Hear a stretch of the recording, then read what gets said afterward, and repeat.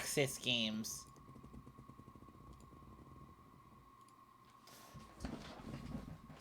Hello, everyone, and welcome to back. Holy shit, encoding overloaded. Let me just...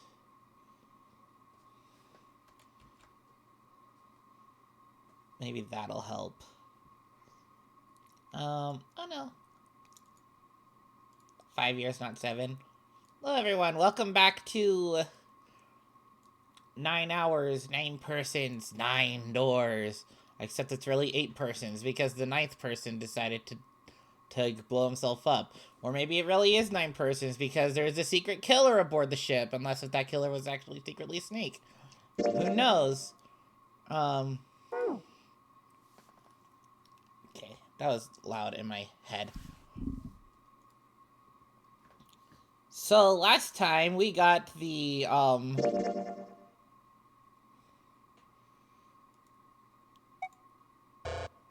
wait, hold on. No.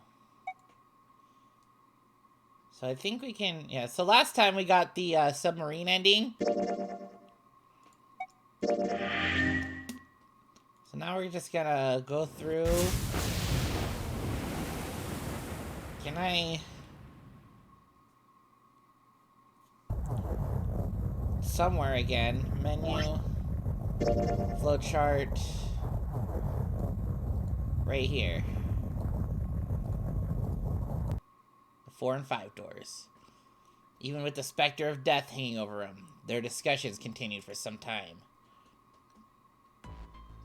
I thought we were finished with that topic. But then what should we do? We should talk it through. I think we... Oh my god, enough! All we're... Talking won't solve anything! We've only... Yeah, okay, so we just gotta skip till... Well, thanks to Snake's call. Correct. And button to so skip long text you've already seen. What button is that?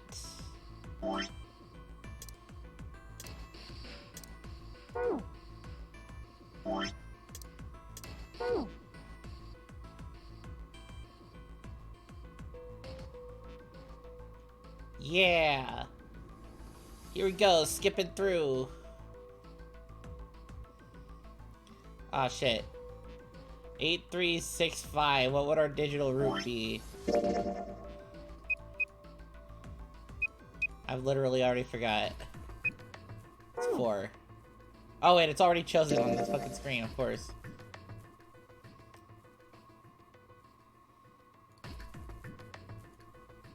We're over there too, right, Snake? The door... Which door? Move the face cam. Oh wait. I forgot which side I was supposed to be on here. I guess I'm in top right. I thought I was top left, because that's normal.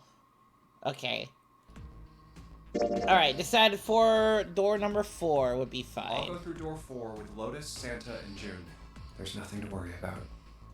Yeah, we don't have to bother with... I just need to stay by her side. I just gotta stay by your side, my middle school girlfriend.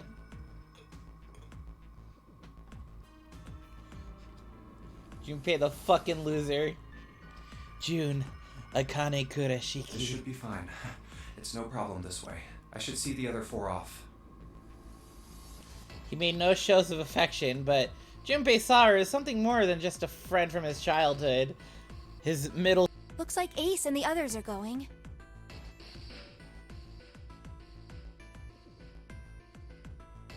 Snake, Clover, and 7. Right, so that's who... I forgot who all was going through the other door. It's Ace, Snake, Clover, and 7. Which... I don't know how Clover's gonna deal with this body. But, you know... Junpei said nothing as they left. Before long, they had reached door 5. They talked to one another for a few seconds, saying things Junpei couldn't hear. Then laid their hands one by one on the scanner panel with the red. Now then. He's grabbed the lever, his face tight with determination. He turned over his shoulder to look at Junpei and his Goodbye. companions. Be careful. Just goodbye. He opened door number 5 with all the blood splattered. As Ace pulled the lever, the door swung open, the mouth of a great, hungry beast. So horrible. Beyond the door, Junpei knew lay the sad remains of the 9th man.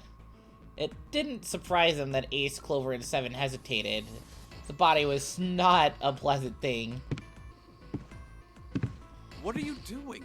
We need to hurry. Snake had no such problems as his blindness made him immune to the horror.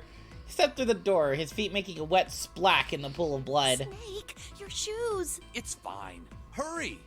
Or are you planning on dying with everyone else? I assume you haven't forgotten the door only remains open for 9 seconds, have you? Why are they so obsessed with the number 9? Sorry, Snake. Let's go. The 3 remaining steeled themselves and stepped through the door. Bye-bye. Door 5 swung shut, closing with a heavy finality of metal upon metal. Junpei and his companion scrambled to the door. Hey! How is it over there? Did you find anything? Please say something, will you? I think they're scrambling to find the thing. Something's beeping. It's just like before. Probably the sound of the detonator on the bracelet. Do you think they're okay? Jun's face showed her concern more plainly than her words ever could. So, what happens if someone who was not supposed to go through the door goes through the door? Was that ever, like, explained? It's set, I know the rules are only the people who scan their thing to go through the door can go through. So what happens if somebody whose number didn't scan goes through the door? Do they just blow up?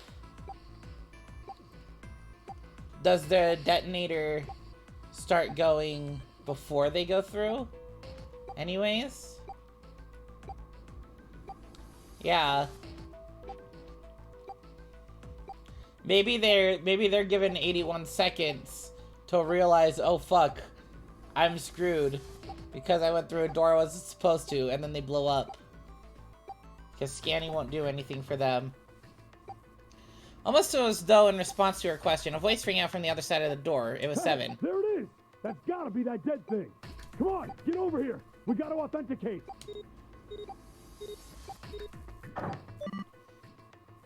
The beeping stopped.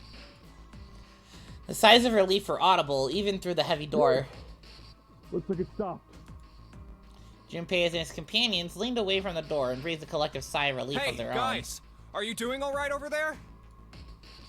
They'd heard Seven's voice, but it wouldn't hurt to be sure. We're fine. Despite the recent danger, Clover's voice was as bubbly as ever. Hey, I'm gonna tell you about this whole dead thing, okay? The dead is just like the red, but the color's different. You know how the red was red? Well, the dead is blue. The red is red and the dead is dead. What color is dead? Other than that, it's just like the red. Authenticating is the same too. Awesome! Thanks. That helps a lot. Well, we should probably move on now. Yep, bye. Be careful out there. See you Roger all that. later. Hopefully. Junpei and the others left door 5 and headed towards door 4. Now it's our turn. I'll go first. Stood in front of the red and placed each of their hands upon it.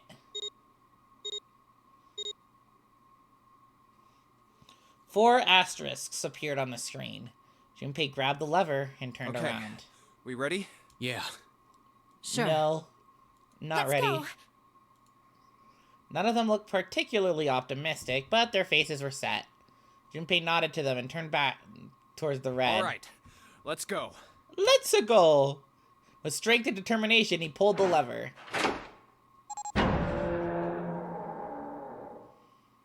Run! The The four of them leapt through the door together. The moment they had passed through it, each heard a cold electronic sound coming from their left wrist. Oh, damn. In the center of each bracelet, a red skull appeared and It's began to counting flash. The nearest countdown had begun. In the long moment that each of them spent staring at their wrists.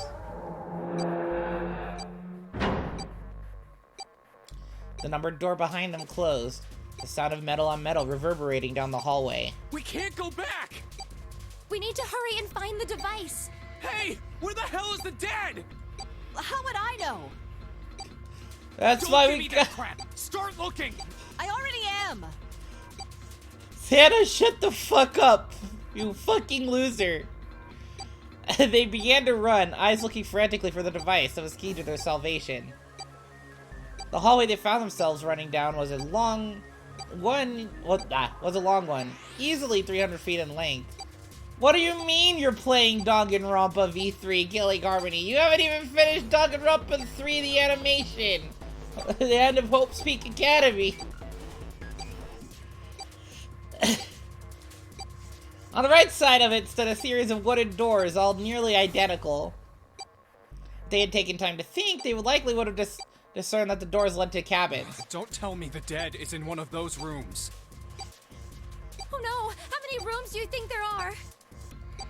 A million bajillion. Junpei was too frightened to count properly, but at his best guess, there were 7 or 8 of them. Fuck! We don't have time to count. Junpei ran to the We nearest just need door. to open them all. He grabbed the knob and shook it hard. It didn't feel locked, more like someone had hammered an iron plate over the other side of the door. Junpei turned around to find another door and saw that his companions had already run to doors of their own, not seeming to be having any more success than he had. His own words confirmed his fears. So good. Same here. It's not moving! June was the last to speak up. As Junpei looked in her direction, his eye caught something he hadn't noticed before. Small red blinking There it light. is, at the end of the hallway. Run!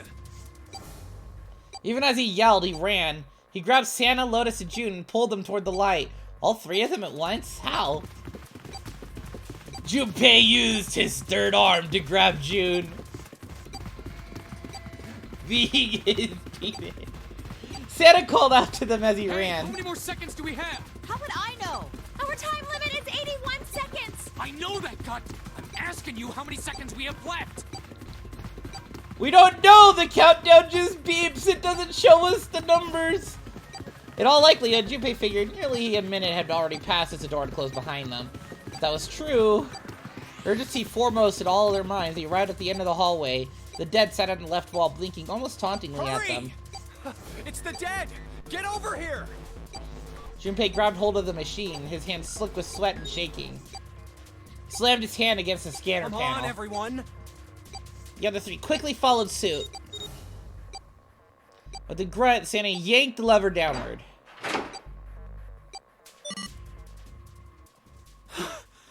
That felt like way longer than 81 seconds.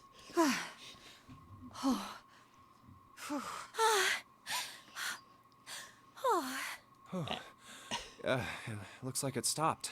Thanks for panting, everyone. Can't... Santa's beginning to steady. Junpei wiped away some of the sweat that had beaded on his forehead. As they caught their breath, the 4 companions began to look around. There's another door at the end of the hallway. See a heavy-looking set of double doors. Centered to the walls of the hallway on either side of the larger door were 2 smaller ones. Let's try this one first. And of course it won't open. How many times had he come across similar doors with similar results, he wondered. Or perhaps he corrected himself more a lack of results. Whatever the reason, the door remained firm and unyielding, and refused to allow Junpei or anyone else passage. A keyhole. Of the keyhole was a small symbol engraved in the brass. What's this mark? Mail? I believe that's Mars. He wasn't quite sure what to make of it, and stared at it for a moment in confusion. It was June that corrected him. No, not exactly.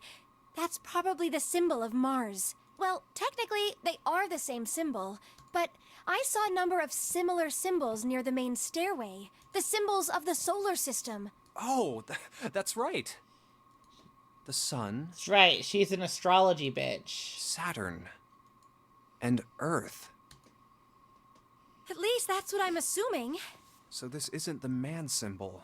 It's a symbol for Mars? I think so, yes. I see. Wait, where's Santa? While Junpei and June talked, Santa had disappeared. They turned to find him some distance down the hallway. He'd gone to check on the other doors. Eventually, he reached the last of them and jogged back. Took him only a moment to catch his breath again. So, I looked the place over. Here's the deal. None of the other doors open. Then that must mean... We only have 2 more doors. Let us examine the doors on either side of the larger double door. Each had a metal plate attached to it. maybe it's the room number. The door on the left has a B92, and the one on the right says B93. All right, let's open them. I'll open B92. Okay, I'll get B93 then. Junpei put his hand on the doorknob. Santa moved to the other door. Made it through the numbered door alive. Nothing more to be afraid of. Junpei and Santa looked at each other and nodded. 1, 2, 3! In unison, they pushed against their respective doors. And promptly found themselves in a new room. June followed Junpei as he threw open his door. Then he turned around and saw that the door on the other side was open as well. Through the door was another person, his mouth agape. It was Santa. Hey, it opened. Yeah, it did. Junpei and Santa looked at each other. I didn't expect that. It was so easy. Lotus's calm voice broke through Maybe into this is their all thoughts. part of Zero's plan. Can't say I enjoy being treated like someone's puppet. As she headed for room 93, Lotus Well, continued. now we have these 2 rooms. I'm sure there's something in there that will help us get out of here. Let's find it. Santa and I will search this room. You 2 take the other one. All right. Okay. Alright, time to go examine escape rooms with my middle school girlfriend. Seek a way out.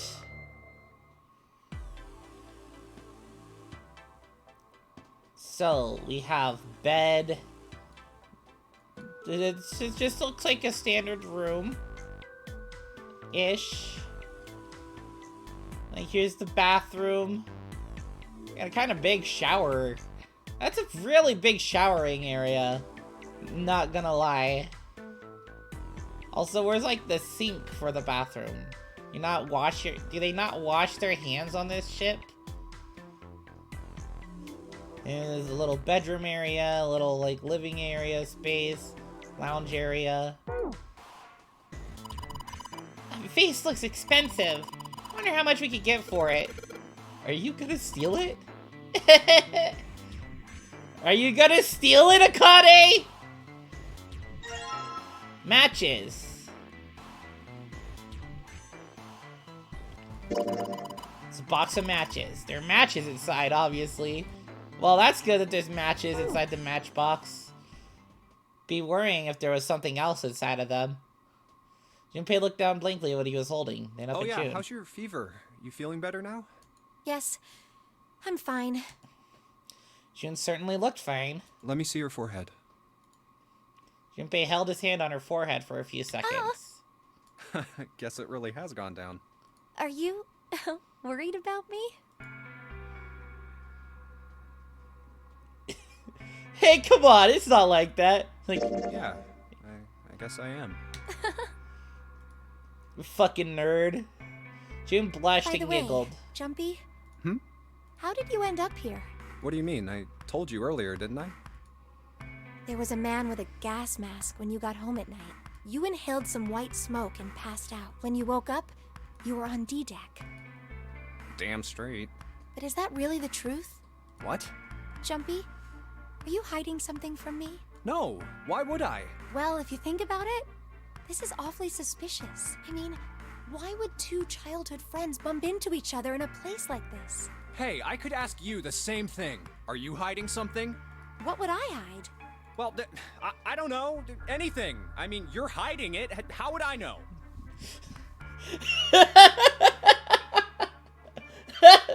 true? You mean like the number of men I've dated? What? What? Junpei's heart stumbled over Do you want itself. to know? Do you want to know my body count, Junpei? You had to admit, he was a little Don't curious. She smiled at him. 18.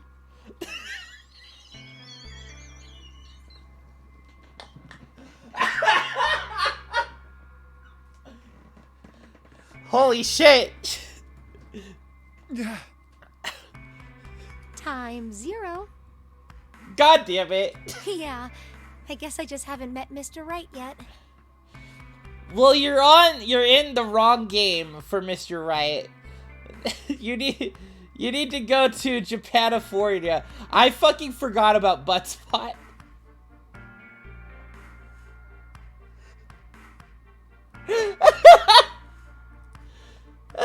Even the narrow butt is shot. Okay, thanks, Buttspot. I forgot that I had Buttspot in this fucking shit.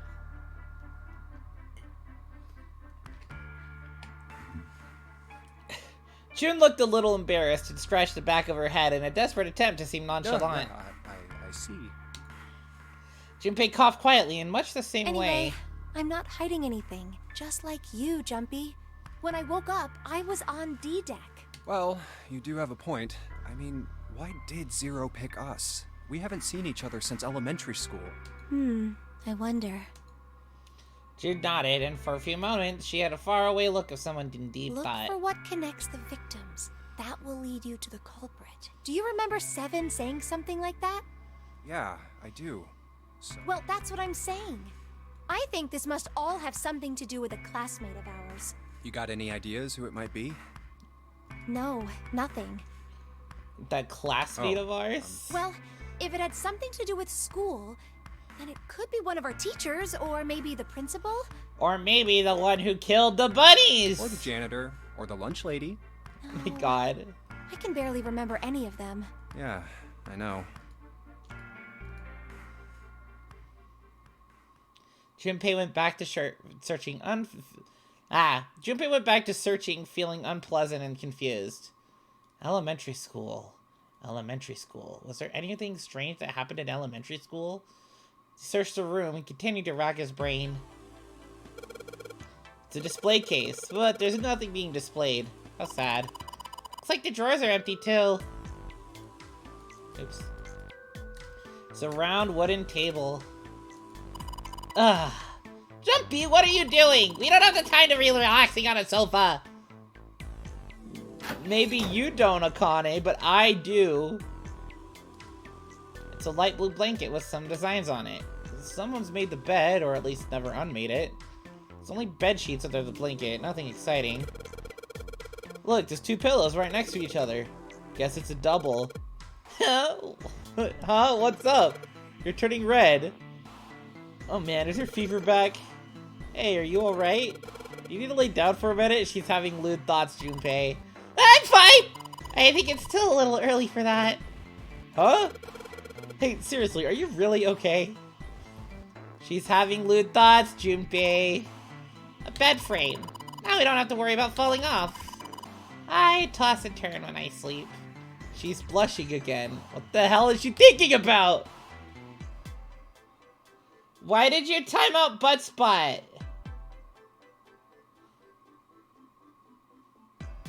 Charcoal, what the heck?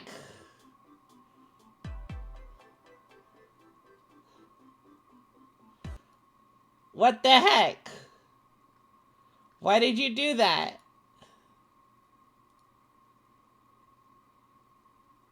No, I didn't. I was surprised, but I didn't just saying I forgot about it. But I never said I wanted it gone. If I wanted it gone, I would have done it myself.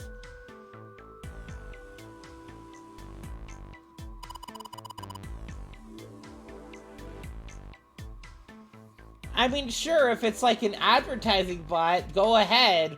But Buttspot's harmless. It's a bottle with water in it. This is a bedroom. Probably have it in here because your throat always feels dry when you wake up, you know? My throat's dry, but I think that's because I'm a little nervous right now. Well, we did run a lot, so we're kind of sweaty. Hey, Jumpy, do you want to take a shower together? Whoa! Just kidding! Too late to take it back.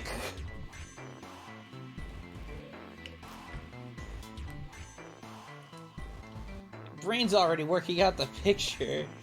Throat was dry already, and this sure isn't helping. Wooden cupboard. There are cups inside. Surprisingly, no one. Wait, surprising, no one. This isn't a painting. Is it a map? Looks like a map of the ship's interior. Oh, this is a great find. I think it'll be really useful. Let's take it with us. It's not possible to use the map screen. Junpei took one last look at the map, then folded it up and slid it back in his pocket. Jun looked up as he closed it. This ship is bigger than I thought. That's what she said. Yeah, it's probably about 900 feet long. Must be one of those fancy cruise ships. Of course, it doesn't really look like a cruise ship. Everything in here is really retro. Huh. Even if it's just some sort of style choice, there's just too much. Do you remember what Zero said?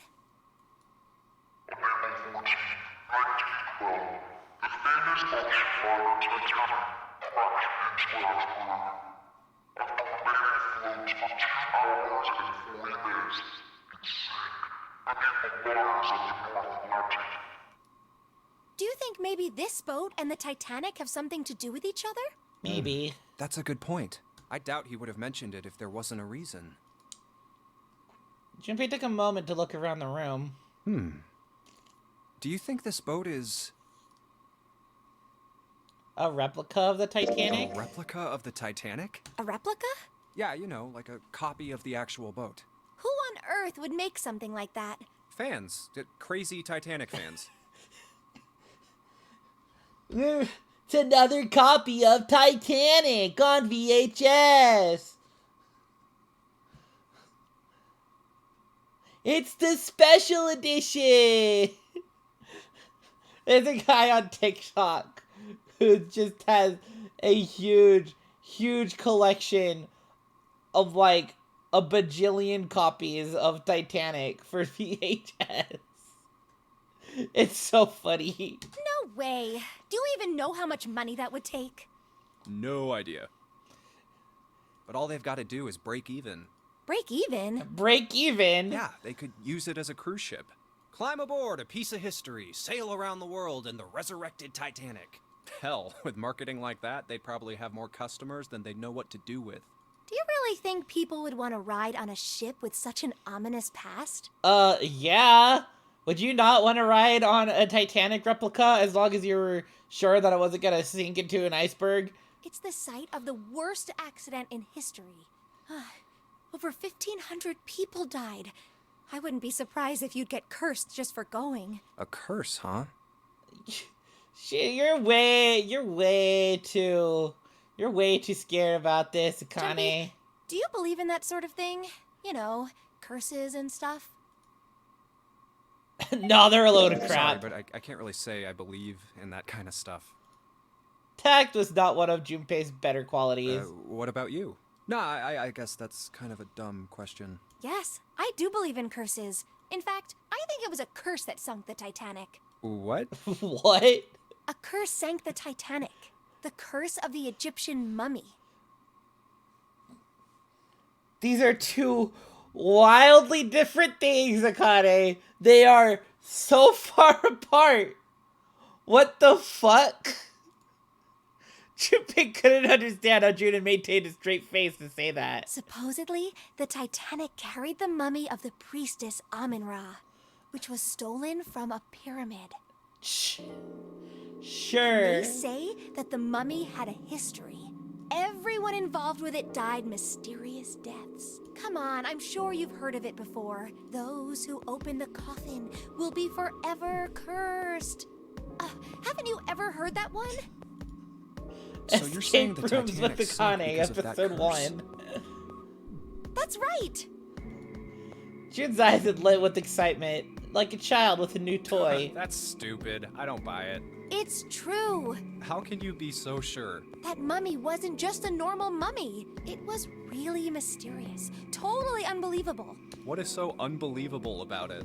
Well, supposedly, she was really pretty. Okay. Pretty? Yes, But she was a mummy. that's She's right. a mummy. She wasn't all shriveled up or rotten or anything. She almost looked alive. What is wrong with this girl? Oh, okay, I get it. Okay, it's that thing. I don't remember the name. Where your body turns into some kind of wax? Yeah?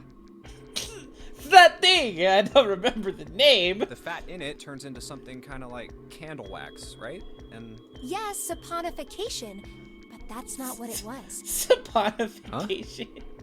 That's not it. She wasn't wax. Wait, how did she just suddenly have the actual word? Who the fuck remembers this actual word? then what was it? They say that she was frozen. Frozen? Frozen? That's right. The whole body was frozen solid. You know how a human body is more than 60% water? No. Well, all of that water was frozen. The story says that from the time of its discovery all the way through to when it got put on the Titanic, even though it was carried through the desert, her body never melted. That's crazy. I think so too, but maybe it's true and we just didn't know about it before. I didn't know? This girl. Maybe it's common sense to eat shaved ice in the desert because it lasts forever. What? Nah, that seems too silly to be true. But maybe it isn't. It just appears that way because you didn't know it was true. Well, yeah. What is she going on about? Jun and Junpei talked a little more and then went back to their investigation. Even as they did, his mind went blank to what she told Ice him. that doesn't melt, even in the desert? Does something like that really exist? No, even if it did, it wouldn't really be ice anymore, would it? The more he thought about it, the more his head hurt. Like he'd eaten his ice cream too fast. I think she's just crazy. Oh, hello. A dresser key. Darn. Nothing inside anymore. It's a dresser. There's nothing on top. This is the mirror for the dresser. Now she's playing with her hair. Does she even realize she's doing that? Hey, we don't have time for that. Come on, it's not like there's anyone here you need to impress. Yes, there is. Who? What? Why are you so quiet all of a sudden? Ah, forget it, Jumpy. Freaking idiot. Chair that goes with the dresser. There's nothing particularly interesting about it, actually. No, I thought, what if we used the key on the dresser? Actually, what's this? This is kind of a weird looking picture. You think it's an abstract painting or something? Looks kind of like a demon with an elephant-like nose, sucking on a human being's brain. Where the hell did that come from? What's her brain made of? Right? What is her brain made of? I'd mind finding out a little more about what goes on in there.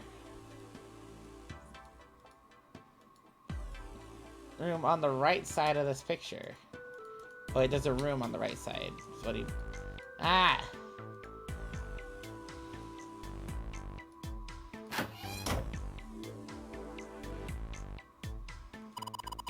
That's the shower knob. See if anything happens when we turn it. No water's coming out. There's a little blue platform protruding from the shower wall next to the knobs. It's for putting soap on. I used a shower once, so I know. I used a shower once, so I know what a thing is for. It's just a shower head, nothing special about it. That's the bathroom wall. There's square tiles all over it. And got geometric shapes on them. Collection of full and partially depleted rolls of toilet paper. Someone was well prepared. Nothing too suspicious about it. Let's check the toilet. There's nothing there. The tank's empty too. There's even any water in it. Just a shower head. Feels right too. Probably means no one has used it in a long time. Oops.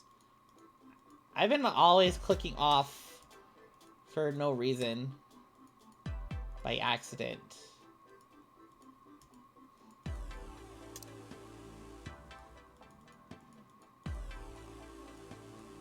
Shower knob, no water coming out. Okay. Shower curtains, huh? Let's try closing it.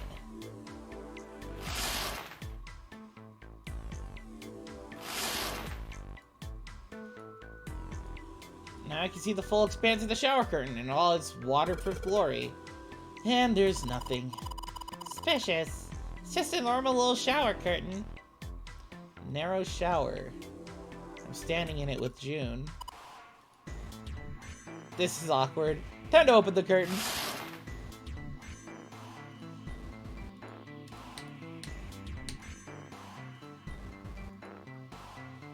I don't know if it's just me, but like, I feel like the game's kind of really forcing this relationship of Junpei and Akane together.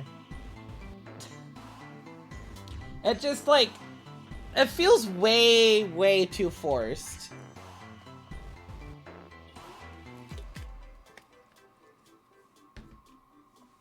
Yeah, why don't we go back into the living room? Okay, let's go back. It's like a valuable vase. Empty, though. It's like there's a room to the right of the vase. Yeah, we know. You mean why? I'm just gonna check up on them. Is something wrong with that? Oh, no. Come back soon. Sure thing. I'll leave the rest to you. Sure. Leave it to me. Out to the other room. Okay, so we can go to the other room. It's a tile with a black and white pattern on it. It's like a valuable vase. Empty, though. Must be a room on the left of the vase. This is the bathroom wall. The whole wall is covered in these square tiles. Didn't even get to, like, say hi. Oh, this is different. Well, this is the display case. Check it out. These plates and shit look really expensive. Want to take a look? Why don't you stupid thing open? It's locked? Yeah, it looks that way. We need to find the key that opens it. I have just the thing! Damn, guess this is the wrong key. Well, that means there's gotta be another one somewhere around here. Otherwise, we aren't gonna be able to open this thing. Sure we can, just punch it. Just break it open. Hey, check this out. It's a pretty nice sofa. I know. It's a shame I can't take it back with me. The fuck do you mean, take it back with you? Candle with the candlestick. This might come in handy.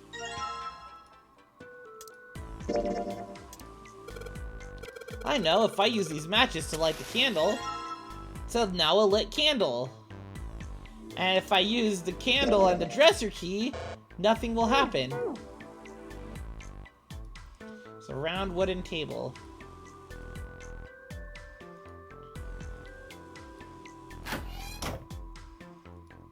Is there anything about here? Toilet paper, we got 2 rolls. Anything in the toilet? No, tank's empty too. No water comes out. There's a mushroom growing out of the wall! That's a shower head. It's a Why the fuck would you think it's a mushroom? This room doesn't have a shower curtain. This room? Well, there were shower curtains in the bathroom that June was checking out. You're saying this bathroom doesn't have any. Yeah, that's right. Probably a reason why.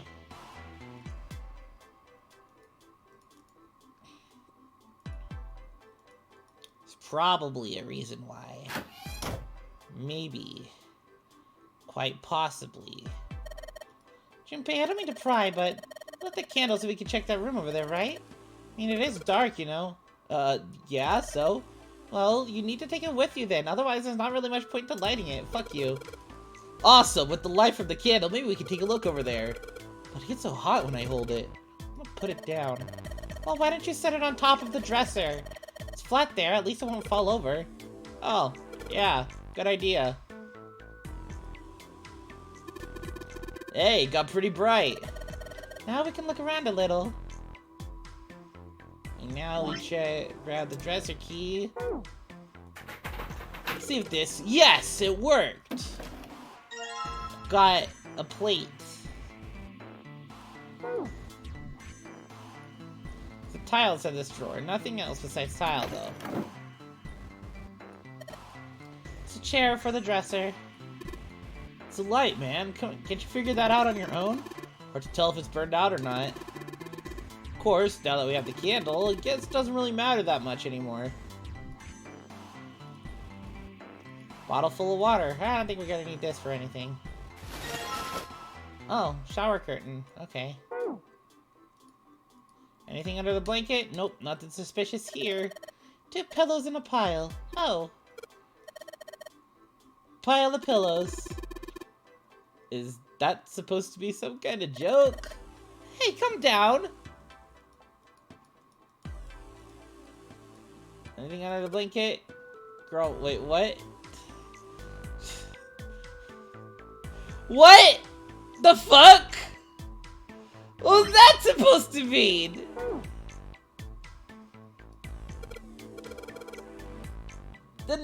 What? What do you mean the narrator jumped through the 4th wall to scare Junpei? It got dark all of a sudden. Maybe the candle got blown out? Should go see.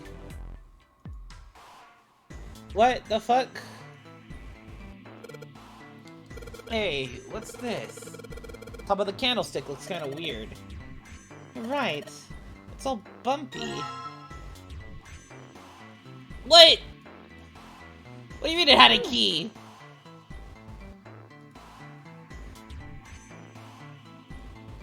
See if this candlestick key will do anything. Aw, yeah. Alright, pull that shit open. The vase looks pretty expensive. Some pieces of expensive-looking ceramic and porcelain in here. No more asbestos plates. Vase looks pretty expensive. A couple of pieces of art in here. Can't say if they're very good or not. Alright, we take the plate. Hey, Junpei, you got a minute?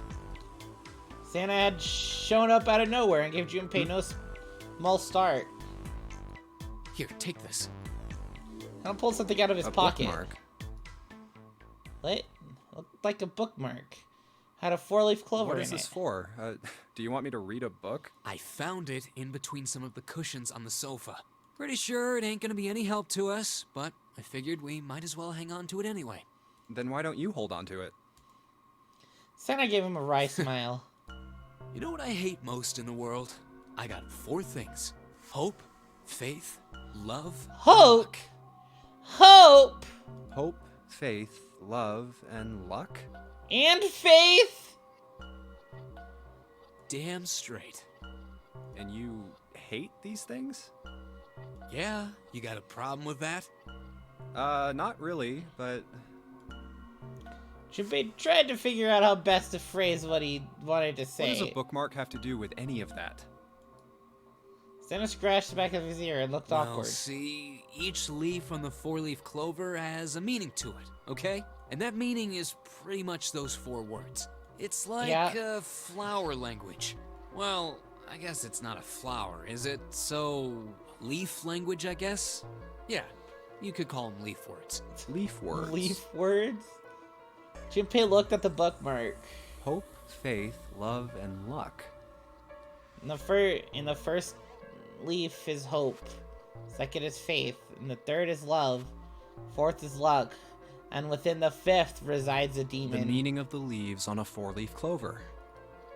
So, yeah, I want you to take it, okay? Just touching it gives me the creeps. Take the damn thing, alright? Jeez. Santa pretended to shiver with disgust and shoved the bookmark into Junpei's confused hands. What do you want to do? I'll take it, I guess. Why wouldn't he? Sure, I'll take it.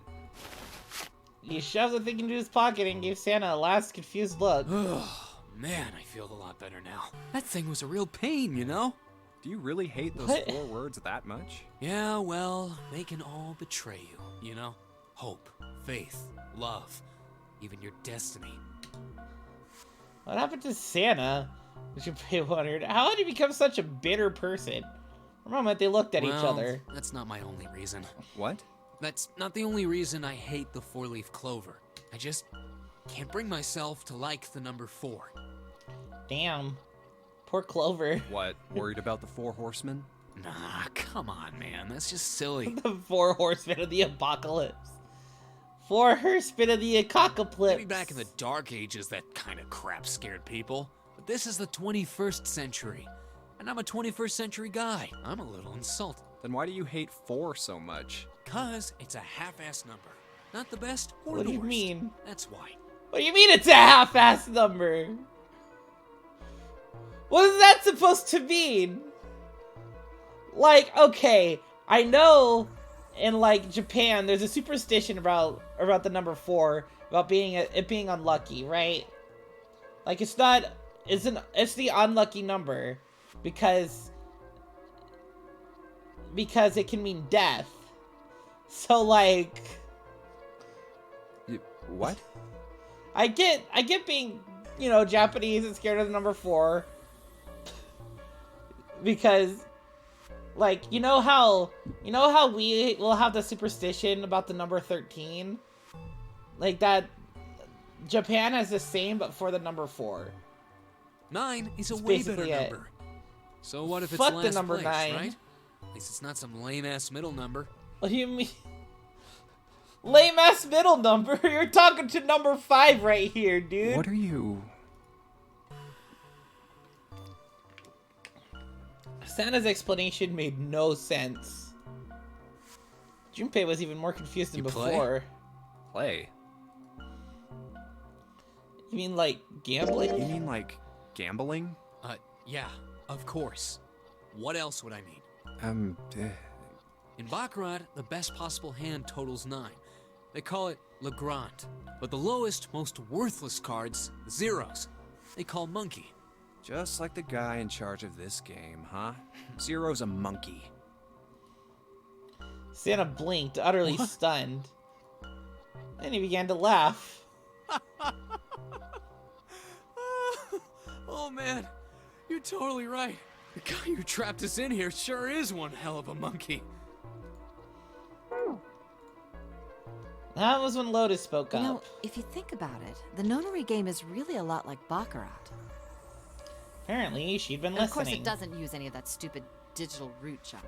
You just drop the tens digit, and still, it does have the same idea of your final number needing to be a single digit. Oh, yeah, I guess you got a point. And in both games, whoever has 9 wins. The person who makes 9 wins? Wait, did you forget already? Don't you remember what Zero said? It is hidden, but an exit can be found. Seek a way out. Seek a door that carries a 9. So, if we want to get off this boat, we have to make a team whose numbers have the digital root of 9. And only the people in that team are going to make it out alive. Of course. That's why it's called the nonary game. What? Huh? You don't know? Nonary means something derived from 9, or base 9. It's derived from the Latin prefix nona, which means 9. Of course you would know, because you named your fucking daughter Nona. While we're at it, the prefix for 1 is uni. You know, like the unicorn, the horse with 1 horn. 2 is bi, like binary. Like bisexual. Binary means composed of 2 parts. 3 is tri. I'm sure you've heard that one plenty. Like trio, triple, and triangle. You get the idea. In the Triforce. After that, you have quart, quinty, sext, septum, and so on. I thought 4 would be tetra. Like Tetris, but whatever.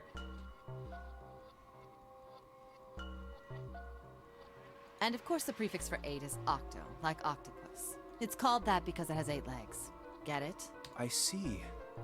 I so see. then Nona means 9.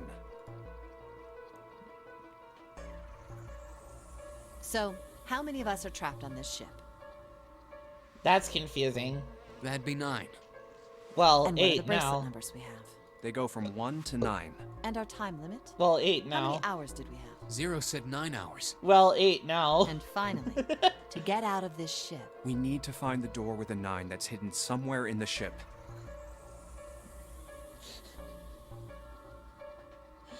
The 16th student, Mukuro Ikusaba, hidden somewhere in this ship.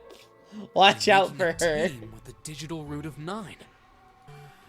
Lotus nodded again. And there you have it. The number 9 is everywhere in this game. Yeah. He's got a real theme of 9s for this whole thing.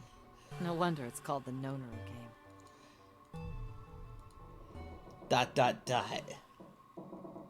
Somewhere far away, Junpei heard the creak of stressed metal.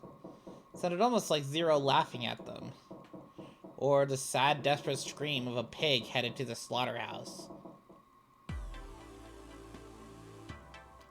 That was weirdly specific.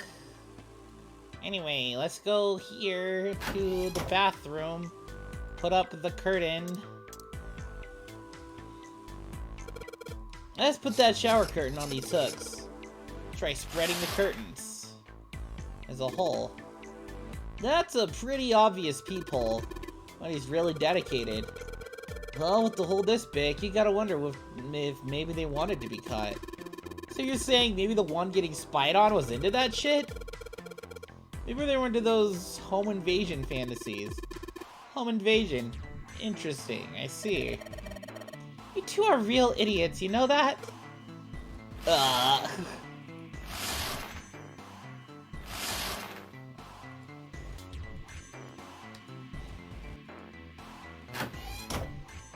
Oops. This hole has to have some kind of significance. Right?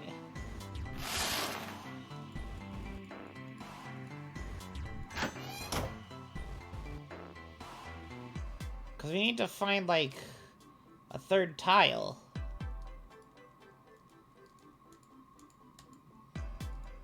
I don't remember seeing another tile, was there?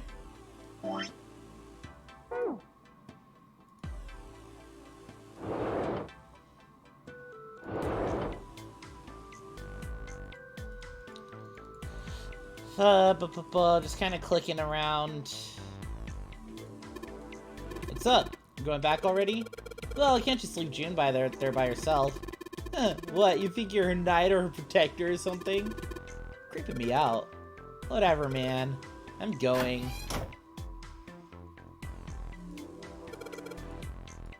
Yes. What are you mumbling about? Did you figure out something? Oh, nothing. Don't worry about it. It's the same as these.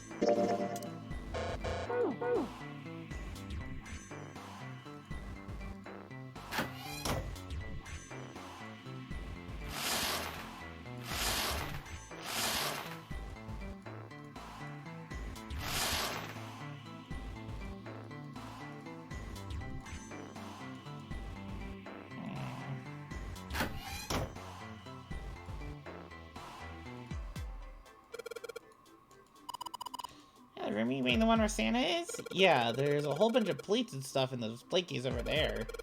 And this one, nothing. Doesn't look like there's anything hidden here. I don't think we really need to worry about it.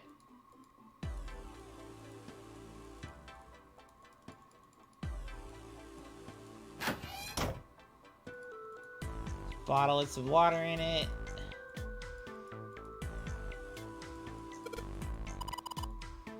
We covered it pretty well. That one was lame enough to get her to blush a little.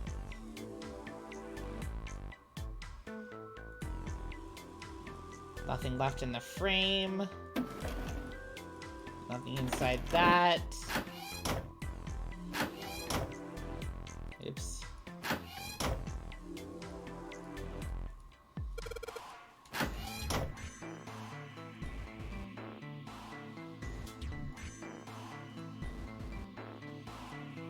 Too dark to see.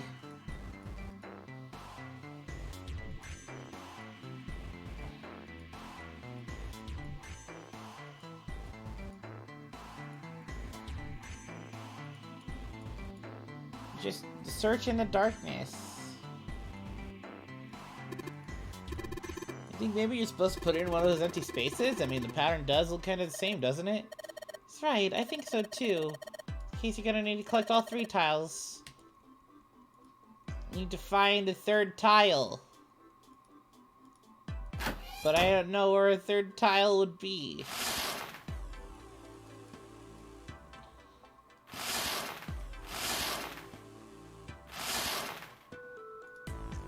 Why do we leave it open? And you move.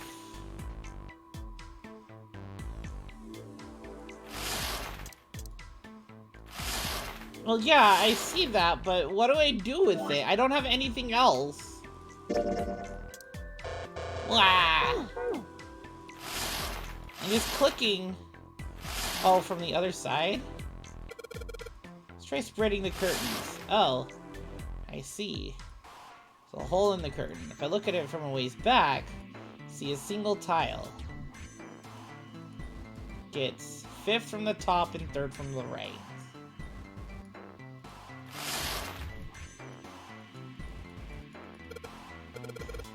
That means it's probably on the other side.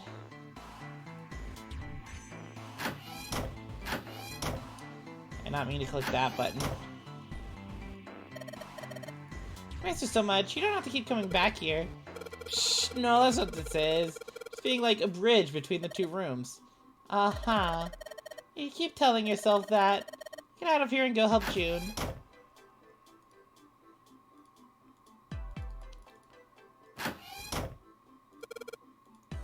Yes, this one's loose. I can get under this with my nails and yeah! Got the plate. Yeah.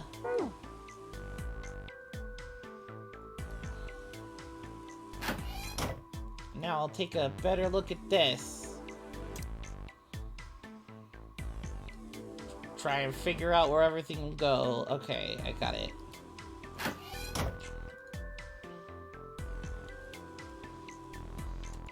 I guess I'm supposed to put tiles in these empty spaces.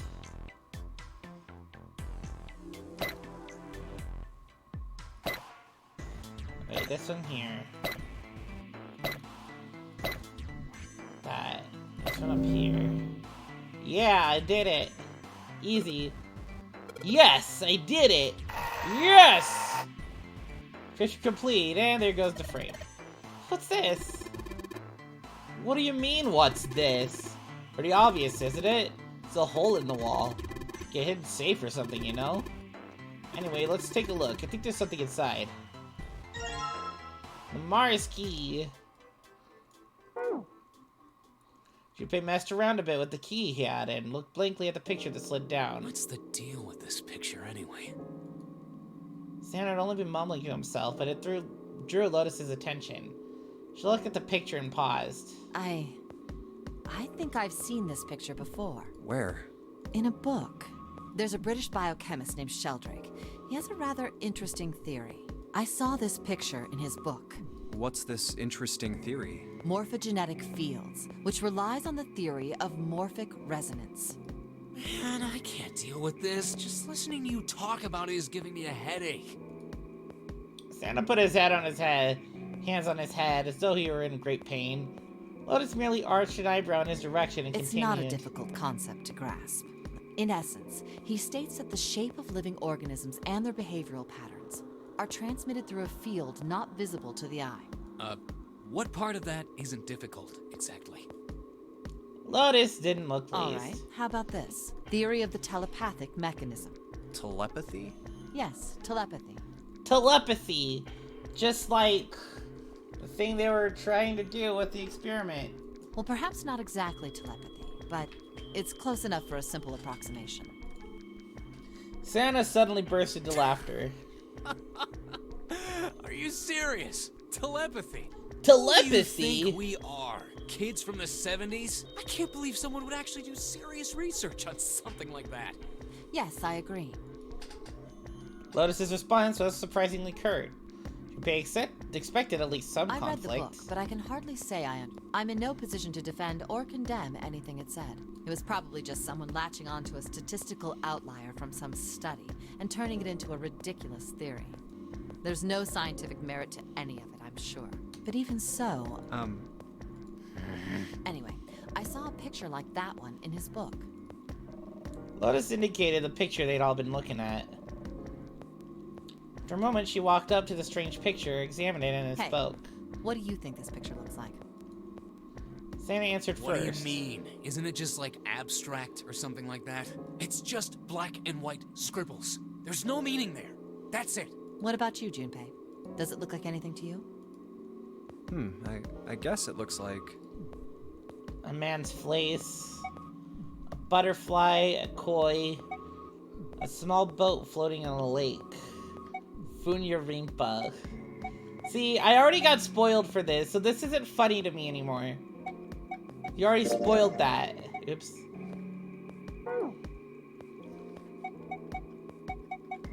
But... well, honesty...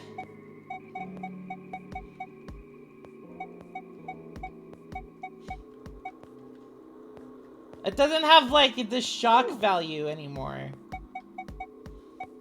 Because you spoiled it.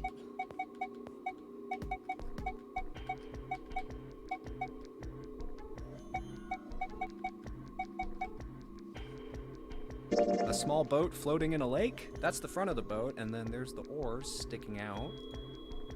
Junpei indicated parts of the picture that look exactly like the other parts. Nope. You're... Lotus smiled triumphantly. See? Like this. Lotus pointed out parts of the picture, and eventually dog took shape in them. Looked as though she had a point. I guess? It was a dog. Santa also nodded in agreement. So, now we know what it's a picture of, but I don't see how that helps us.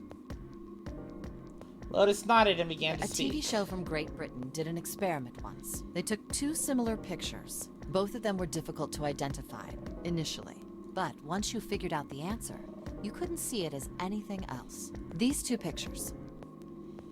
The first was a woman wearing a hat. The other one, well, to make it easier, let's just say it was this picture of a dog.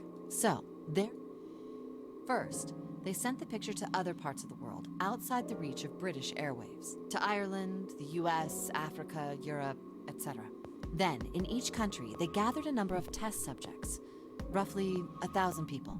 They were shown the two pictures and asked, what does this picture look like to you? The results weren't really interesting on their own. 9.2% of the people saw the lady in the lady picture. 3.9% saw the dog in the dog picture. Then, 2 days later, they aired a new program on their show. During the 30-minute show, they broadcast the dog picture and its solution. The audience was estimated to be 200,000 people. After the broadcast, it was a safe bet that the number of people who knew the solution to the dog picture was at least that many. After another 2 days passed, they gathered more research subjects from areas outside the reach of British TV and radio. This time, they only found a sample of roughly 850 people. Naturally, none of them had participated in the first test. They were, however, given the same tests and the same two pictures. The results were startling. 10% of the people saw the lady in the lady picture. The previous test sat at a 9.2% success rate. Not much of a change statistically. The dog picture, however, produced a very different result. The percentage of people able to successfully find the dog, it went from 3.9% to 6.8%, a very significant increase. So do you understand? Do you realize the significance of this experiment? There was no way the second group could have seen the picture. They lived far away from Britain and couldn't have seen it. But even so, it was only the success rate for the dog picture that went up. Why? How did that happen? What does it mean? It means that people... I mean, just because you don't see it in one country doesn't mean that it won't make its way through some kind of wave. Lotus looked back and forth from Junpei to Santa and back again. Normally calm and collected, she looked now as though she were very nearly possessed, and there was something manic about her manner. Santa took an involuntary step backward. Junpei did a budge and started straight back into Lotus's eyes. Oh, wait, does this have something to do with that field? Or whatever it was that you were talking about earlier? A field not visible to the eye. So, if more people know the answer, then that information will pass through the field. Huh. Psych. Her manner suddenly shifted, and Lotus smiled broadly at Junpei and Santa. She waved her hand dismissively, doing her best to laugh the whole confrontation off. I was just kidding. You really shouldn't take me seriously. You fucking bitch. Well, I mean, the things I just told you about are true. They really did happen. But the results of that experiment really aren't anything to go by. They could have easily falsified them. In the end, I'm sure they were just in it for the ratings. They are a TV station after all. At last, it seemed that Santa had gained control of his composure. Right! Man, I gotta admit, you had me there for a minute. I, really thought you were serious. Of course not. Like I told you before, I'm sure it's all just pseudoscience. Oh, okay, right. Santa and Lotus laughed and gave one another jovial claps on the shoulder. Junpei, however, didn't feel so much like laughing. Something felt wrong, unclear. All right, enough nonsense. We've got the key. Let's get out of here. Word. Word. Lotus and Santa walked away from their picture, but Junpei stayed, staring at the picture of the dog. Huh. A field not visible to the naked eye. Morphogenetic field. The more I thought about it, the more his head hurt. Alright, let's go to the hallway. I'll go get Jude. You guys head to the door. Okay. Roger that. Yes! It unlocked. Good job, Junpei. Good, now we can get going. Come on, what are you guys standing around for? Let's get out of here. Come on, Jumpy, let's go. Alright, let's go.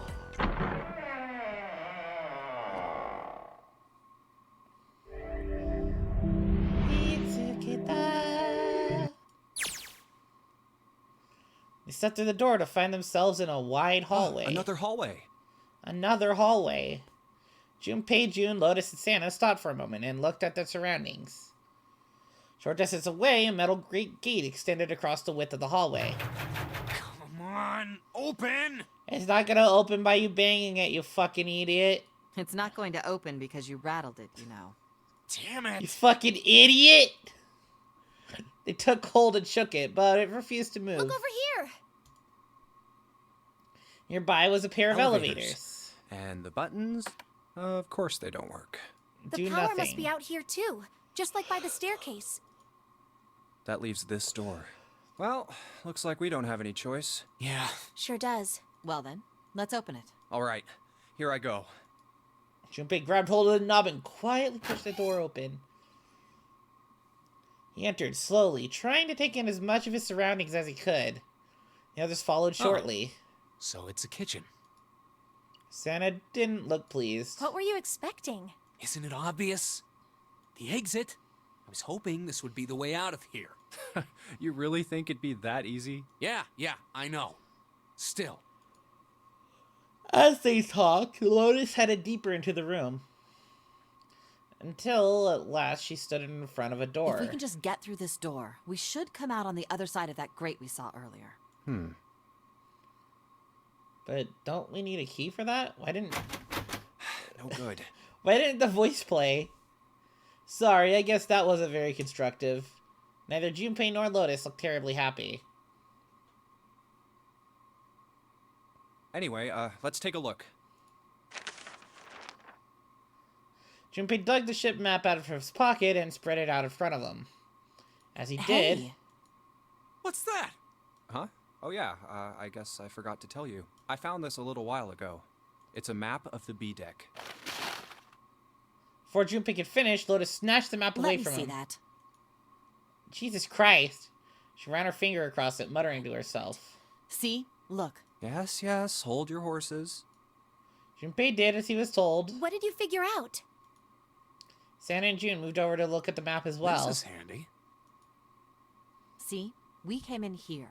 Now if we go out there, then we'll be on the other side of the grate. We came in here. Should we go through here? Or did we come in through here? Oh yeah, that's stairs. I think that's the... Okay. With her finger, Lotus traced a path on the map. How about There you go. that? Yeah. She's right. We can get out through there. There we go. Here, you can have it back. Satisfied that she had been correct, Lotus folded the map and handed it back to Thanks. Junpei. Took it and slid the valuable piece of paper back into his pocket. There's a card reader on the right side of the door. And that means the key card is somewhere in here, right? Maybe. That seems the most likely. All right, we know what we need to do then. Let's get moving. First off, I say we split up and look for clues. Okay. It's time to play Blue's Clues. Seek another way out.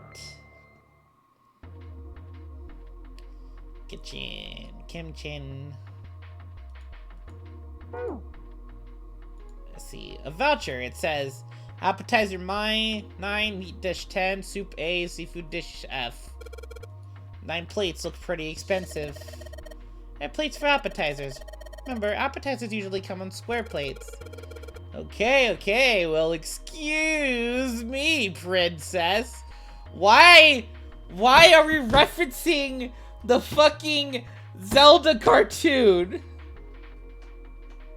Of all things to reference. Why the Zelda cartoon from the 90s? 1, 2, 3, there's 10 of them. Flip these over, they look like cats. What? The middle is super deep for a plate. There's soup plates. They're made that way so that the soup doesn't spill. If you ever get out of here, you should treat yourself to a nice dinner out. Makes you think a poor college student has the money to do something like that. True. I think there are 15 of these plates. Assuming they're for seafood. The hell can you tell that? Look just like any other plate from the 99-cent store. If you ever take a lady out to dinner, you're going to embarrass yourself. Feel sorry for June. Why the hell are you bringing up June? The lady doth protest too much, methinks. You're not terribly subtle. There's a bunch of little wavy ridges on this plate. Those plates are for serving meat. You really are ignorant, aren't you? Come on, it's not like I need to know this crap. Jeez. A countertop. We got a rolling pin and a colander. Nothing useful, in other words. It's a tank with a pipe coming out of it. Nothing really that special about it. That's the exit. There's a big old iron plate over the door. Don't think we can open it. Hey, Santa, could you open that door, please? What the hell? No way I can open that thing. Guess you're getting to that age where your eyes start to go, huh? Oh. Hell, we have to put this on the other side. Thanks for the follow.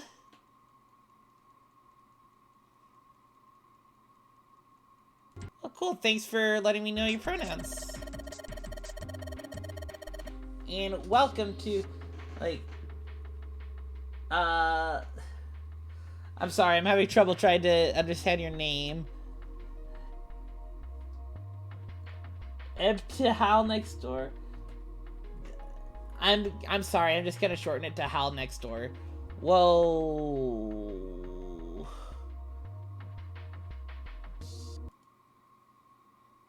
Why did that drop to hell? Okay, that was weird. Suddenly my bitrate just dropped to fucking hell for a second there. Yeah, welcome to Stream. We're playing this game. Playing the funny door game. You better watch your mouth, boy, or someone won't live long enough to see that door opened. This has got the two of them on edge. We gotta get out of here and fast. What's this? Wow, this pot looks like it's made out of silver. I bet drinking tea from this pot would be really yummy. Spending a day off with June, drinking tea. Did such a day ever happen for me? Jumpy? Oh, nothing. We don't really need hot water, so we should be good. Moving on. It's a lot of notes. They've got a bunch of stuff written on them, but it doesn't look like a code or anything like that.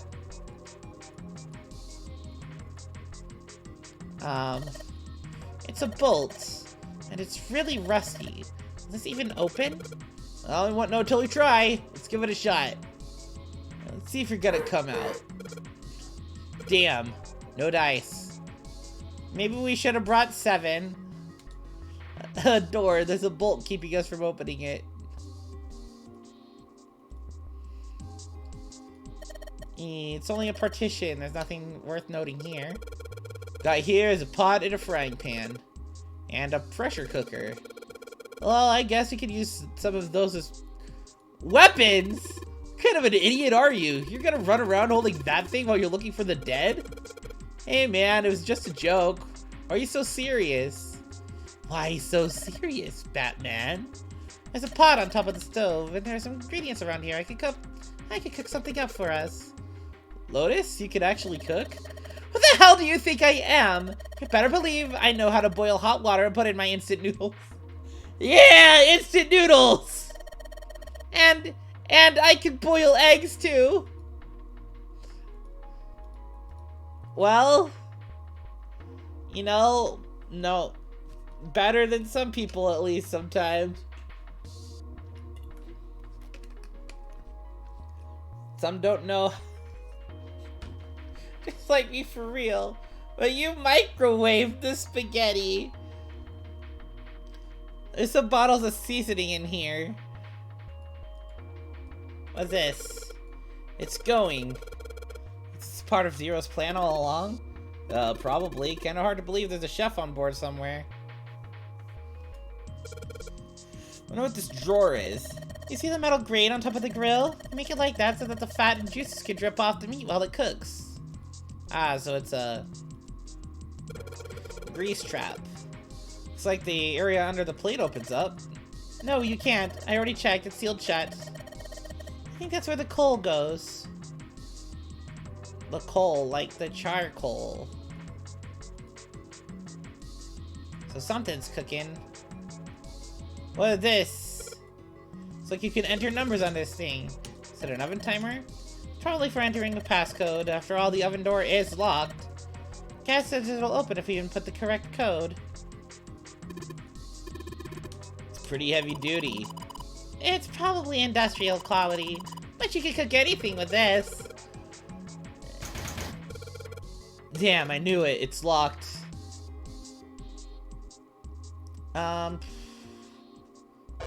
We didn't get any items here yet. Sink, it's still got water in it. Still a couple plates in there, but I don't think they're gonna help us much. Oh, a whetstone. Huh. Okay, just randomly a whetstone. Trash can, nothing inside. Well, better than being full of rotten food, I suppose. Damn it, nothing in here. Hey Santa, digging through the trash really suits you. The hell you say? Listen, lady, I did you a favor. I knew you just piss and moan, so I did it for you. Oh my, I don't recall asking you to do anything. Ugh, I gotta throttle you. Squeeze me. Does it feel colder in here? A countertop. There's a rolling pin and a colander here. Nothing useful. That's the grill again.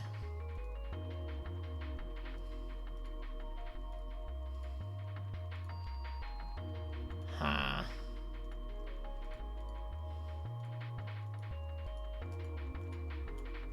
Else. Where would I use the whetstone with? Not sure, that doesn't match the number of plates at the table. It says appetizer 9, meat dish 10, soup A, seafood dish F. Plates at the table are 9 appetizers, 16 meat, 10 soup, 15 seafood. Maybe they're using hexadecimal here. And hexadecimal is... It's a number system that goes 8, 9, A, B, C, D, E, F, 10, 11. Familiar with base 10, right? That's the normal system of numbers. The base 10 equivalents for hexadecimal numbers would go like this. A equals 10, B equals 11, C equals 12, D equals 13, E equals 14, and F equals 15. And then 10 equals 16. 10 becomes 16 in base 10. I know it sounds strange, but you can think of it as just 6 letters added on the normal number system after 9. A, 10, B, 11, okay, and so on. I think I get it.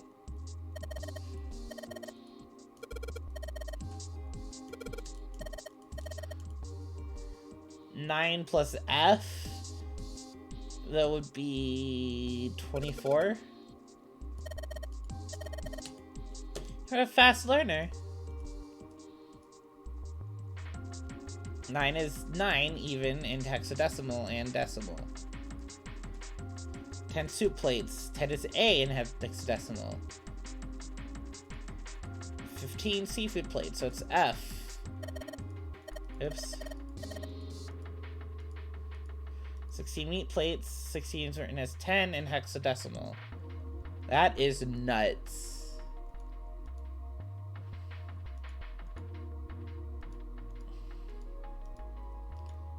Okay.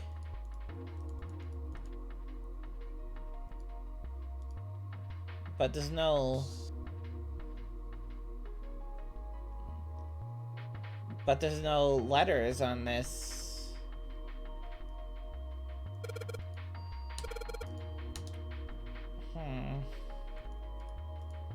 Silver pot.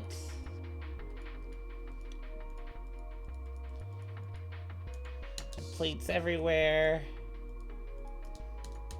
Sink with water and plates. Well, the fact that there's water might help lead us to something.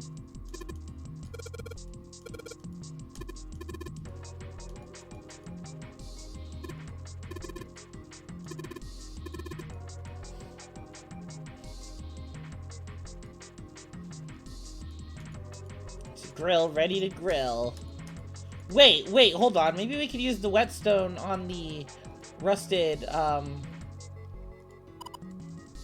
bolt. Let's try one open unless we can do something about this bolt. Maybe if we had some kind of lubricant. I guess not.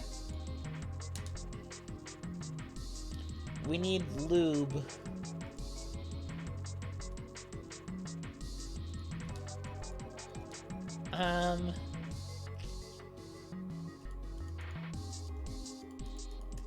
No coal.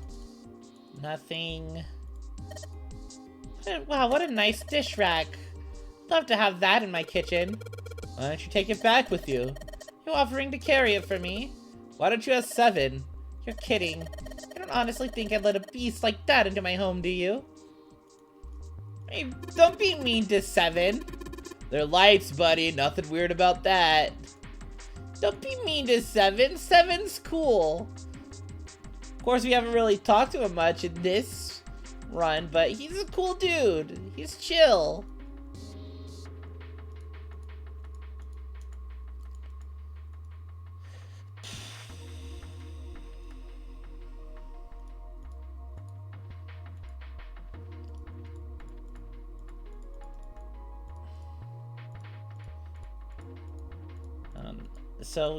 So 9A F10.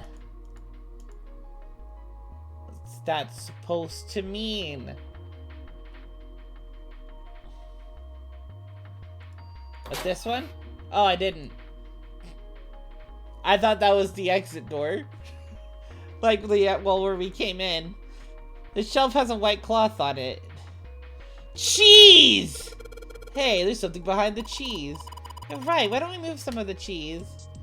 Right, guys, time to move it. June and I need to look behind you. There's a little green bottle back there. Bottle of oil.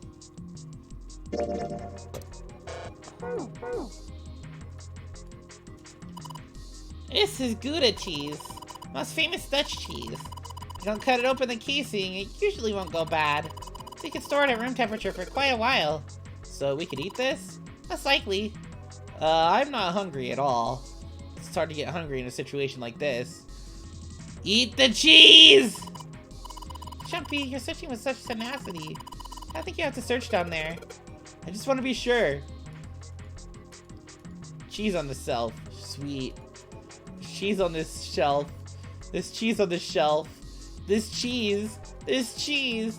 There's a lot of cheese. All the cheese. There's milk in here. Milk in an iron barrel. Judging by the rust, it's probably really old. Maybe we shouldn't open it up. It's probably really bad now. I don't think it'd be a pretty sight. You know, take the cloth off. There's so much stuff in here. Whole lot of cans.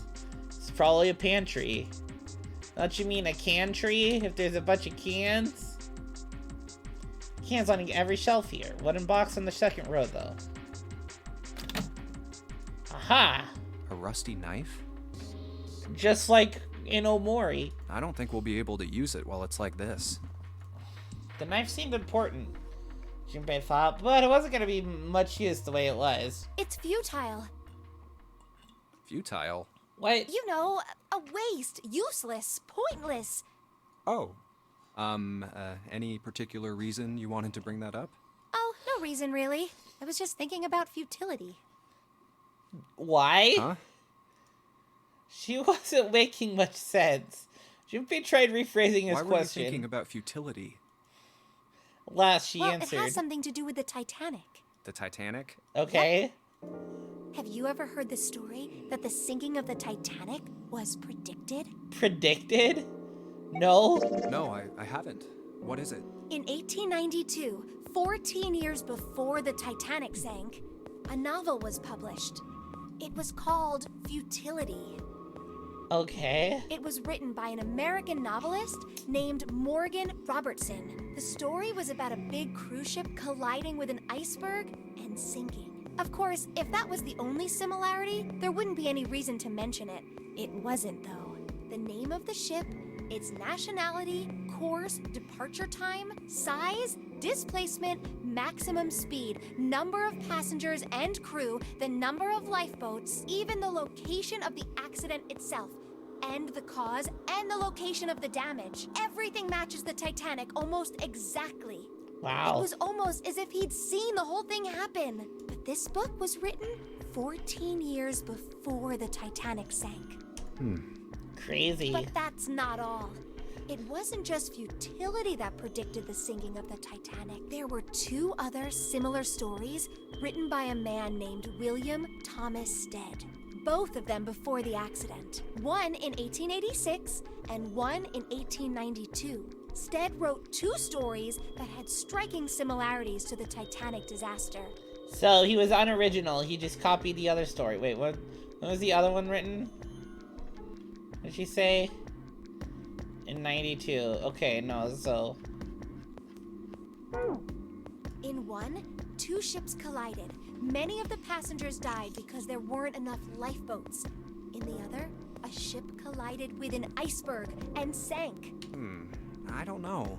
I mean, I'll give you that it seems a little weird, but I'm pretty sure it wasn't too uncommon for ships to hit icebergs back in the day, or even other ships. Right, I knew you'd say that. But I knew what you'd if say Stead that! had some sort of special powers. To be more specific, what if he had the ability to do automatic writing? Automatic writing. What? Automatic writing? Wait, are you talking about when someone's possessed by a spirit and then they write a bunch of stuff without knowing what they're writing? Yes.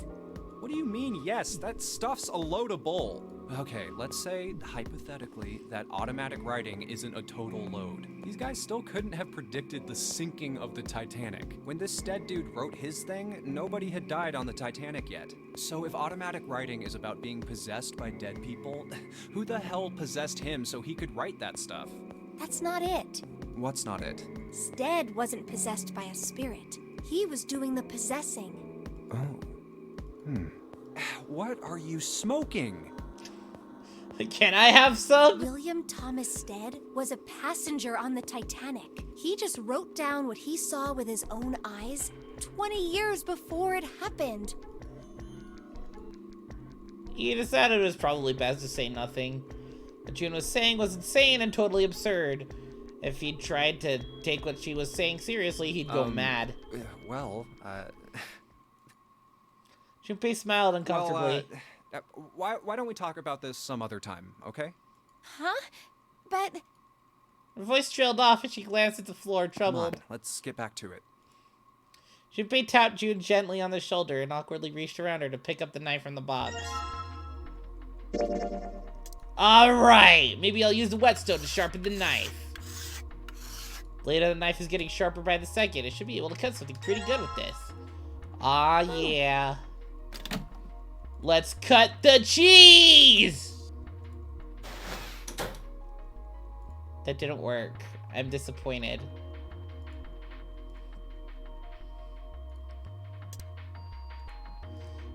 Bolt is rusted in place. It won't budge. Of course! Maybe if I put some oil on it.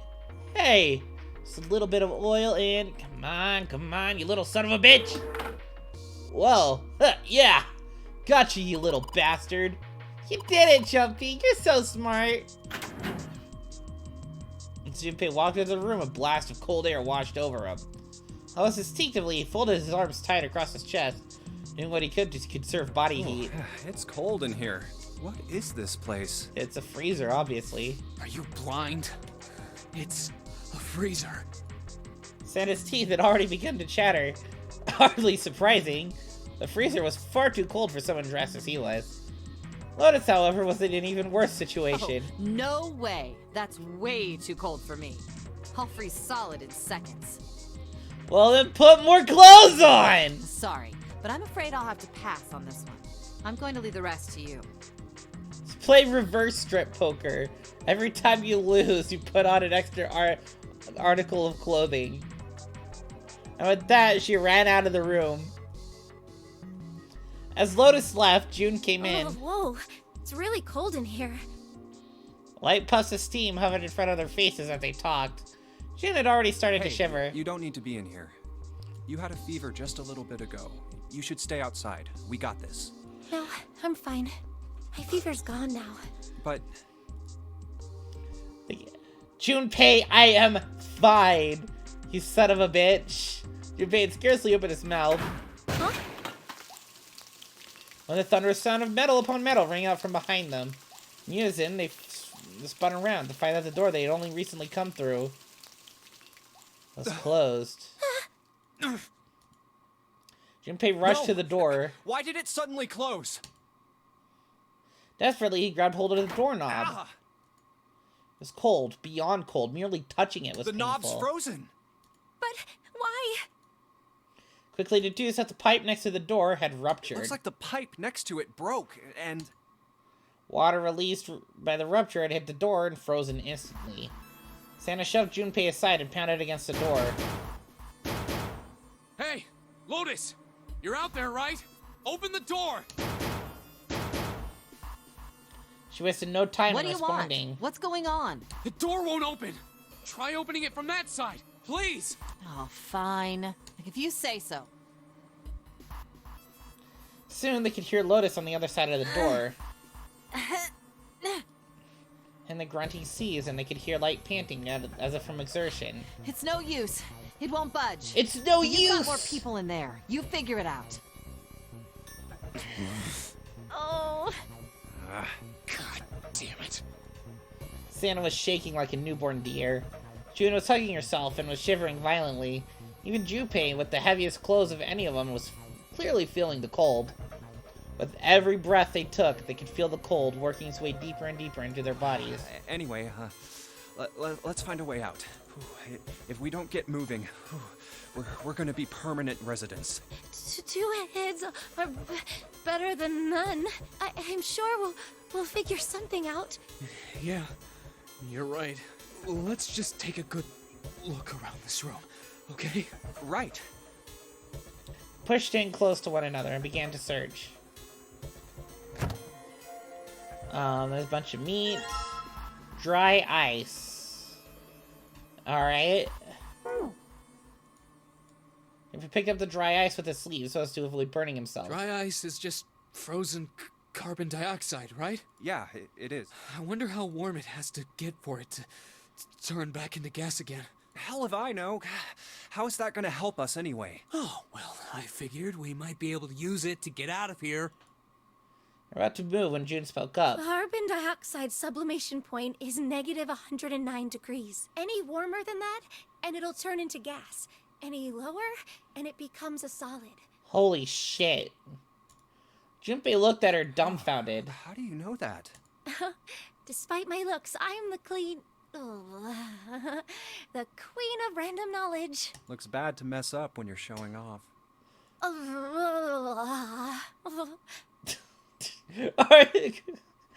Just the fucking argle mouth mumble. Oh, you're so cold your mouth's going numb? Yeah, that's right. You're just doing that on purpose, aren't you? June giggled and did her best to hide her guilt. At least she was still feeling good enough to joke around. Come on, Junpei told himself. Don't you think that's kind of weird? I wonder why it doesn't turn into a liquid first. Santa was now shivering at an astounding rate, but this curiosity seemed unaffected. Junpei. Did seem rather odd. It is kind of weird. June answered. But it can turn into a liquid. Carbon dioxide turns to liquid if you put it under high enough pressure. But at 1 atmosphere, normal air pressure... It won't turn into a liquid, right? That's right.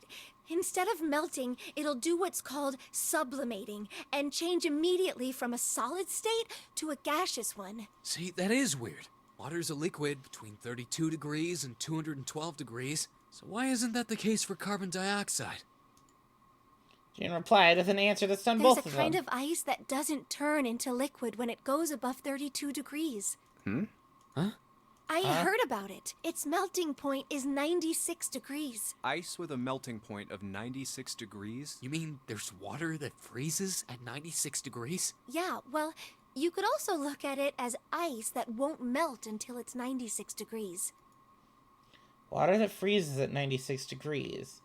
Ice that won't melt until it's 96 degrees. Junpei was cold to tell, but this was too interesting to ignore. He did his best to warm up by rubbing his arms and stamping his feet, then put the question to June. So what's this ice with a melting point of 96 degrees called? I heard it's called Ice 9.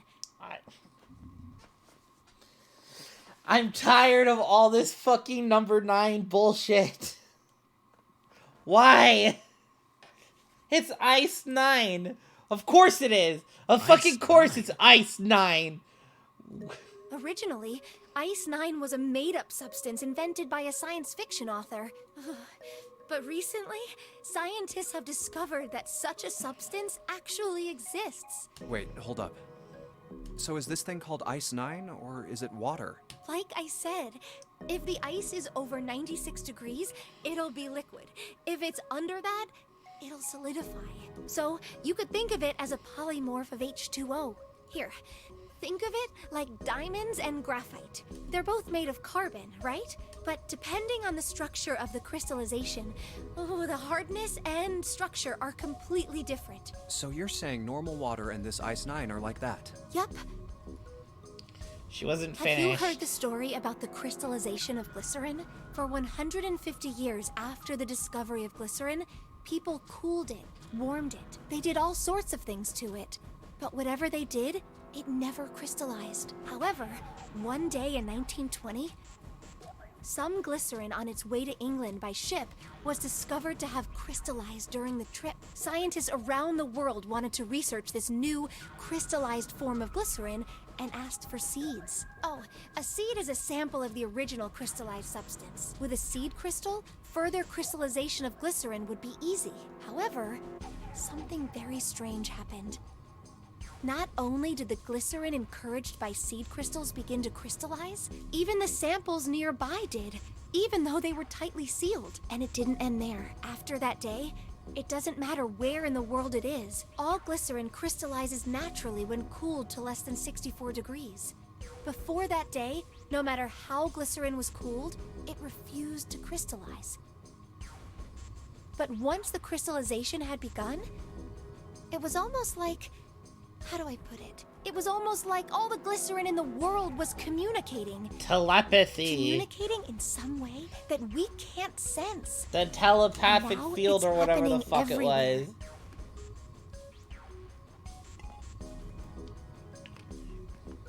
Junpei is kind of annoyed. Jun was nice, but he had enough of her ridiculous stories. So all of a sudden, the substance began to crystallize without a seed crystal? Seemed unlikely. No, impossible. In fact, it was utterly ridiculous. And so, Junpei couldn't help but ask. What does that have to do with Ice 9? The surprise, it was Santa and not June who answered. What she's saying is that it's a lot like Ice 9. What happened, I mean. A lot like? Oh, that would be bad. If water everywhere started freezing at 96 degrees, man. It'd be the end of the world. Junpei felt that Santa might not be treating the idea of the end of the world with proper concern. At any rate, we're not gonna have to worry about the end of the world unless we can get out of here pretty damn quick. Yeah, he's right. Junpei shivered. Alright, guys. I think that's enough of that. I didn't think we'd get quite this far off topic. I mean, I know I'm kinda at fault here, but we can't be screwing around anymore. So seriously, I might go by the name Santa right now, but I didn't grow up in Iceland. The North Pole, you fucking idiot. Iceland is far from the North Pole. Iceland doesn't have the ice. That's Greenland. Iceland is green. Greenland is ice. Don't you know what the Vikings did to fucking fool people? You freaking idiot. So let's get cracking, alright? We gotta find a way out of here. Santa stomped off, clearly doing his best to pretend the cold wasn't affecting him. Isn't he? Still, Santa was right, and it was high time they got back to their search. Interesting and all, but we can discuss it more once we get out of this freezer. Junpei looked at June, nodded, and resumed his search of the room. Water's dripping from this pipe. The pipe burst, water hit the doorknob and froze in place. Water actually seems almost warm. Hello? A sturdy rope. Oh boy, perfect for hanging.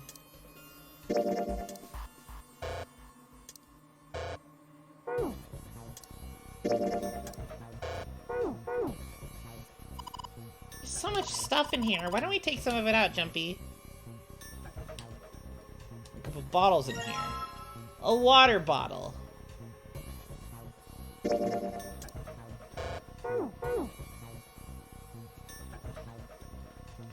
Nothing else in here that looks useful. Some frozen meat up there. Looks like pork. What's this? Looks like a tag or something. Jumpy, is there a slip of paper in that meat? I think there's something written on here, but I can't read it like this. Try and pull it out, it'll probably rip. I don't think you're gonna be doing that in this room. Water bottle. Look at this! Ta-da! The knife! Well, I guess the cold finally got to him. Jumpy, you're scaring me. It's a rope. Well, we could use it to attach to something else, I suppose. Try it. You make stuff that's cause of explosion if you seal it in something that's airtight. Didn't you do that in school? You should never underestimate the power of expanding gas.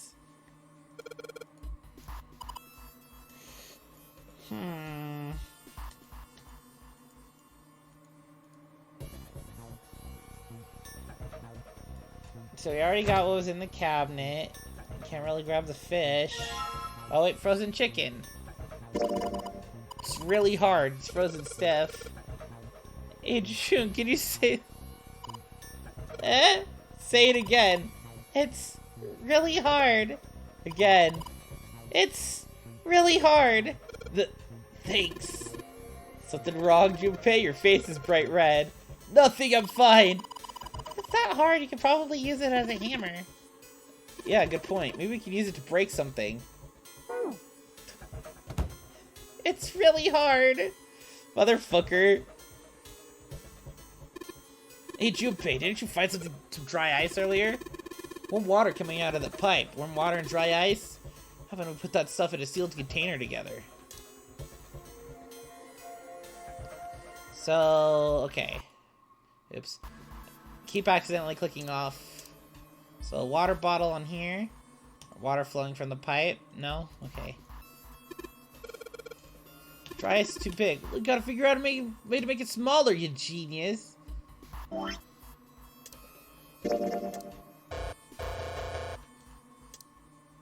Oh, wait.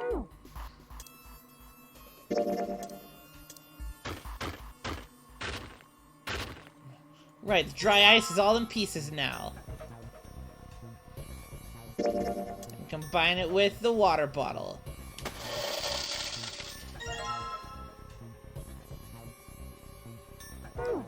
And now... Yeah, Junpei, we're not gonna get the result unless you can hook the bottle to the doorknob somehow.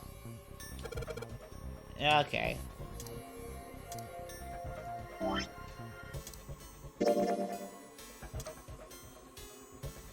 Just tie a rope on here. Water bottle bomb. Alright. Warm water drip from the ruptured pipe near the door. Put water into the bottle with dry ice, and make sure the lid's closed. Now I just have to put this makeshift bomb on the doorknob. Alright, that's set. So, what do we do now? We just need to give it a little, tap. The bottle's already about to pop. If we just throw a rock or something at it, it'll go off all on its own. A small rock. Huh. A small rock. Junpei looked down at the floor. Scattered across were pieces of dry ice left from the larger chunk you crushed earlier. This ought to do the trick. Pull the sleeve down over his hand to keep from getting burned and grab the chunk of dry ice. Dry ice, huh? Not a bad idea. It's a pretty good size. About as big as a pool ball. Alright, guys. Stand back. Actually, we should probably hide somewhere. Both Santa and June looked at him with new Where concern. exactly do you expect us to hide, genius? There isn't really anywhere big enough. Yeah, there. Look, right here. We can hide in there. If you pulled down, open the door to the small cellar. Come on, get inside, quick. Santa and June nodded and jumped down into the hole. Junpei quickly followed. With his hand, he could feel the chill of the frozen carbon dioxide, even through his sleeve. Tightened his grip, took aim, and prepared to throw. All right, here I go. 3, 4, 5. You're counting the wrong way. Why are you counting up? That is a really sad excuse for a joke, man. Sorry, dude. All right, for real this time. You guys ready? Yes, whenever you're ready. Just throw the damn thing. All right, here I go. 3, 2, 1. Junpei threw the chunk of dry ice as hard as he could. Same motion, he ducked down into the cellar with Santa and June just as...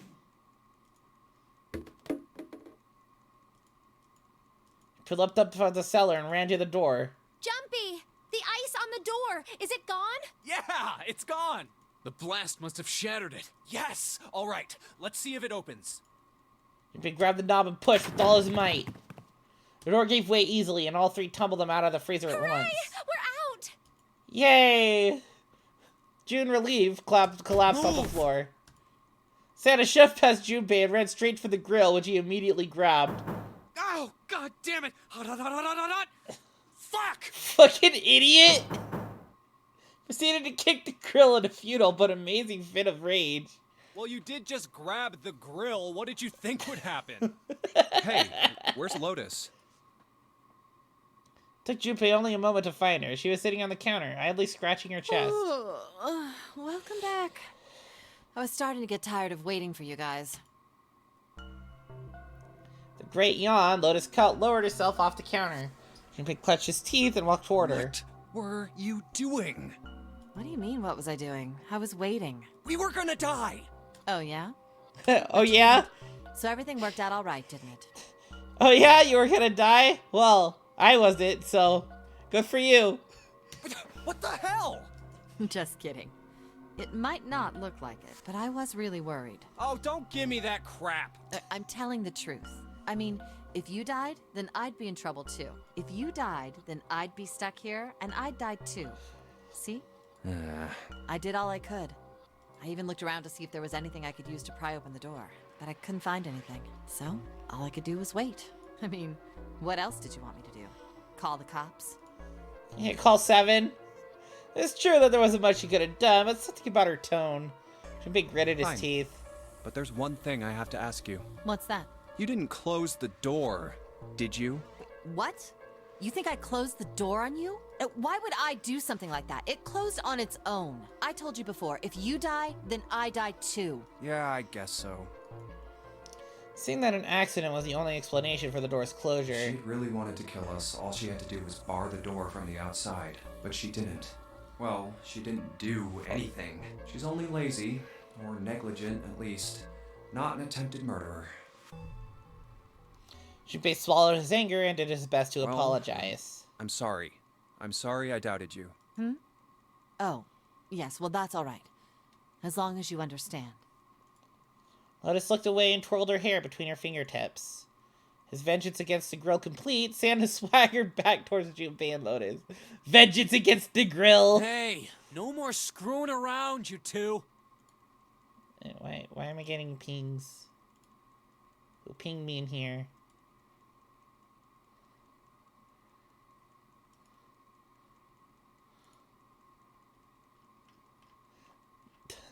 Before we freeze to death, anybody want to know about the crystallization of glucose? True.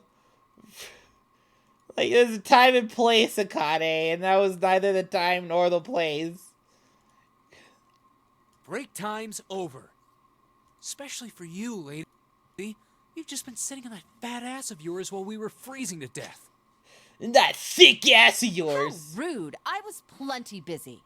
Yeah. How about you put all that energy into something besides bitching? Let's go. God, I hate both of them. Anyways, here we go with this. We can put the chunk of pork on the grill. Aw, yeah. Hey, what are you doing? What are you going to do if the paper burns? Come on, it'll be fine. I mean, it's not like it's gonna burn right away, right? I'll keep an eye on it. I know the paper will be fine. Well, they can argue all they want. I'm gonna keep an eye on this pork. It's about time. I'm gonna try taking the paper out. Jumpy, be careful. Sweet of her to care, but I know what I'm... Ouch! See? I told you. Hey, what the hell are you doing? Hurry up and take the paper out. It's not coming out. Thing's frozen stiff. I can't get it out. So are you going to have to cut the meat? Looks that way. I already have a knife. I've sharpened the knife. Cut the pork. Now we can cut out the paper. C plus 10 plus F. So that's what? That's... A is 10. So 12 plus 16 plus 15. Right?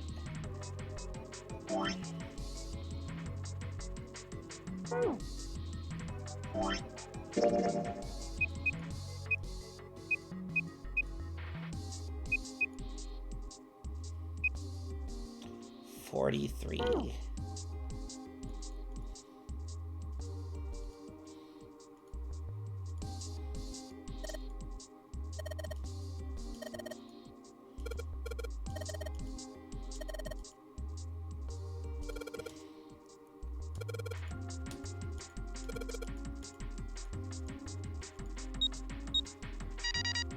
Yeah! Sounds like metal is falling. Well, I guess that went well. Open the door. The door opened. Good job, Jumpy. They got the Saturn key card. Aw, yeah.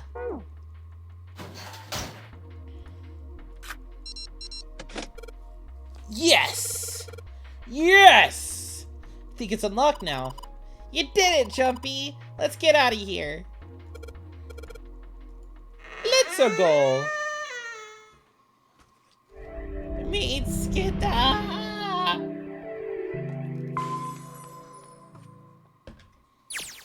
I think we've been here before.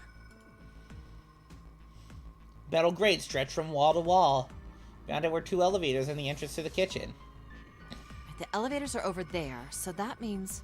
We went into the kitchen through that door and came out on this side.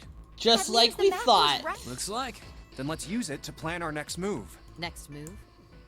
Next move. Yeah, we need to decide where to go from here, don't we? He's right. Let's get started. From the looks of it, there are 4 possible routes. Let's just keep it simple and call them A, B, C, and D. First, A and B. They both seem to connect to a room that looks L-shaped. Yeah, there were 2 doors. But they were both locked. We couldn't open them. Now, this goes all the way to the main staircase. That means it's door 5, one of the numbered doors. Then do you think we would meet up with the other 4 after this hallway? No, I don't think we would. Why not? Look, there by the stairs. See how the gate is opened? When we went into the kitchen, it was closed, but it's open now. What do you think that means? They opened it. Most likely. And if we take Route C, we're going backwards. That would be pointless. Then that means... All 4 looked at the map. Y'all looked at the staircase. It's lazy curve leading down Route deeper D, into then. the ship. D it is. Yup, Route D. Route D's Then we're nuts! set. And we're getting to the next split soon. We found the it. Jog down the stairs until they reach the C deck. Everything looks okay here. Let's check the next deck just to be sure. Yeah, just like I thought. D-deck is totally underwater. Just like the bottom of the central staircase. Just like the bottom. The water gazed back at them. Its smooth At surface least like the a water great level mirror. hasn't really changed. Small comfort.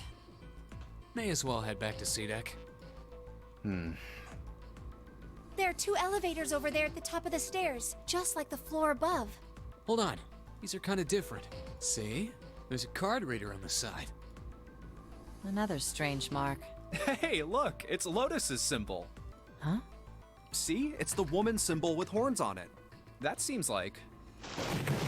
Yeah. Oh, ouch, ouch, ouch, ouch, ouch. Deserved. Fucking deserved. Lotus had taken hold of Junpei's hair. She got to shake him violently, and he thought he heard a low growl going from her What throat. was that about the mark again? Nothing. You fucking idiot. Such violence. Junpei wanted to get him to wonder if she was not the devil itself. With an uncomfortable smile, Jude spoke This up. is a Mercury symbol. The horns symbolize the wings on Hermes' staff. Hermes, herpes, whatever. Herpes? What? If we can't get this thing to work, these elevators aren't going anywhere. In other words, we need a key card with the Mercury symbol on it. Probably. The fuck did you mean? Why did you say herpes, Santa? I guess we can't get on then. Let's just disregard the elevators for now. How about this hallway on the left? Whoa, there's so many doors. I aren't sure how many, but certainly enough to be discouraging. Damn it. If we try and search all these, the sun's gonna go down before we've done half of them. I think the sun already set. I have a feeling this ship is the only thing that's going to be going down anytime soon. That's even worse. Well, we can come back to this hallway later. Let's check the hallway on the other side, shall we? Time to head back to the stairs. To the stairs. To the right was a And small now the hallway. right hallway. And quickly they headed into it. It's approximately the same size as the alcove in front of the stairs. The hallway led toward the stern, and at its end was a set of double There doors. are doors here too. Well, I guess it's just 4 this time. Let's open them. All right, let's start with this one. She nodded and grabbed the one closest to him. Give it a small tug and felt it It move. isn't locked. I'm going to open it. Thrilled to have found an unlocked door, he threw it open. And there's the other guys. He didn't know what to make of what he saw. What? Yep, it's the hospital room. Simply stood, unable to speak. The other simply stared, open-mouthed. To a few long moments, Santa managed to speak. What the hell is this? This place is huge. A massive room stretched out in front of them. More a cavern than a room. Its vastness was oppressive, and it bore down on the 4 companions. It wasn't empty, however. The entire room was filled with lines upon lines of beds. Oh, there are beds everywhere. There were simple things, little more than pipe and thin mattresses. Is this a hospital? He had at last been able to put a name to the harsh scent that pervaded the room. It definitely has the smell. Could be. I see medicine cabinets and surgical tools. Hey, look there. The 4 doors at the end. 3 of them were emblazoned with large single-digit numbers made with thick red paint. The left door says 3. The second door is blank, but the third has a 7. And the rightmost door is 8. There's no doubt. They're numbered doors. No shit! Really? Doors with numbers on them, or numbered doors? Why is the second door blank? That seems kind of strange, don't you think? Because no you point come out of worrying the about it 3 right door now. from it. Let's see if these will open first. Yes, that sounds like a good plan. Junpei headed towards the doors, weaving his way between the beds. Started with door 3 on the left and moved to the right until he reached door 8.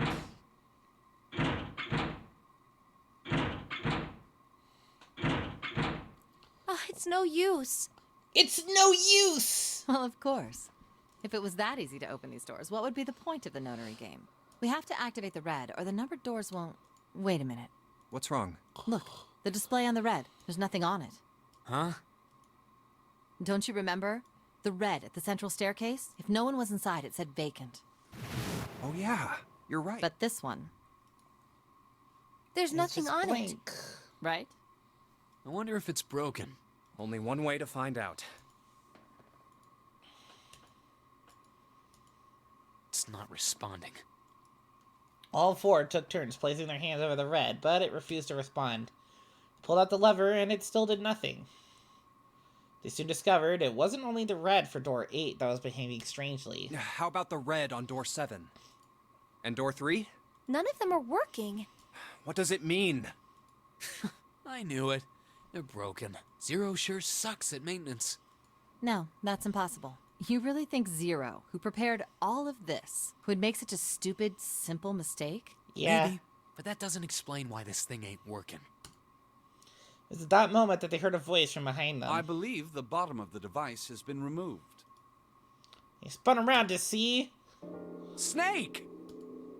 But it was more than just Snake. Ace! Clover! 7! Although they were glad to see one another, it wasn't terribly surprising that they had. If it had been the other party who'd opened the gate in front of the kitchen, it wasn't unreasonable that they bump into one another eventually. The rest of Snake's team, however, did look rather surprised. How did you end up here? That's my line? Perhaps we should exchange information. After a moment of silence and surprise, everyone began to talk, desperate to exchange information. They talked about rooms they'd been through, how they ended up in the same place. Of course, none of it was very useful information, but that hardly mattered. Happy to simply see one another again. Though the level of cheer varied greatly from person to person, each one of them was wearing some manner of smile. Also, they had already forgotten about the death of the 9th man. No, Junpei... No, thought Junpei. Perhaps that wasn't it. Perhaps thoughts of his death were what drove them to smile at one another. Not in a morbid or hateful way, no, the 9th man had died. But they were still alive, and that was something to be happy about. A sort of simple, uncomplicated joy, Junpei thought. The joy of being alive. Still alive. Felt sorry for the 9th man, but more than anything, Junpei was just happy to be alive. There you have it. Our half of the story. As far finished, Ace fell silent. For a moment, Junpei was silent in thought. Then he Okay, spoke. let me see if I got all this straight. When you guys got here, the bases for the reds were already gone. And you looked all over this room, but you couldn't find anything. So you figured that there might be something in the hallway with all the doors. So you went and had a look? Yeah. And while you were looking around, you heard voices. Uh-huh. So you followed the voices and came back here. Indeed. And that was how we found you. Why don't we check those 3 reds again, just in case? You're right. Huh. There's a long, thin gap on the bottom. I think it's a slot for something. Probably electronic. Well, this isn't good. If the red is inactive, We can't keep going. Well, what about that hallway over there? Isn't there anywhere else we can go? No, there isn't. There are plenty more hospital rooms, but nothing else. Hospital rooms. That's what's behind all those doors? Yes. There are a number of individual rooms in addition to this large one. There was a door at the end of the hallway, but it was locked. There was an astrological symbol engraved near the keyhole, however. I was able to get a good feel of it. I believe it was the symbol of Jupiter. Symbol of Jupiter. Not again. Those goddamn things are everywhere. I wonder what they all mean. Someone's really into astrology. While we're asking what things mean, what's the deal with this room? I mean, I thought this was a cruise ship, but I can't imagine a cruise ship would have a hospital like this. Of all people, it was Seven who answered, and with calm confidence. Well, I figure it's probably a hospital ship. Chances are it's the Gigantic. The Gigantic? And I think this is what we've already seen. Oh, wait. Oh, no, never mind. What is this Gigantic? Seven knit his brows for a moment, then The began to explain. Gigantic. She was a sister ship to the Titanic, built No, in wait. the early 20th Maybe century. he said this. He said this in the first.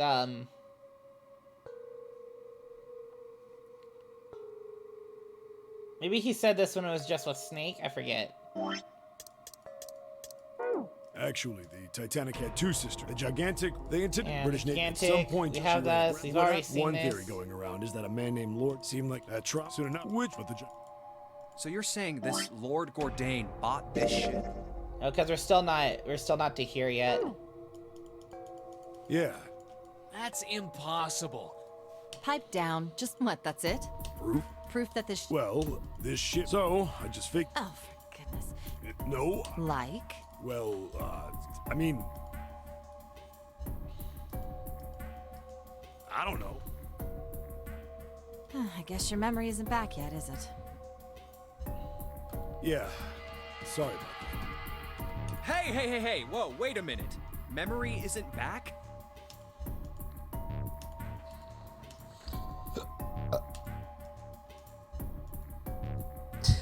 Yeah? Your point being? Wait, was I the only one that didn't know? Everyone Why? nodded. Why? Oh, yeah, I guess I didn't tell you, huh? I guess I forgot to tell you that I don't have my memory. Don't remember shit. I told the rest of them before we ran into you on the stairs.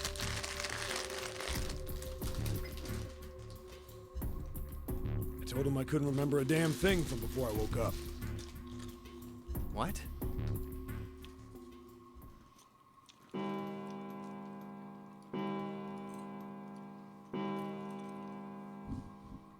Oh, a bell. It sounds like the clock in the main stairway. 10, 11, 12. Huh. It's midnight. Then we've still got 6 hours left, right? We don't have any time to screw around. Let's get going. We gotta find the missing parts for the Reds. What do you mean, find? How on earth do you propose we do that? We've looked everywhere in this room. That only leaves one place to look. One? Well, not just one. Wait. Don't tell me you mean we need to search all of the other rooms. Don't freak out. We've already searched 4 of them. 4 rooms? We just have to split up the rest between the 8 of us. If each of us can do 6 rooms apiece, we'll have the other 48 rooms cleared in no time. There are 48 other rooms?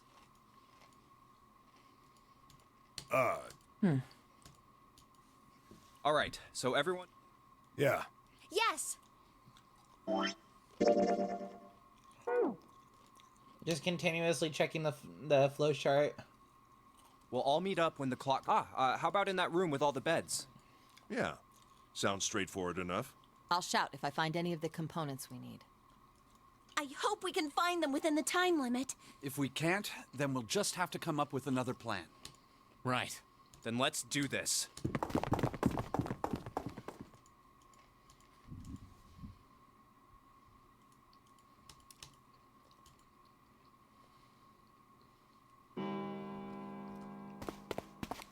There we go.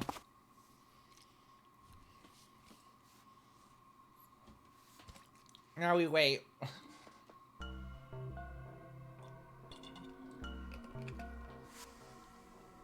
Everyone's here, but Snake's missing.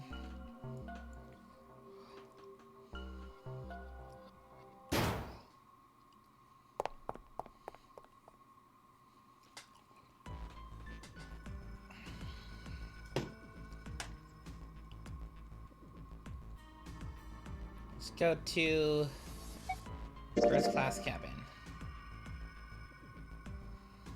Are you all right? Because I never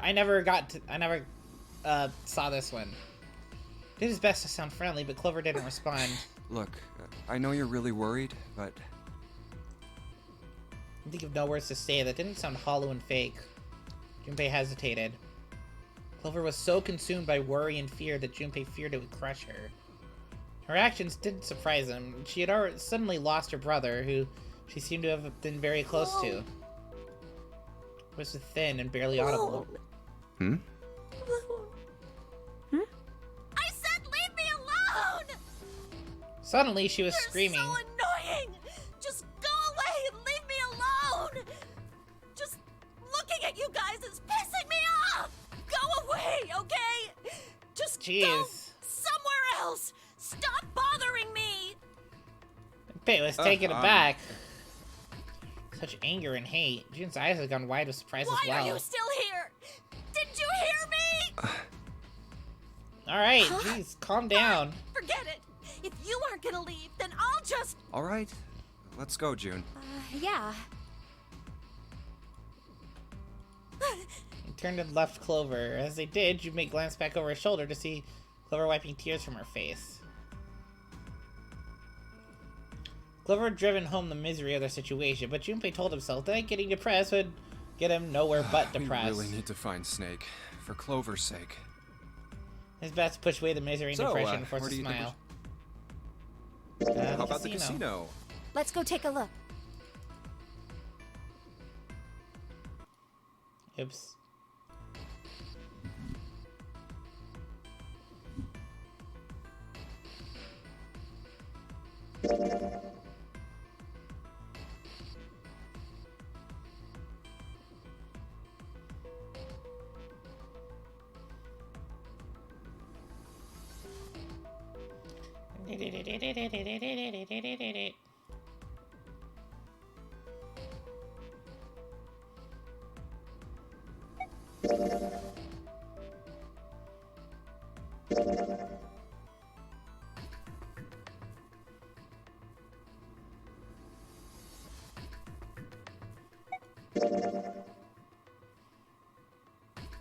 Santa?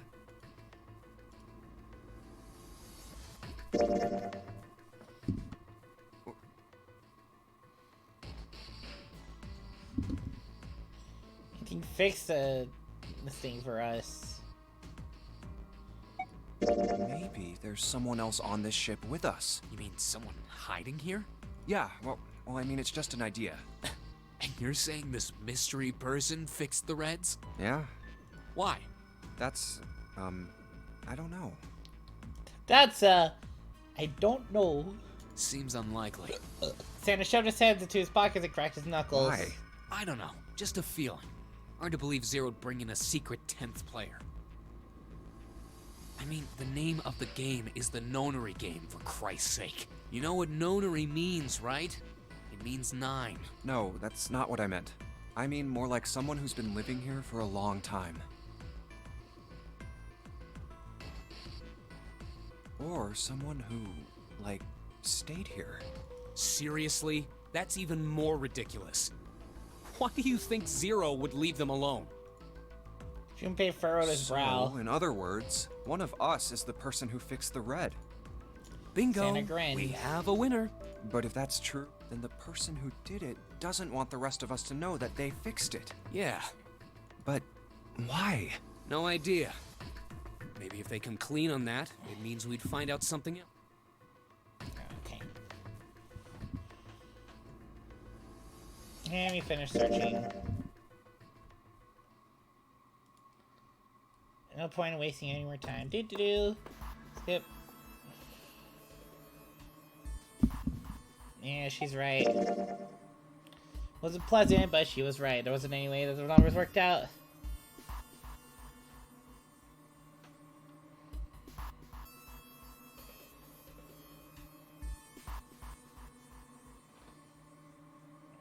And Ace is like, okay, I'll stay behind. You guys can go through whatever door you want.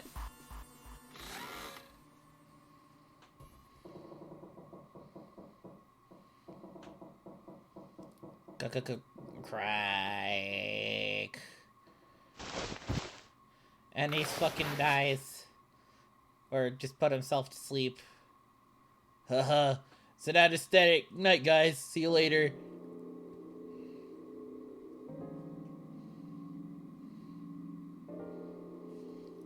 Alright.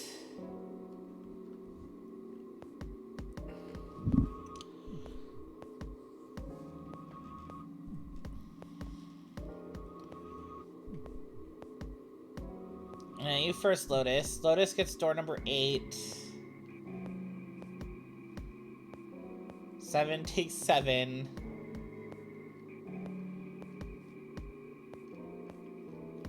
So now Junpei decides. So who we have right now?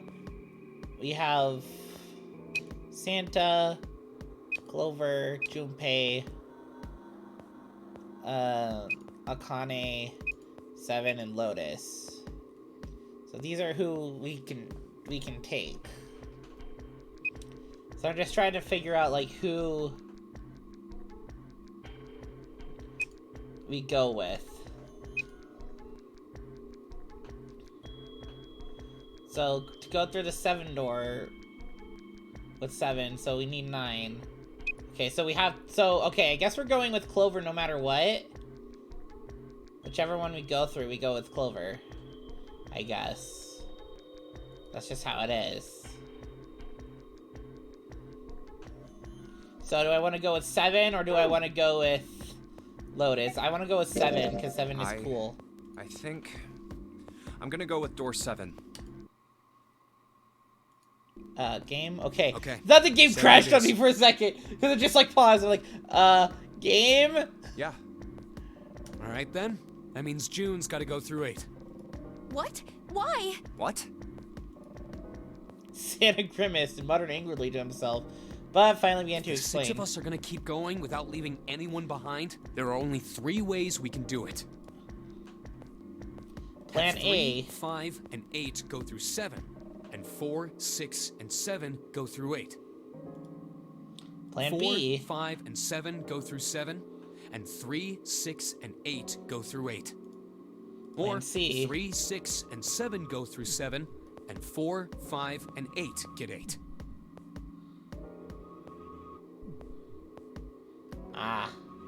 There are no other combinations. In other words, 3 and 4 and 7 and 8 can never go through the same doors. You get it now? As Santa finished, June looked over at Junpei, tears welling up at the corners of her no. eyes. Oh You're no!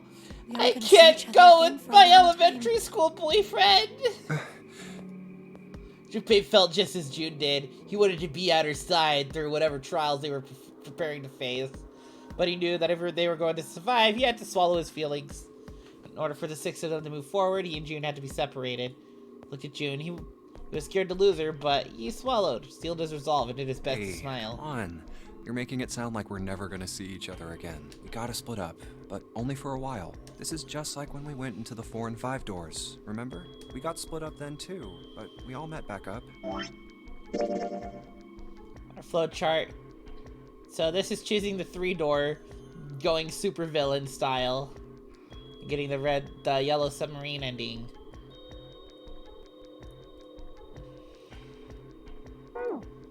I'll bet 7 and 8 are just like that. You mean they're connected somewhere? Yeah, probably. Probably. Probably doesn't make me feel very hopeful. It was 7 that interjected. I'm sure they're gonna connect somewhere. Why? What makes you think so? If they don't, then neither team can get through door 9. And In other words, the game would end right here. Zero's been on top of his shit so far. I don't think he'd blow it now. I'm damn sure that son of a bitch wants to have his fun as long as possible. He's not gonna end this game until we get through the 9 door. Jin said nothing. The tears were gone, but her eyes were still sad as they looked at Junpei. He met them, and with what reassurance he could manage, laid his hand gently on her shoulder. Everything's gonna be fine. We're gonna see each other again. I promise. June bit her lip and gave him an almost imperceptible nod. Promise? Her voice was barely above a whisper. Santa's voice shattered the moment. You guys are done, right? He stretched and continued. Anyway, that's pretty much it. Clover and I will both go into separate groups. I figure I'll take 8 and Clover can take 7. Any problems with that, Clover? Clover looked away and was silent for a moment. It was more of a dismissal than an agreement, but Santa didn't seem to care. All right, we're ready to go then. Let's move. At Santa's command, the group split and headed for their respective doors. Clover, 7, and Junpei walked toward door 7. Santa, Lotus, and June head for door 8. For a long moment, they stood in front of the door. 7 took a deep breath. You guys ready? Yeah. Okay. Okay. Let's go. Beep, beep, beep, beep.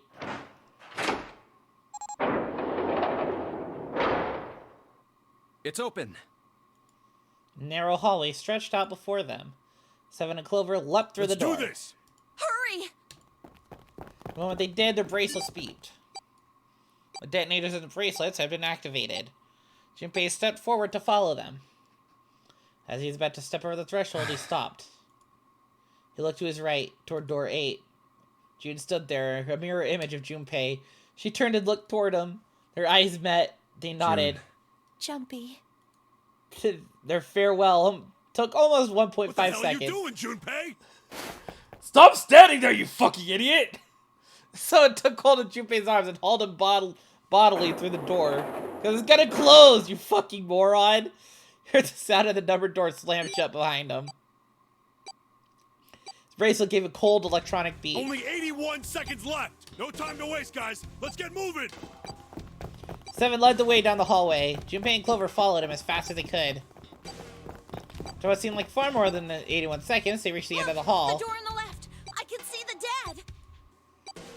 There's no time to rest, to catch their breath. All three slammed their hands in quick succession over the scanner panel on the dead.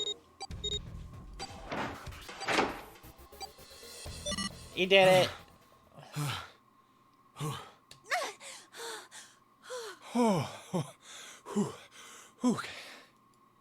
Still trying to catch his breath, 7 leaned heavily against the wall. It stopped. It stopped.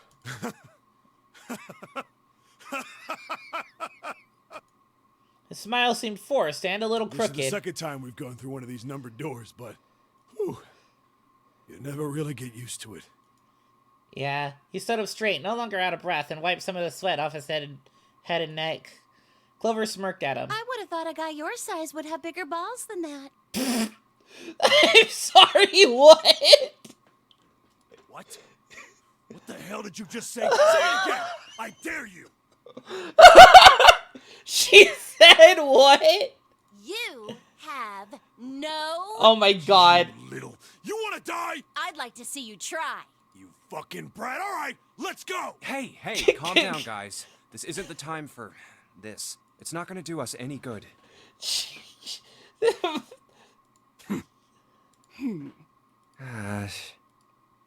Junpei sighed.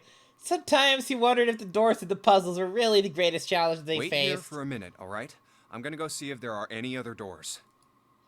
They didn't respond, but Junpei wasn't in the mood for a conversation anyway. We just came through this door. And of course it's shut tight. There's a short hallway on the left here, and an iron wall. I doubt I can get through it. Maybe just break through it like everything else. As he gave up a return to 7, who was tapping lightly on the wooden door. Yeah, looks like it. Hey, something's written on the door. On that iron plate. Alright, someone ping me somewhere. Places.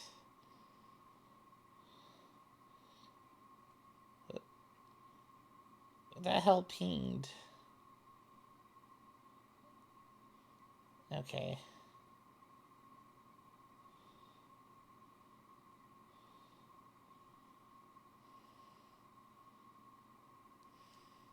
It says operating room. If this thing's telling the truth, there could be body parts inside here. Well, this is probably not going to be pleasant. Something about it made Junpei feel nervous. Well, there's no point to standing around. Might as well go in and see what's waiting for us. So it grabbed the brass knob and slowly opened the door. The creak of the hinge sounded like the groan of an old woman. What's wrong? No, it's nothing. A chill snaked his way down Junpei's spine. Let's just go. Quickly, he gathered what courage he could and took the first step into the room. Seven followed with Clover right behind him. Huh? Part of the room just past the door was obscured by a screen. What the hell is this? Why don't we take a look? Hey, Clover. Clover's curiosity got the better of her, and she darted past Junpei to peer around the screen. Her scream nearly blew out Junpei's eardrums. Clover! He and Seven ran toward Clover to see what had frightened what's her. wrong? They rounded the screen, and the cause of her outburst was immediately clear. What the hell is this? A mannequin? Is this a corpse? No. There's something that looked kind of human, lying across some sort of bed. No, not a bed. An operating table. The table sat on a rusty steel lift, and a cluster of bright operating lights shone down on it from the ceiling. We should probably take a closer look. Yeah. Slowly, they approached. They got closer to the body. It became clear that it wasn't a body at all. What the hell? That's just a huge doll or something. You guys ready to play Operation? Doll? Clover did not look terribly comforted. Slowly, she approached the operating table and looked as intently as possible, from as far away as possible, at the thing. Junpei could see her relax. Right. It's only a doll. Man, it really scared me. She heaved a great sigh of relief and wiped a few drops of sweat from her forehead. Seven smirked.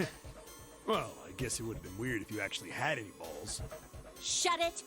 Don't you start with me, fatty! Jesus Christ. What's this? You want a piece of me, short stuff? Oh my God. Bring it on, you whale! Jesus Christ, you two! Hey, knock guys, it off! Not again, okay? Seriously, knock it off. Jeez. Anyway, it looks like he's got something the two of you could stand to have a little more of. I'm talking Heart? about a heart. Oh, this? You mean on his chest? Yeah. It was set a little higher than normal for a human body, but from the shape of the organ, there could be no doubt that it was a heart. Why would there be a heart in a doll? I don't think it's a doll. You think maybe it's like a medical mannequin or something? Exactly. Maybe it's got more personal uses. Seven, what the fuck do you mean by that? Seven's grin was more than a little perverted. Clover glared at him. Yeah, I'd glare at him for that too. Anyway, What the hell, How about we dude? take a look around this place? Let's go. Okay. Sure thing. Like, I like Seven.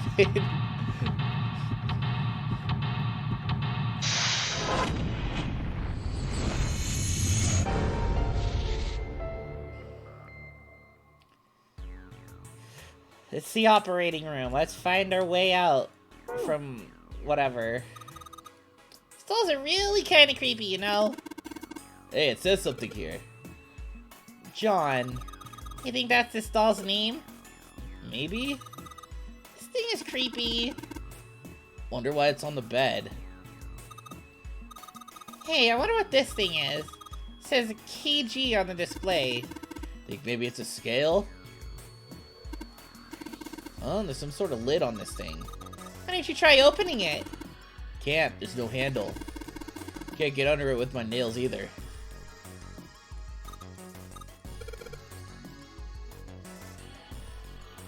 White cloth.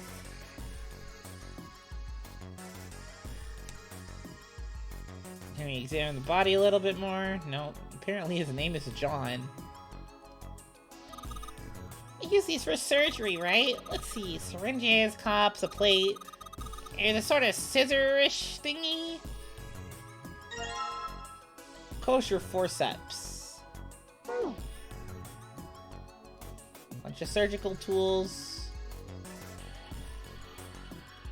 Just trying to click each thing that I can. Nope, nothing's working. Okay. Guess just the forceps. Oh, hello. Another medical mannequin? From the looks of it, this was a chick.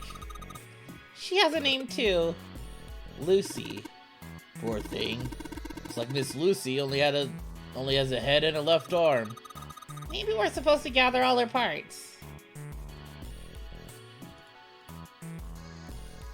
Some kind of a device attached to the bed.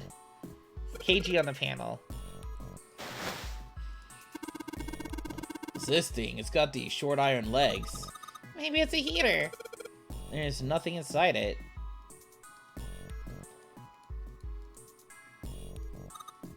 Maybe you're supposed to heat something like that gauze to kill the bacteria. There's a boiling thingy over there. There's nothing on the lid or in the drawers. There's a fake chest.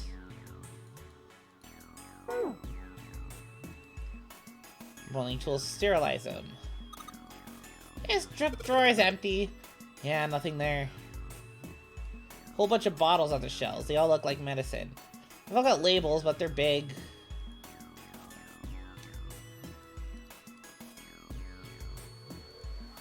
Oops. No, okay. Okay, more tools. That's a lot of surgery stuff. There's some scalpels, a few pairs of forceps, and a couple syringes. All of it's too rusty to be useful, though. Hey, there's a scalpel here that looks new. Take the scalpel, combine it with the forceps! And nothing. Ah, this other stuff is useful. Yeah, it's all pretty rusty. Medical mannequin with its guts showing. Ew, gross. Hey, Junpei, there's a slit in this thing's chest. Sure is. Something in there. Maybe we can get it out. Damn it! This stinking thing won't budge. Stuck. Well, I guess you can't use force on this one then. Something small that can fit into that little hole.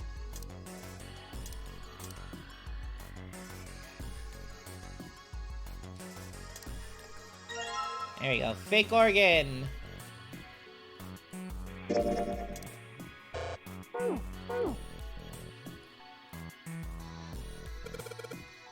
The organ is Oregon.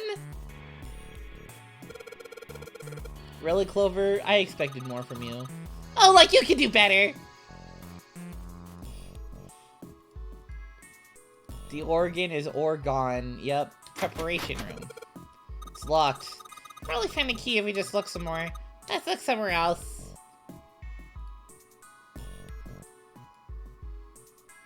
Chemical room. Looks like it's locked. Yes, we're gonna need a key for this one. This door we came through. There's no point going back there, huh? And they're nodding. Awesome.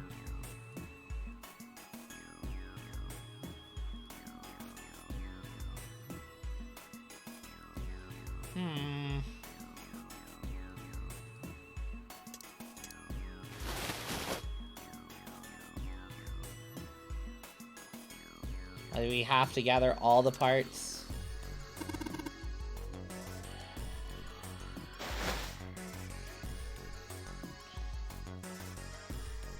It's a lot of tools.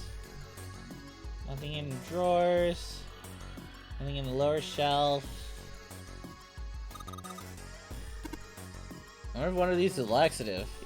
Yeah, it sounds kind of gross, but I'm pretty sure every one of us has the same idea. Had some laxatives, maybe we could crap out the bomb Zero put in us. Fortunately, damn it, I don't know what medicine does what here.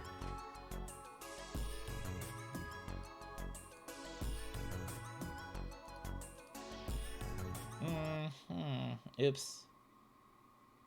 No.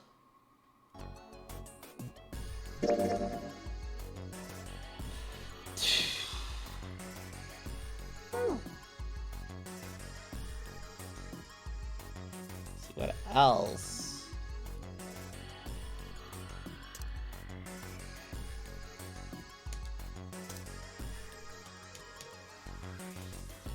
Gotta click on everything, I guess. Is there a place I haven't clicked? John is just lying there.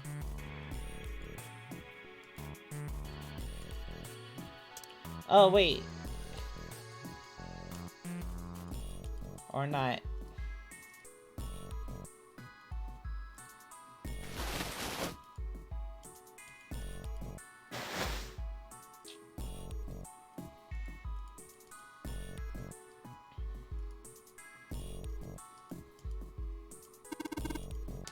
Example in full taps.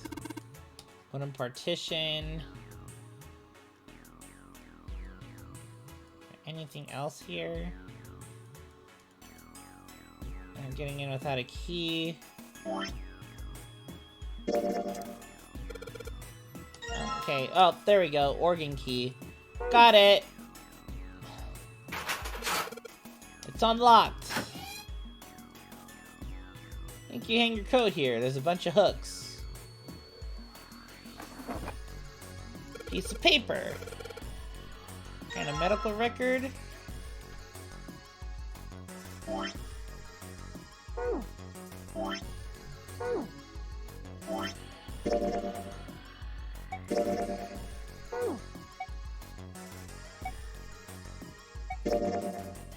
Medical record found in the preparation room. It has records for the 2 mannequins.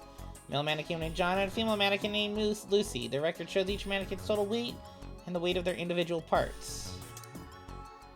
I see.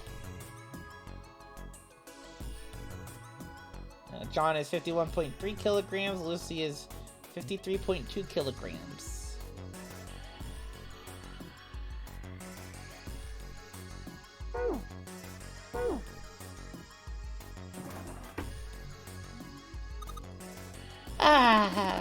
The hell are you doing? Did you want to get out of here? But I'm tired. I found a beaker. Oh, what the hell? And it's hitting the thing on the right.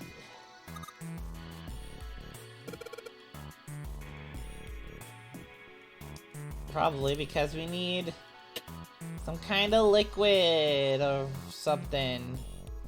Oh, what the heck? Won't open. Looks like it's locked.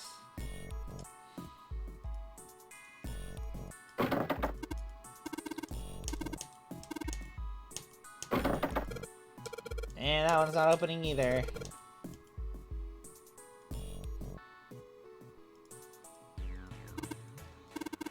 Doctors and nurses probably wash their hands for operations.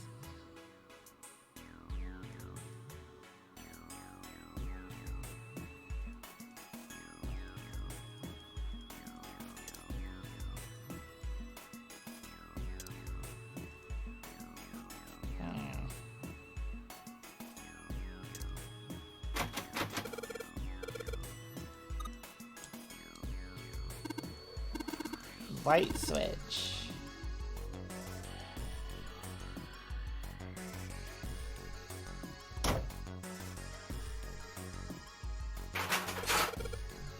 Oh, that one unlocked it too. Okay. Did you think, are there any slugs on this ship? Huh? Well, if there are, I was thinking we could put some salt on them. What's she pointing at? Label states NaCl. Salt, huh? You think Seven will shrivel up if we put it on him?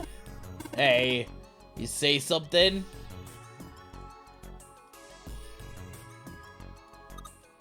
Champagne, there's a bottle of iron powder on the shelf. How do you know it's iron? The label says Fe. Fe stands for iron, right? Something stinks. Is it coming from this bottle? It says NH3. Well, that of course stinks. It's ammonia. Bottle of ammonia on the shelf. Got to find some bleach. Oh, good stuff. Let's go for a drink. What are you talking about? Talking about that bottle. It says C2H5OH, right? It's ethanol. That's right. It's also known as ethyl alcohol. pretty much what booze is made of. So you're gonna drink it? Isn't that like 100% alcohol? No, I won't. I'd say that's what's on the label, but there could be anything in there. Rectangular table. I wonder, did people mix medicine on this thing? It's like a can with a spray nozzle. It says CO2. Oh, so it's a can filled with carbon dioxide. Hey, Junpei, there's a dihydrogen monoxide on the shelf. Why don't you just say water?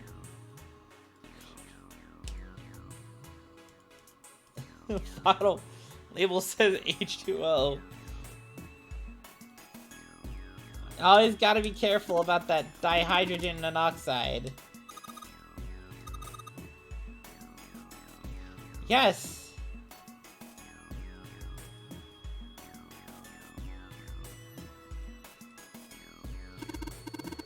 And sodium seals chloride. What is this? Oh, here we go. Note at the top of the table. Iron 1, salt 2, water 3, carbon dioxide, ammonia, ethanol. Okay. It's got something to do with this box.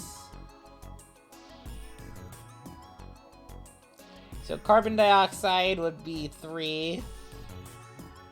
Ammonia would be 4. Ethanol, god damn it. C2H5OH. That would be... Brain is hurting. It's 9.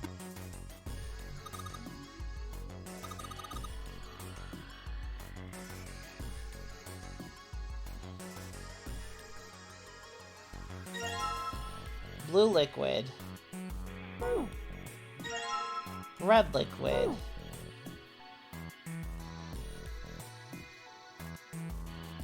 Alright, we go...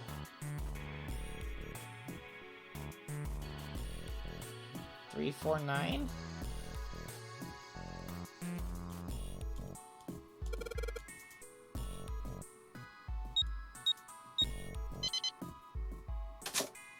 Oh yeah. Fake right arm. And a fake heart.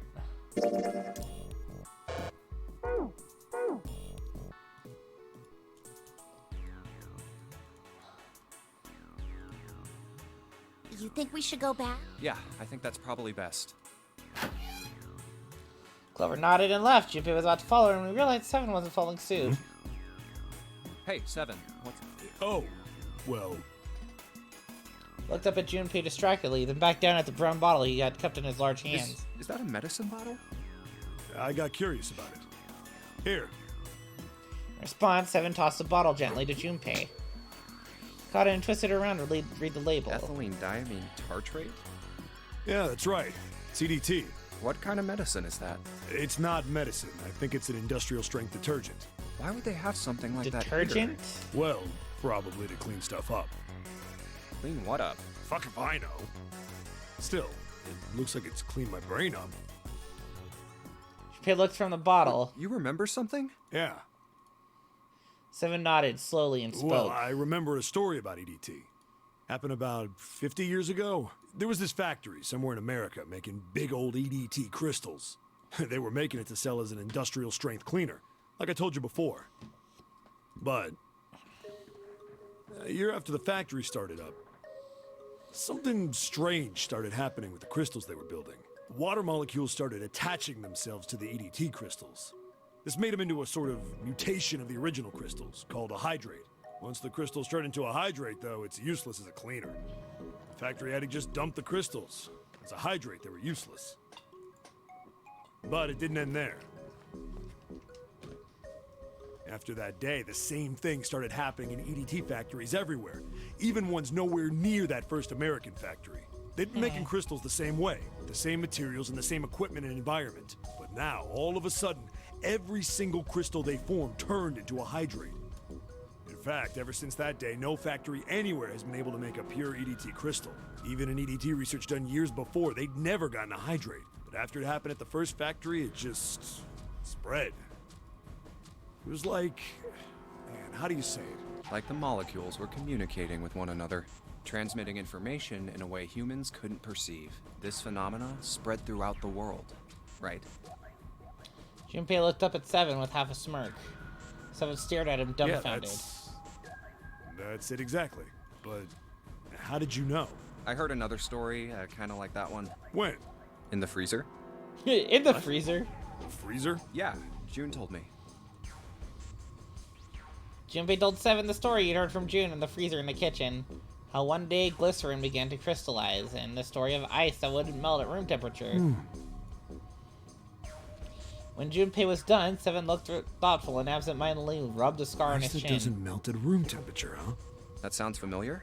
Yeah, hold up. I feel like I can remember something. It's right there. Seven squinted. His eyes stared off into space, as if you're trying to desperately to focus on something Do far you? away. You know about Ice 9? Do you know about Ice 9? Ice 9? Ice 9. Ice 9. Ice. Suddenly, Seven's eyes shot open. That's it. I remember now. That woman, she's on this boat. That woman? Alice! Alice? Who's Alice? Come on. The woman who won't melt at room temperature. Huh? Became clear that to Seven that Junpei had no idea what he was talking about. Ran his hand across his face, took a deep breath. You know how the Titanic sank on April 15th, 1912, right? Yeah? More than 1,500 people died. Worst maritime accident in history. What about it? Did you hear about the boat that was sent to collect the dead bodies?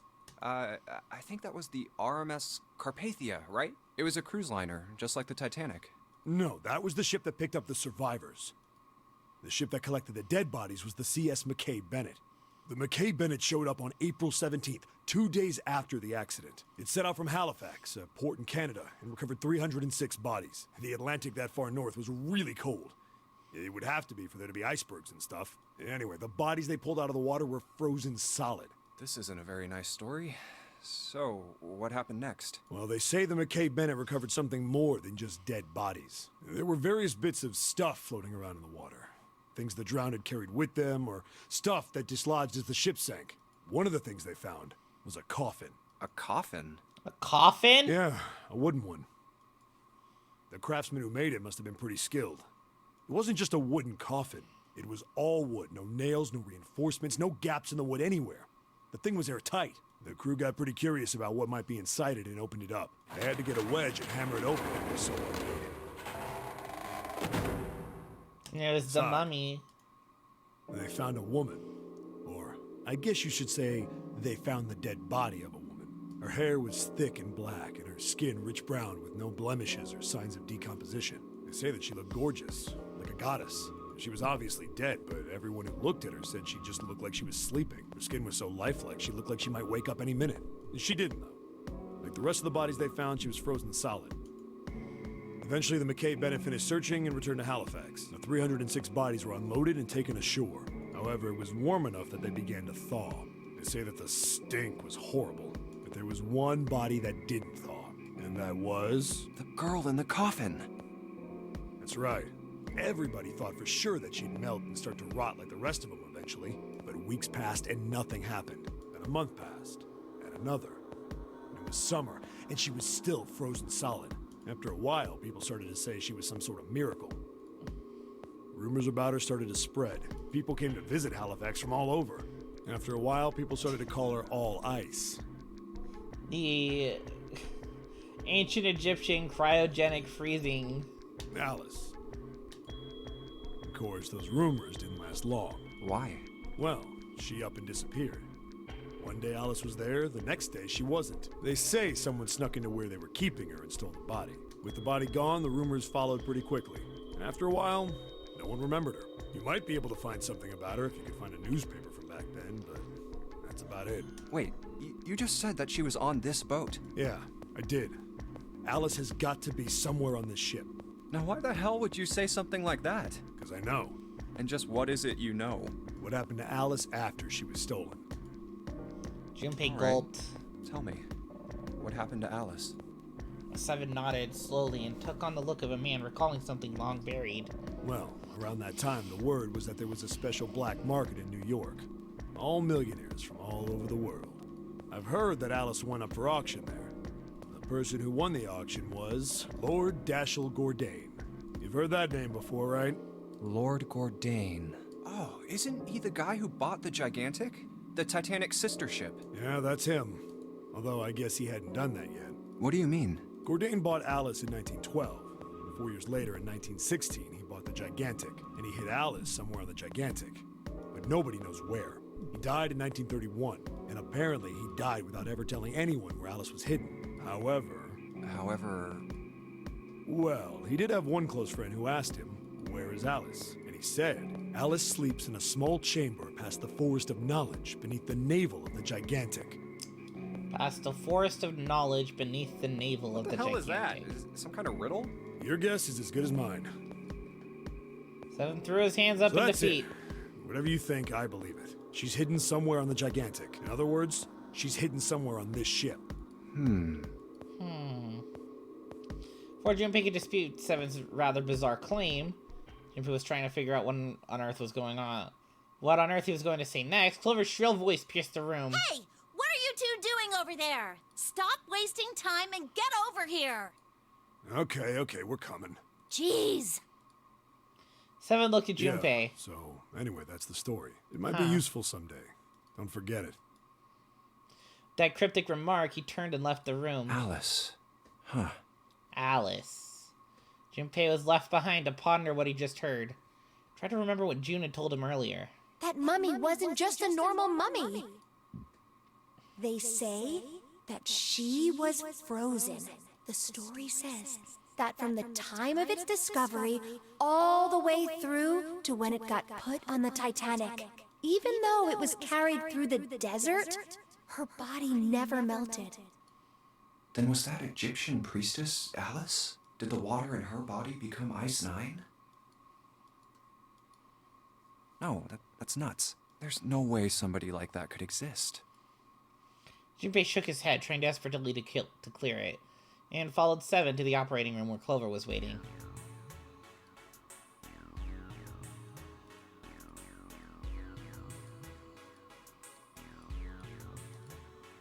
Doop.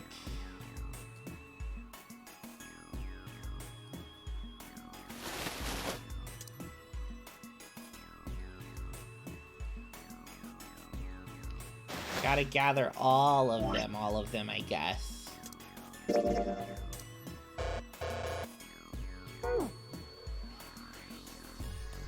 clear that's where the chest goes. So we're missing, like, the torso and then the legs. Or whatever, because, like, it's in, like, pieces.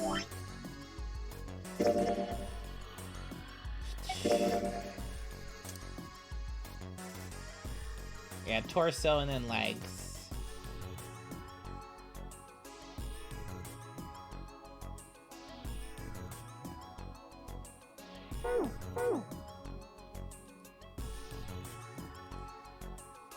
John is just lying there.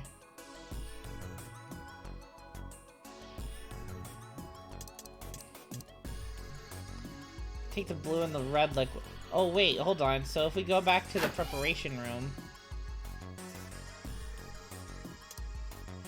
pour in blue liquid, turn the light on. Hey, the blue light turned on. And I heard a noise. It sounded like something unlocking.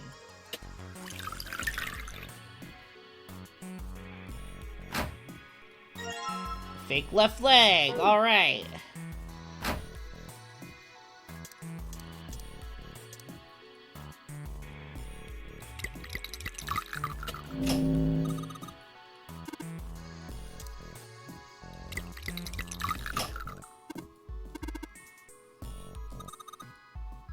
Jump, Junpei, the purple light came on and I heard it unlock. I'm sure it's unlocked. The purple plate has gotta be unlocked.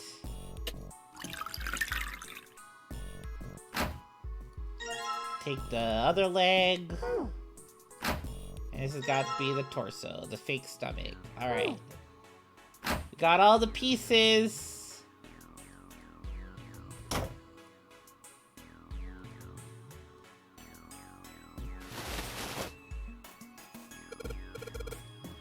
Get all 6 parts of the mannequin. Any objections? Let's get her combine! Nothing happened. That's odd. It's the wrong weight. Wait? Yeah, well, you know how there's a scale on the side of the bed? And we need to get the scale to a specific number. How we gotta do that? I think we're supposed to swap her body parts with John's. Let's give it a shot. Switch out the body parts by selecting the part you want to switch out.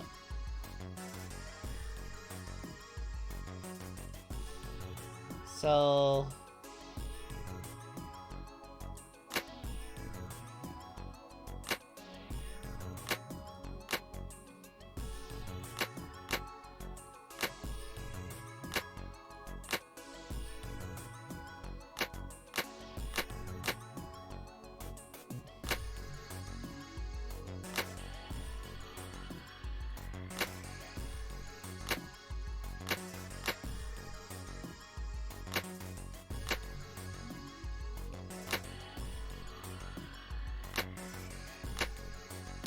Oh. There is a difference.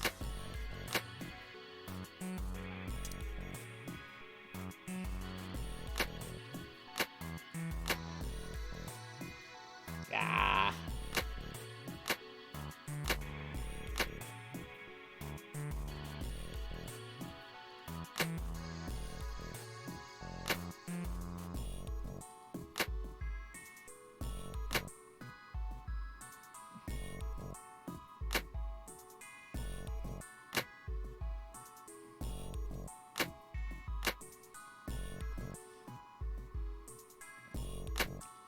Like, I'm guessing it's...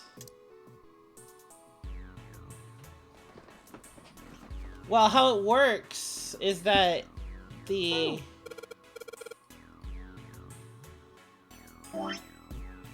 The file we got, the medical record, like, it shows how much they weigh, how much each part weighs. Okay, so the left leg and the right leg have different weights. So what I'm guessing is you have to, you know, make them weigh equal. You know?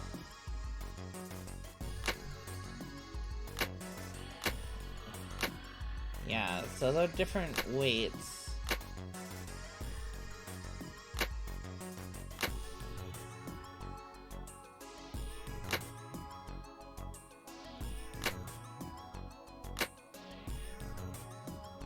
It's 1 kilogram off.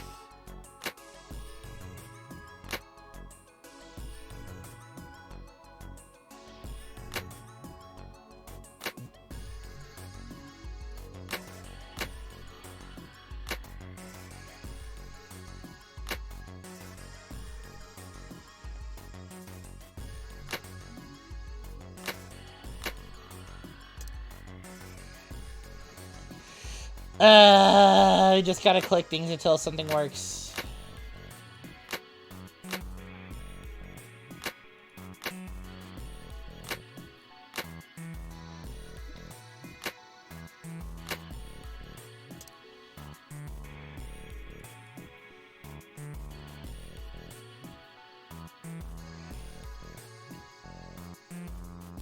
I'm guessing they'll have to be both at 52. I know, shut the fuck up, Clover. You can't open the medical record from that screen.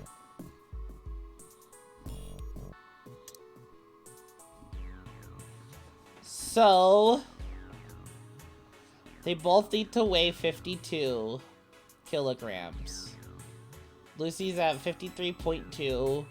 John is at 51.3. So we need to give... or maybe like 52.5 kilograms is what we need. Or something like that.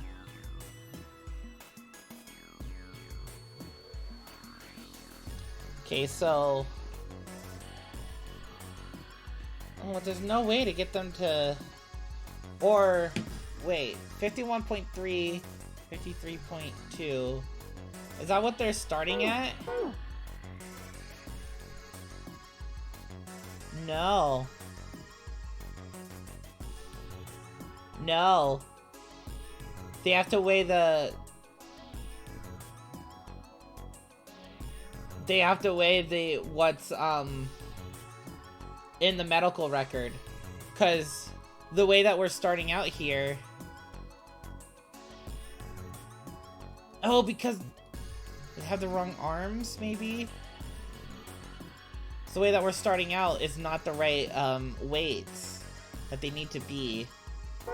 So we go back and look at the medical record.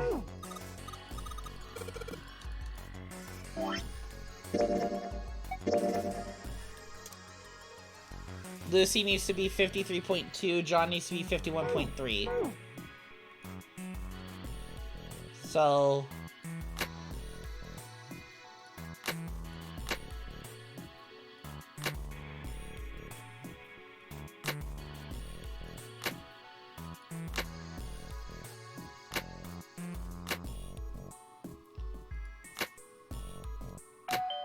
There we go.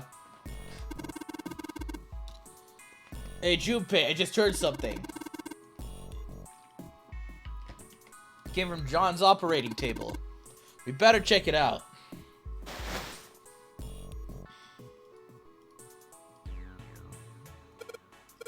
Huh? The lid on the scale. You swap everything but the heart. Hey, it opened. Oh, I get it. It must have opened because we matched John's weight to what's on the chart. The Jupiter key. Yay!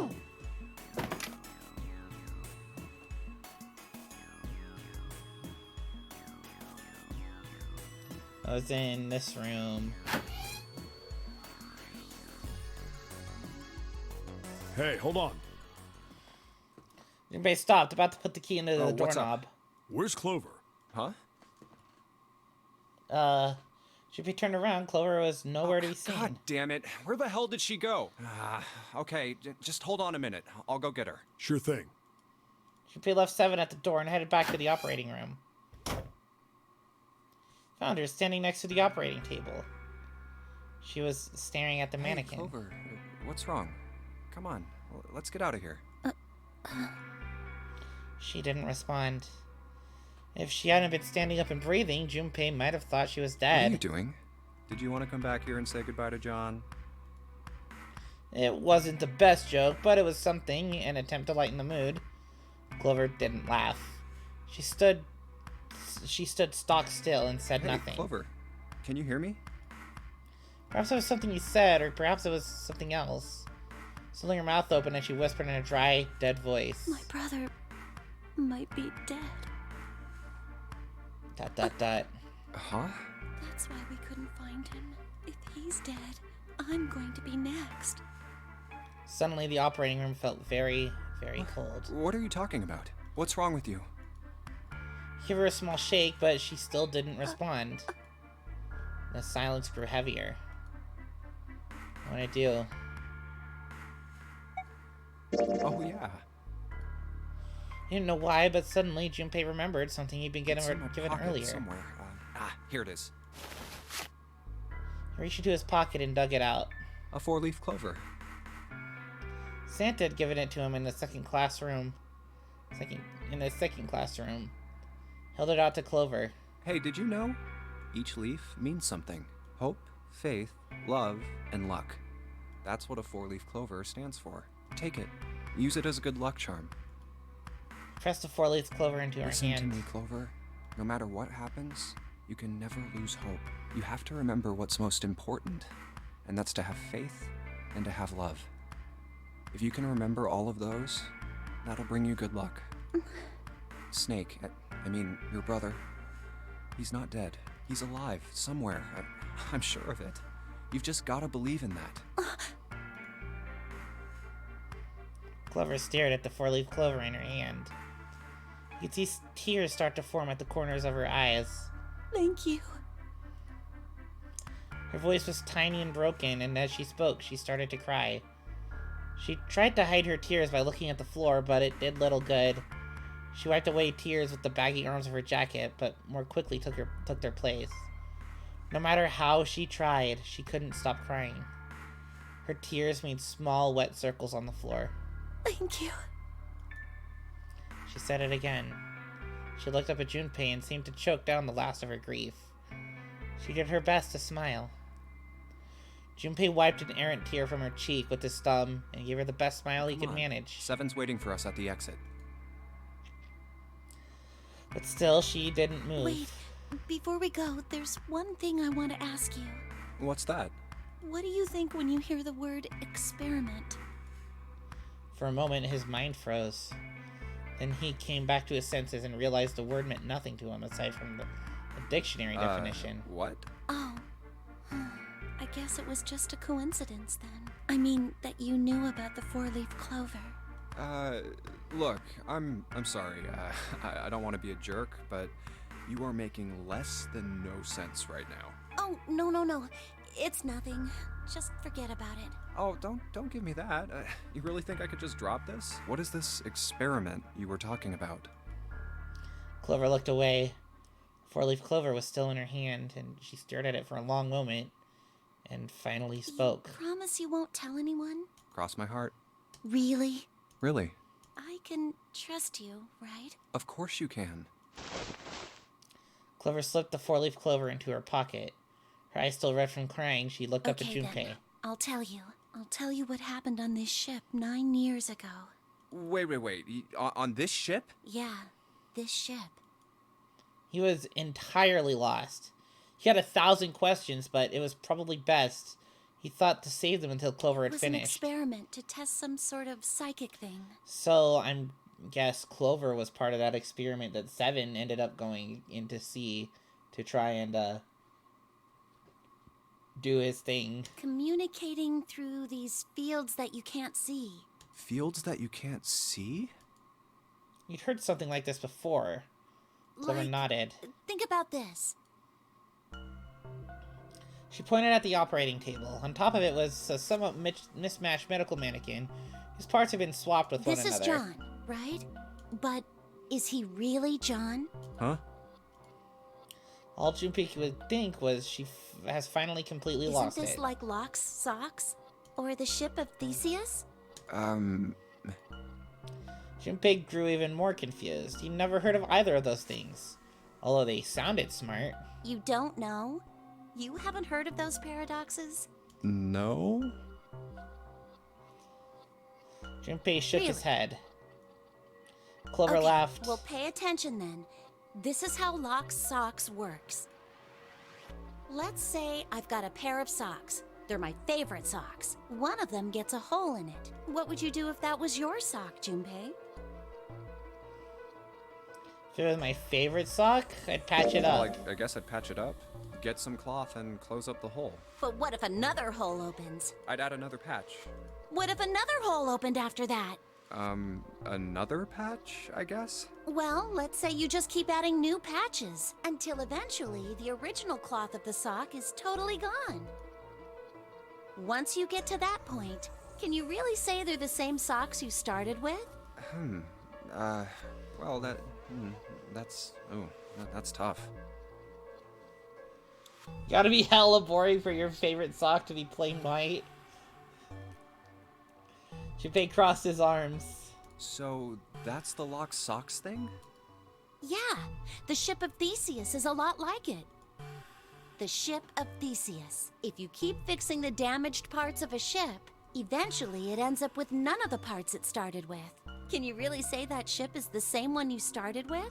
And what if you took all the old parts from the first ship and built another one somewhere else? Then which ship is the real ship of Theseus? The one you repaired, or the one you built with all the original parts? It was an interesting question. Clover could see Junpei was intrigued. Hey, do you think it's the same? What's the same? These guys.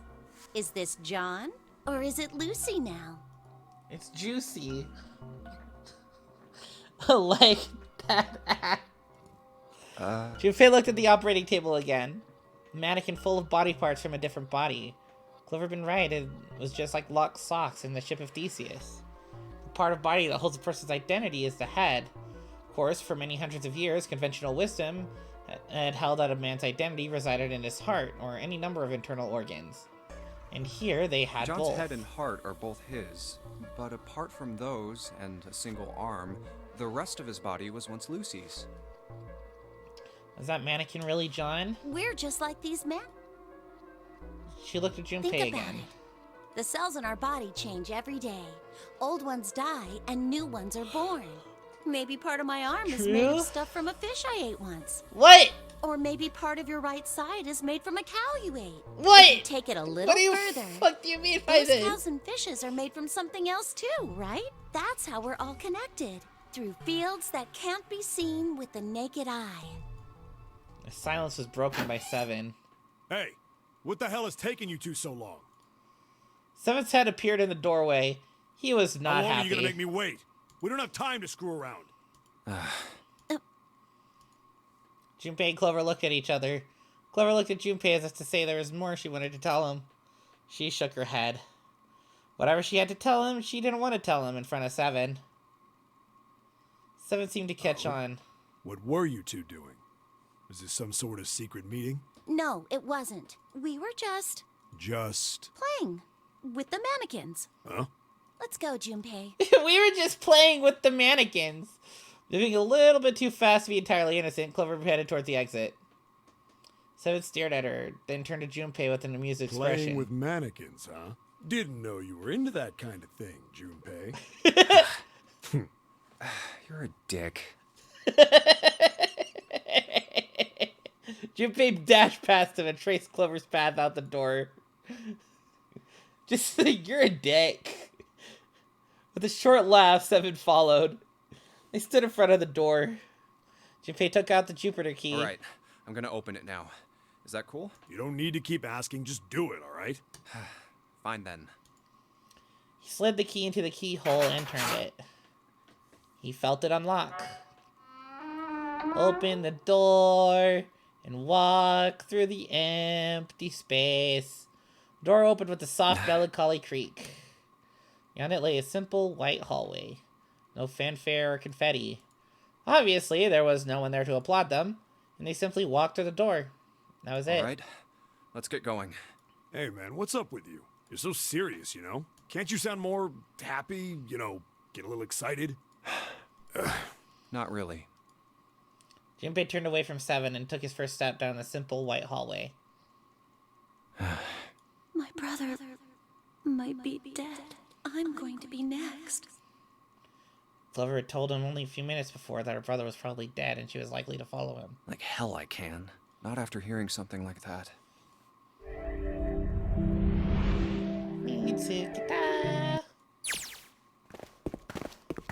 They left the operating room. The hallway took them around several corners and past several doors, but they were all locked. You too, huh? Let's see the flowchart. Okay. So then the other room also just has one escape room, and then we go to here. Every door in this place is locked up tight. How about that one? The final door was hidden in a corner of the hall. May as well give it a try. Junpei grabbed the handle. As he made to push it open, a voice stopped him. The voice came from behind him and belonged to neither Seven nor Clover. Jumpy! Huh? Oh, hi! He spun around. He saw someone running toward him from the other end of the hallway. There were 3 people coming towards Junpei and his companions. June? And Santa. And Lotus too. They pulled up short in front of Junpei, breathing hard. Whoa! What the hell is this? What are you doing here? What? But we didn't... Before he could finish, Clover Hey spoke. guys, could you come take a look at this? She was standing near the end of a small hallway that branched off to the right. The rest of them ran over to her, curious as to what she Look found. on the wall here. There's something on the wall at the end of the hallway. A map of the ship's interior? It says C deck. So it's the map for this floor then? Door 7. And... Door 8. Yep, they both eventually end up at this hallway. In fact... Yeah, isn't that what I said? We aren't going to be split up permanently till we find door 9.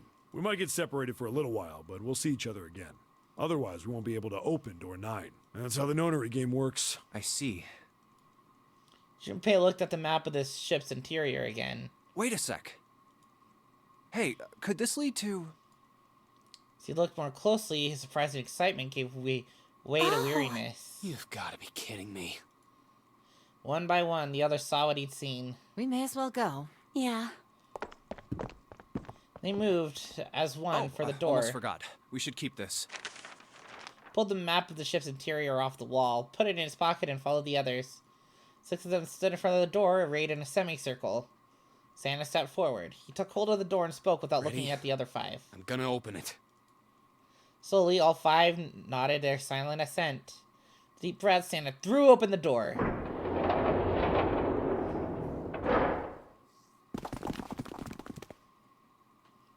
They poured through the doorway and into the room. Even without looking around, each one of them knew where they were. They were just where the map said they would be. In the hospital room. I see. I believe I understand what you're saying. Yeah? The 6 of you split into 2 teams and went through doors 7 and 8. You solved the puzzles in the operating room and the laboratory. Laboratory. And then met one another in the hallway after opening your respective locked doors. Looked like anyone might. After only just waking up, it seemed that his brain was still working as well as ever. He managed to grasp, summarize, and understand each team's report. At any rate, I feel a bit silly for my little show of altruism. I know I said I was sure you'd come back for me. I didn't think it would happen so soon, though. True. He shook his head with a rueful smile. Well, we saw each other again and we ain't dead, so I say that's good enough. 7 smiled. Anyway, I say we get out of this creepy old place. We found the key we need. The key? Ain't that what I just said? I'm talking about the Jupiter key. We found it in the operating room. Right, Junpei? Yeah. Junpei nodded. The solar system keys. Actually, we found one in the laboratory, too. Here, the Earth key. The Earth key. Lotus dug out a still warm key with an Earth symbol on it. I might lose it. It's probably better if you hold on to it. That way it won't be my fault if it gets lost. Yeah. On it. And with that, she pressed it into Junpei's hand. Felt slightly less than honored. Now we have 3 keys that we haven't used yet. Yeah. The Jupiter key that we found in the operating room. The Saturn key card we found in the kitchen. And the Earth key Lotus just gave me. Junpei tucked the new keys into his pocket. June spoke up. The Jupiter key is supposed to be for the door at the end of that long, straight hallway, right? Yeah. If the map's right, then it connects to the central staircase. Then, next to the stairs... Wait! They were the first words anyone had heard out of Clover for quite some time. Face suggested they weren't going to be very happy What about words. door 3? Look, you saw the map, right? It's the same as 7 and 8. It just lead us back to the big hospital room. There's no point to seeing what's on the other side of that door. There is a point. At least there is for me. There were tears in her eyes, but she glared at 7 as hard as she could, just the same. She looked very much like a frightened puppy. There wasn't a man alive who could have resisted those eyes. 7 looked everywhere in the room except at Clover and muttered and coughed apologies under his breath. You're right, I'm sorry. Snake might be on the other side of door 3. Clover nodded once. Next person to speak was Ace. Very well. I'll be coming with you then. I've had a nice long rest. I think it's time I was up and about again. So 7, you'll help me, won't you? Huh? Junpei did the calculations quickly in his head. 4 plus 1 plus 7 equals 12. 1 plus 2 equals 3. I think 7 was doing them too. At last, he gave up. Well, I guess that's how it's gotta be. So I'm going with you, huh? Yes, you are. All right, let's get moving. And so it was decided that Clover, Ace, and 7 would discover what lay beyond door 3. Okay, we're heading out. Be careful. Whoa.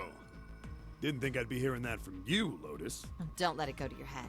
I'd be in trouble if the 3 of you bought it. The rest of us can't open the 9 door. Ah, the truth comes out. 7 nodded as if this answer made much more sense and pulled the lever on the red.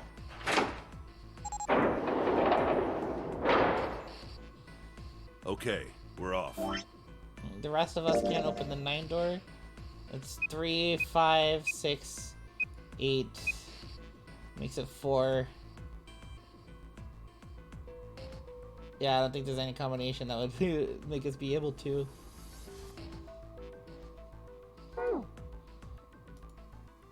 Door opened and Ace, Clover, and 7 jumped through it. 6, 7, 8. After exactly 9 seconds, the door closed noisily. All right, we should get moving too. Huh? Get moving. Where are we going? Everyone except Lotus seemed rather Well, it would confused. be a waste of time to just sit around, wouldn't it? Let me explain.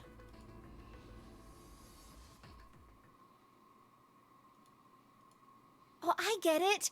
We're gonna see if we can get anywhere interesting with the Jupiter key. Yes.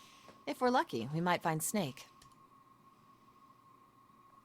You're at the end of the hallway, lined by individual hospital rooms. So if that's gonna be the same as the other route, oops, that's the wrong. I wanted to go to the flowchart. So if that's gonna be the same as this route,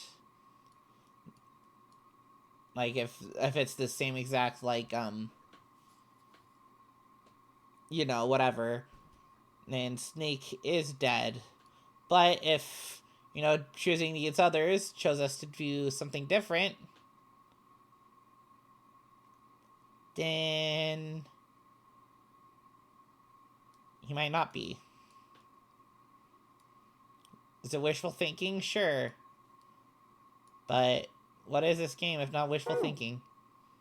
We're at the end of the hallway lined by individual hospital And rooms. here's the Jupiter symbol on the keyhole. All right, Junpei, open it if you please. Yeah, on it. Junpei pulled the Jupiter key out of his pocket and slid it into the keyhole. He twisted. The nice sharp click, he felt the door unlock. Junpei sucked in a breath, held it, and opened the door as quietly as he could.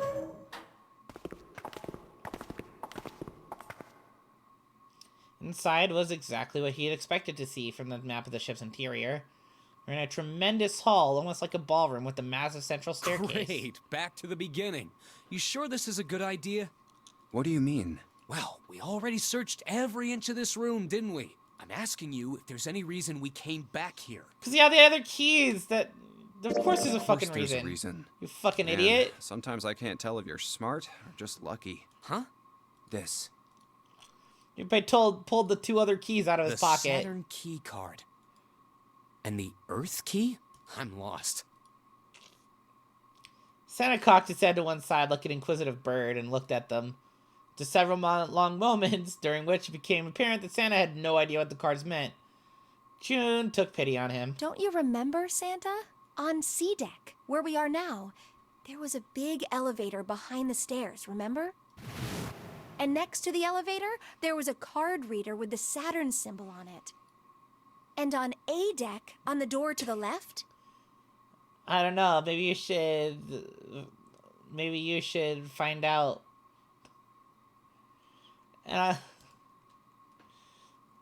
There was a keyhole with the Earth symbol on it, I think.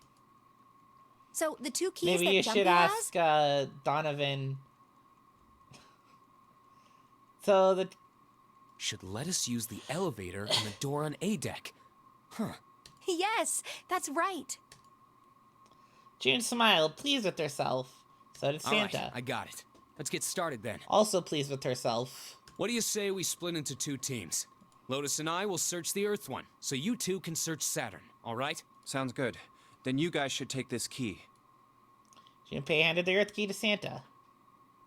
Decided that their initial search should be We brief. have no idea what's on the other side of these, so don't go too far. Just search for 10 minutes and come back. Plan decided, the 2 teams split up. Junpei and June headed There's for a the card elevators. reader next to the left elevator. Then let's try out the Saturn key card. Saturn. A light on the upper left corner blinked to Great. life. It looks like it's working now. All right, now how do I call the elevator? There is a single button on the right of the elevator door. Oh, it only has the upside down triangle on it. I guess there's no up button. Well, we may as well try pushing this one. The door slid shut, and they heard the grinding of the motor as the elevator car moved down.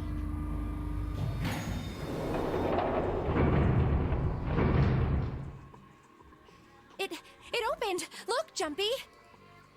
Jun's voice was excited, but Junpei could hear a tinge of anxiety. Sweet! It opened. Let's get going. He grinned at Jun and stepped toward the open door. As he was about to set foot in it, he felt a hand on his arm. Wait! What? I'm not really, I just, oh gosh. Junpei was at something of a loss. What could she possibly be so frightened of? Like, afraid of? Being locked up alone with a boy? After a little thought, Junpei decided that she had to be nervous about being locked in such a small place alone with a boy. We will be all alone in here. In a way, it was kind of cute. Very demure, you could say, he thought.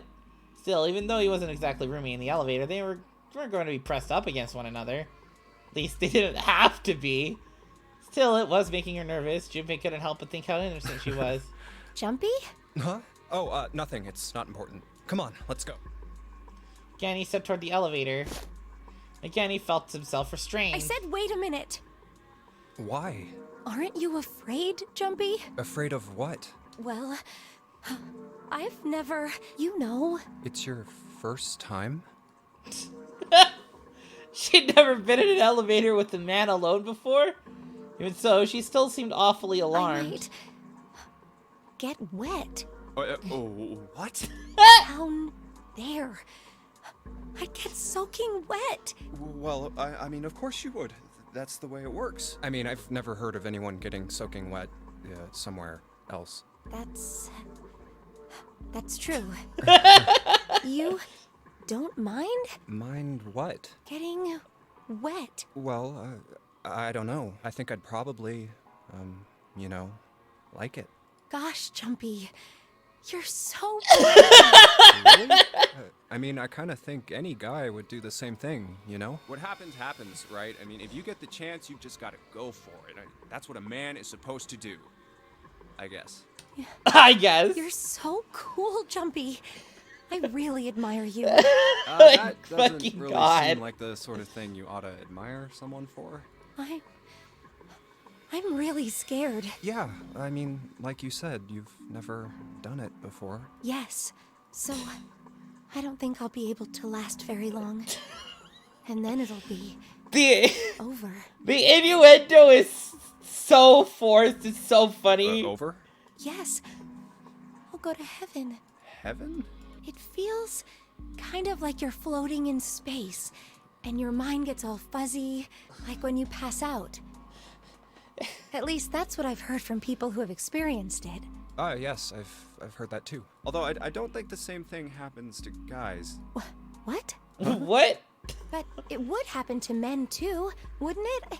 It would happen to anyone. Once it gets into your body, the same thing happens to everyone. Well, I mean, usually it doesn't go inside the man. I mean, generally. Yes, it does. Well, eventually it will. It's not like you really have a choice. Your body will force you to swallow some of it. Eventually. What are you trying to do to me? Nothing. I'm not going to do anything to you. I'm just saying that that's what happens. It's a psychological reaction to what you're experiencing. Oh, is that so? Like, when they're talking about two different things entirely. It's only natural? Is that what's natural for living beings? Perhaps he'd been mistaken all these years. Had he misunderstood life so gravely? The thought terrified him. Jun seemed to be entirely oblivious to Junpei's mounting confusion and terror. I know most men probably have larger lungs, but even then, I don't think you could hold your breath for 20 or even 10 minutes. Eventually, you'd have to breathe, and then the water would get into your lungs. Once that happens, your body won't be able to get oxygen anymore, and you'll start to feel that floaty feeling as you pass out. Oh.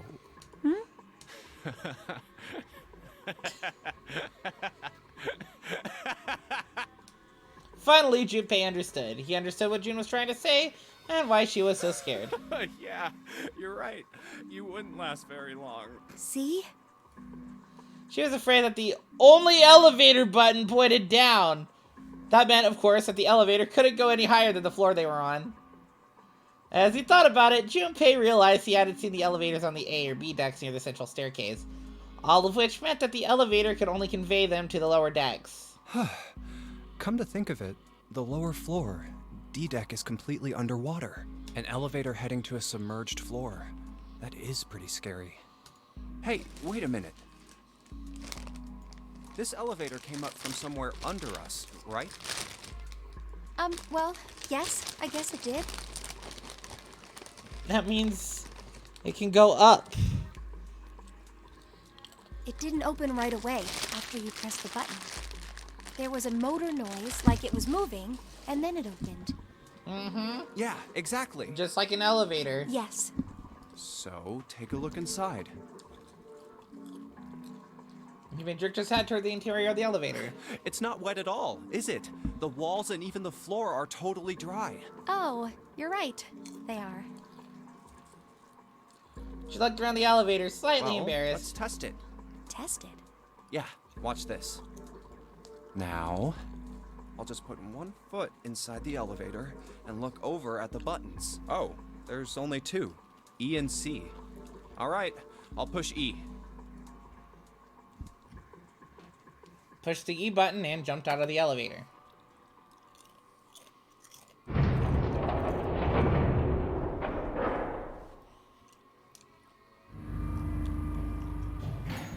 I think I can hear it opening on E deck. Okay, that's done. Now I'll just press the button again. Moments later, the elevator returned.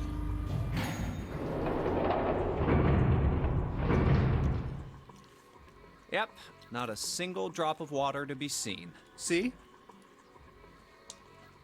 Junpei couldn't resist puffing at his chest just a little bit. June, however, still looked confused. What does that mean? How can E deck be safe if the D deck is full of water? Well, here's what I think. The elevator shaft and E deck must be watertight and separated from wherever the ship's been punctured. Here, let me show you. Pulled out his notebook and pen and sketched out a rough illustration. I see. So is that why the ship hasn't sunk? The shape of the inside keeps it all from filling with water? Yeah, I think that's what's going on. Junpei continued talking as he closed the notebook and slipped it back into his So pocket. I'm gonna go down and check it out. You stay here, all right? But... Come on, just do it, all right? He gave June's shoulder a reassuring squeeze and hopped onto the elevator. Pushed the E button and the door began to close. June looked worried, her eyes darting back and forth as if she was trying to make a decision, when suddenly... I'm coming with you! Huh? Last possible moment, June dashed forward, turning sideways just in time to slip through the gap between the closing doors. Wait! Junpei jammed his finger against the open button, but it was too late.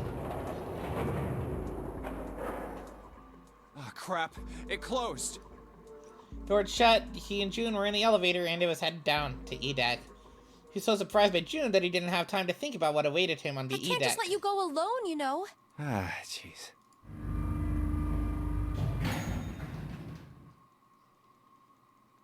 The elevator stopped and the door slid open. He tentatively stepped out and looked around. Looks normal. No fish going about their fishy business, or jellyfish floating lazily through the water. There was, however, a blowfish. Or at least something that looked very much like one.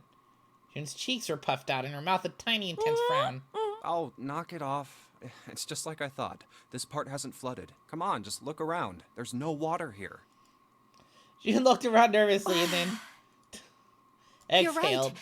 It's not flooded at all. See? But there's a whole lot of water.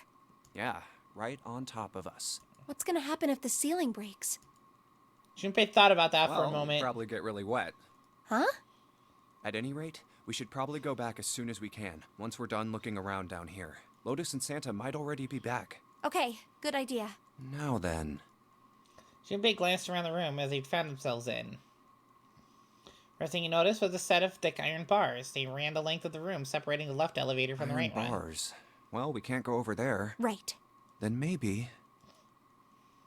In the corner of the room that housed the elevators, Junpei found an opening. Walked up to it and stuck his head around the corner. It looks like there's a long straight hallway down this way. Something's written on the door at the end.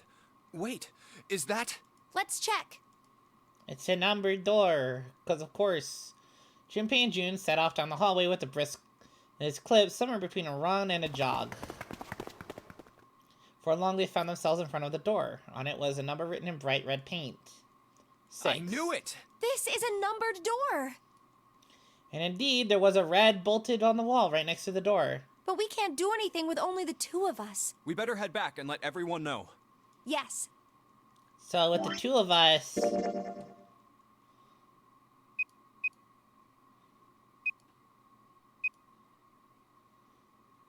and have a route 2... So we just need to... So we would need to bring... Clover. Junpei and June turned and headed back to C-Deck. Wait, what's this? On the way back, Junpei noticed a map on the wall. Is this the map for E-Deck? I should take it with me.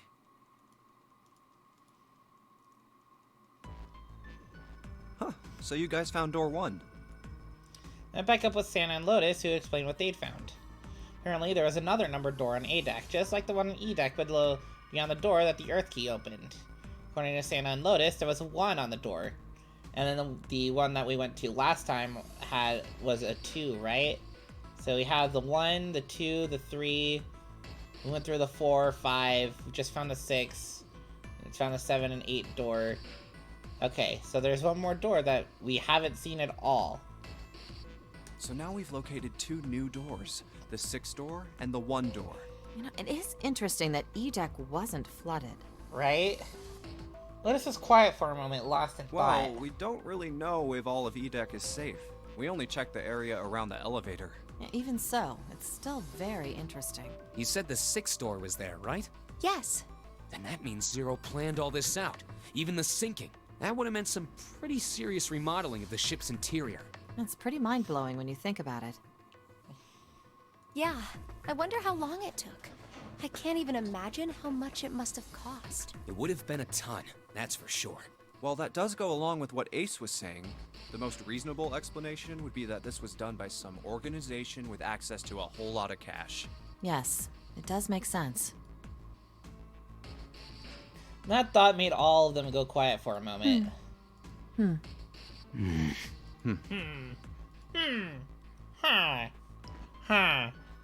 June bit her lip while Lotus sighed softly to herself. Santa cracked a stiff neck and stared off in the distance at nothing. Yeah? I don't think it's a very good idea to stay here. June looked up at Junpei with large, pleading eyes. You're right. Ace and his team might be back already. Well, Junpei and I should be able to open door 1. Huh? You guys leaving me behind? 8 plus 6 plus 5 equals 19. 1 plus 9 equals 10, and 1 plus 0 equals 1. Just kidding. All right, let's go. Lotus's words were the impetus they needed. Back to the large hospital room they went.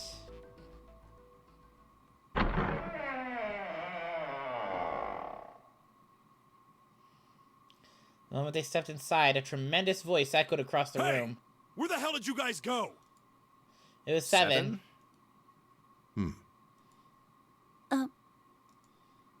Ace was right behind them, and Clover was behind Ace, although she seemed to be hanging back. What's wrong? Looked as though there was something strange about them. 7 had the look of a man who'd seen a ghost, and Ace was just as pale. Clover looked as though she was only moments from passing out entirely. For a long moment, they simply stood there, looking at one another. Junpei looked around nervously, waiting for someone else to speak, and no one did. He looked at 7. What happened? What the hell kind of question is that? 7 was trying very hard to be angry, but something had shaken him hard. His shoulders were trembling and his voice was strange. Snake is... 7 couldn't finish. He just looked away, his face twisted by... well, Junpei wasn't sure what. Instead, Ace spoke. He took a deep breath, closed his eyes, and spoke. Snake is... dead. He died, just as the 9th man did. Boom, boom, boom. We already knew this. It was as if all the air had suddenly been sucked out of the room. Junpei felt his heartbeat quicken. and he realized he was having trouble breathing. He could feel cold sweat beating on his forehead and neck. June, Santa, and Lotus looked the way he felt. All three were frozen in place, their faces white. Oh my god, that's not true, is it? We should make sure. Yeah, right. We should. He nodded to one another and headed for the number 3 door. Wait! Not that way! What? Stopped short and turned to look at 7. He was pointing at the door with no number. I stuck a screwdriver in there to keep the door from closing all the way. It's not locked, so you can go in that way. Where is he? The shower room. The left side of the hallway. I put a broom in there too to keep the door open. That means we can get in without going through the numbered door, right? Yeah. Then let's go. The new destination clear, Junpei and his companions headed to the door with no number. Once in the hallway, it was easy to spot the metal door on the left wall. When we passed here before. And now, just as 7 had said, there was a broom stuck between the door and the frame, keeping it open. Let's keep going. They looked at it for a moment, then stepped inside. Oh, it smells horrible. Lotus wrinkled her nose and covered her mouth in disgust. Even Santa pinched his nose shut. Yeah, this is pretty awful. I feel like I'm gonna puke. It was just as bad as they said, perhaps worse. Hideous smell filled the air so thick they could almost taste it. It was sour and smelled of fish, feces, and burnt meat. It worked its way through Junpei's nose and down his throat and pound against the entrance to his stomach. He put his hands over his mouth and struggled to keep what little was in his stomach where it belonged. Where is he? Where's Snake? They didn't have to wonder where the body was. There was blood everywhere, a few arms of the splatter reaching toward them as they walked through the door. All one had to do was follow the many radial arms to their source. The body itself was hidden behind a divider. June, you should stay here. But... Please, just do me a favor, okay? Alright? He didn't give her a chance to say no. He put his hand on her shoulder as to shove her to the ground like a tent pole, turned and walked toward the end of the divider. I'm going in. Felt like it took an eternity for him to get there. Santa and Lotus followed, timid and nervous as a pair of children. Eventually, they reached the divider. They looked at one another and nodded slowly. Junpei put his hands on the divider and peered around the corner. For a moment, he forgot to breathe. He felt his heart collapse into his chest like an empty cigarette carton, and time froze. He knew in that instance that he would take the image before him to the grave. What was left in the body sat in a sea of blood. Chunks of flesh torn from the body sat in blood like the tiny islands in a great Red Sea. A vast, ragged hole had been torn from the torso, and what remained of his intestines spilled out of it like fresh spaghetti. Smaller chunks of meat had splattered against the wall and become stuck there as they dried. Globules of yellowish fat had left trails like tiny slugs as gravity pulled them down the wall as they dried to it. Why did they have to, like, grotesquely describe this? They could have just said, oh yeah, his body was blown up. No, they gotta go all the way in. They gotta go for the whole, like, shock gross factor. Jesus Christ. Just like Ace said. Santa's voice was strained, and Junpei suspected he was holding down some vomit of his Just like own. the ninth man. The detonator in his bracelet set off the bomb in his gut. It looked as though the explosion had been quite powerful. The bone is coming out of his left arm. It's definitely an open fracture. His legs were both bent in an odd, unnatural way, and his arm had split open, exposing the painfully white bone of his ulna. His bracelet lay next to him. It seemed to have hit the wall hard enough to have shattered the display, which lay on the ground in pieces. Oh, the face. It's horrible. Yeah, you can't even tell who it is. Half of his head had simply collapsed. The blood coating almost made it look like raw pizza dough covered in tomato sauce. His clothes, too, were covered in blood. The burgundy tie, the white shirt, the jacket with the yellow piping, and the gray slacks. But the clothes are... They were all familiar to Junpei. No mistake about it. It's Snake. Lotus's voice was unnaturally deep and strained, and Junpei heard it catch in her throat.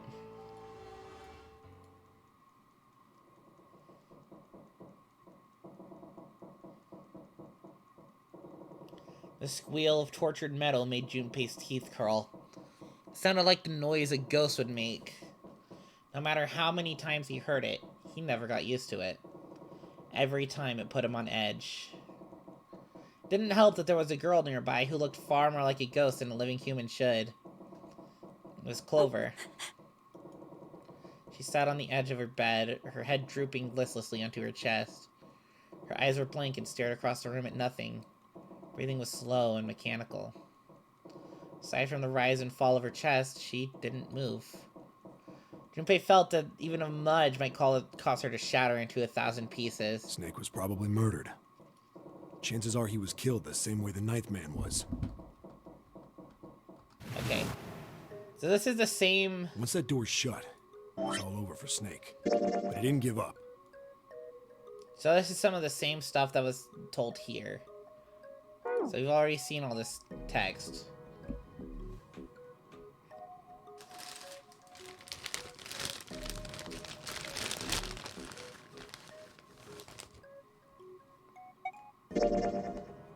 Of course he was. It was obvious. But I don't... Zero was somewhere on the ship, but Junpei had no idea where. He mumbled to himself, Where lost could in Zero thought. be hiding? Suddenly, everyone went very quiet. The silence was cold and clammy, and Junpei could feel crawling across his back and around his throat. Okay.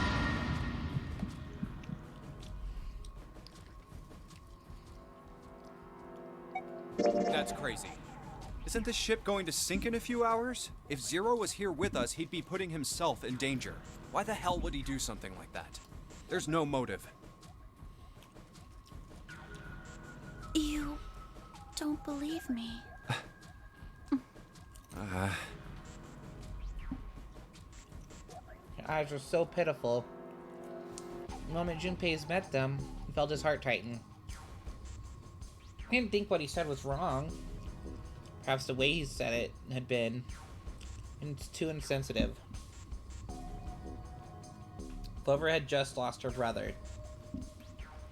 His death would have been bad enough, but she'd also seen the blasted wreck of his body. Junpei barely knew him, and the sight had been enough to make him sick. Clover had felt... He couldn't begin to imagine.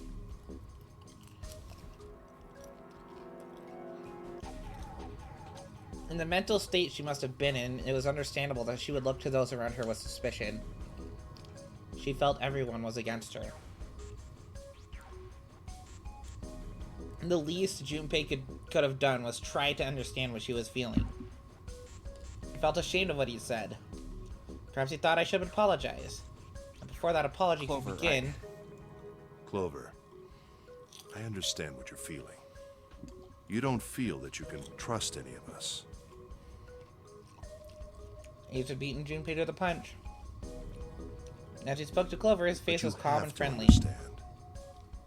The more we distrust one another, the further we fall into our true foe's trap. Zero was the one who did those horrible things to your brother. Do you want to let yourself be manipulated by someone who would do such a horrible thing? Clover didn't answer. She didn't even look at Ace.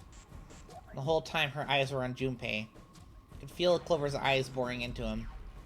Or the color of a deep winter lake. Junpei saw no suspicion in them, only sadness. Then, in that horrible silence, heard a bell begin to ring. There's a clock at the central staircase. It's 3 in the morning. That means we have 3 hours left. Then we need to move now. 7. Clover, I know how you feel, but you do understand that right now it's important we trust one another, don't you? 7 and Clover remained silent. Their eyes were looking at something somewhere else. We must go. Very far we have away. very little time left. Ace's words put their feet to moving.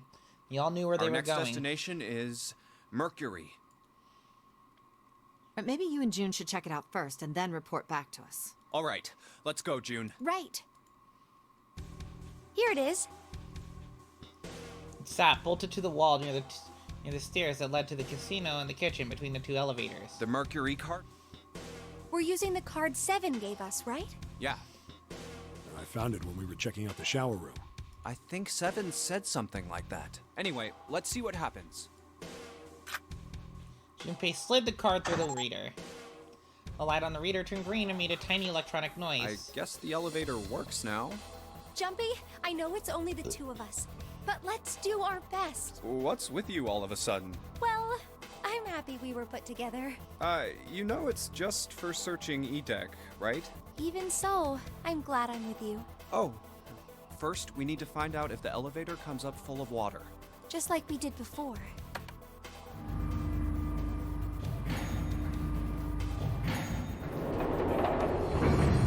Open the doors.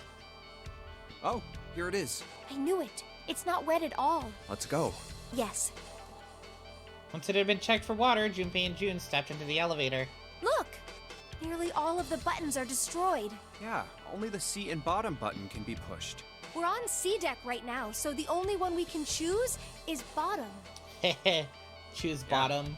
Well, let's try it out. Junpei hit the bottom button.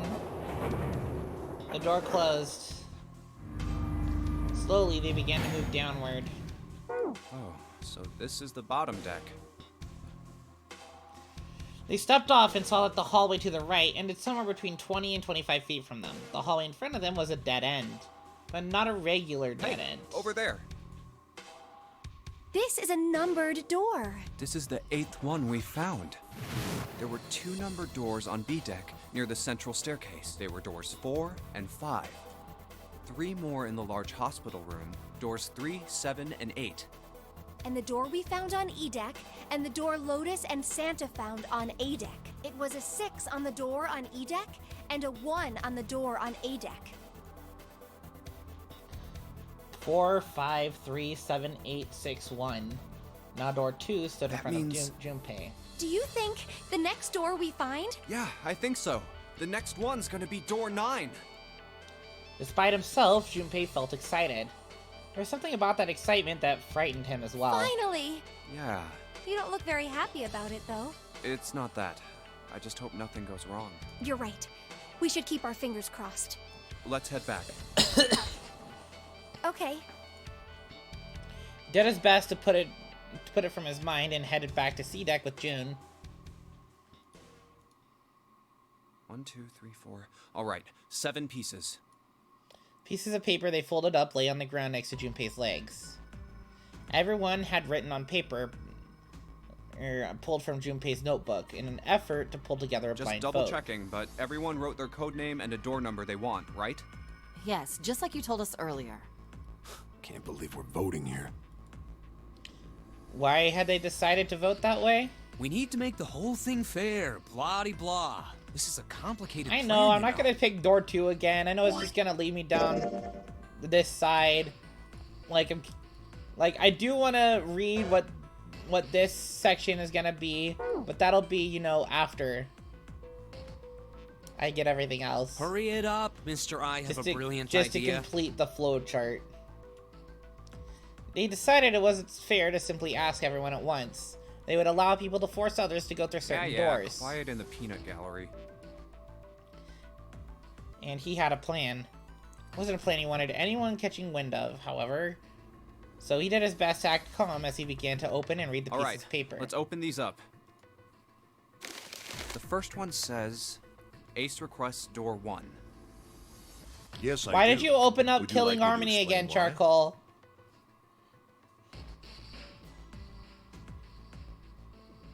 No, we don't have time for that.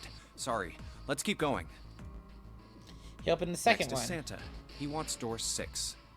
Yeah, that's what I wrote. Alright. So you have 1 at 1 and 3 at 6. Continue with the 3rd, 4th, and 5th pieces of Clover paper. wants 1, Lotus wants 2, and 7 also wants 2. Ha! Ha! No. Wait a minute. There is no way I'm going anywhere with the Elephant Man. No, there'd be no point to the voting if we let people change their choices because of stuff like that. But Just give it up, Lotus. It's not like I want to hang out with some exhibitionist grandma. Jesus Christ. I'm not an exhibitionist. I'm wearing clothes. I'm not an exhibitionist. I'm wearing clothes. Barely. So, last I checked, that's not a crime. Maybe. But what about common decency? Nobody wants to have to look at a chick who looks like a half-naked raisin. Jesus I'm Christ. gonna kill you! Lotus's hair flared out like the mane of an angry lion. And Oh, not the good. voice that shook the walls. Let go! Let go of me! I'm killing him! With some difficulty, Ace managed to restrain her. Junpei, read the rest. Right. Junpei tore his eyes away and looked down at the 6 piece of paper. She June opened wants it. door 6. Yes, I don't really have a reason. I just felt like it. All the papers, save Junpei's, have been read. He did some quick calculations in his head. So this was everyone's vote. Ace and Clover requested door 1. So that would be that at 5. So they would need 6 to be there. So if Ace and Clover want that, the dual root is 5. Add Junpei, the dual root is 1.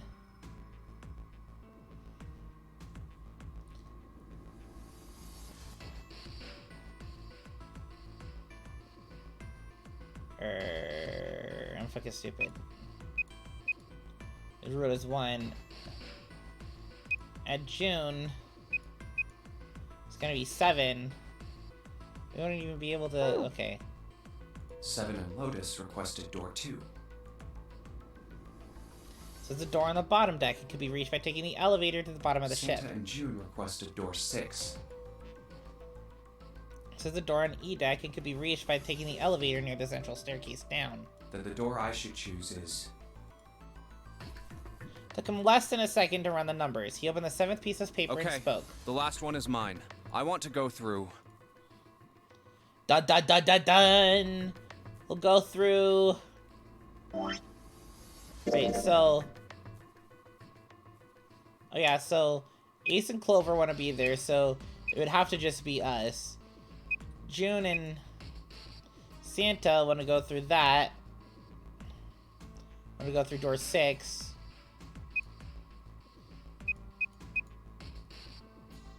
So we'd have to take Ace. So we're getting Ace no matter what. I want to go through door 1.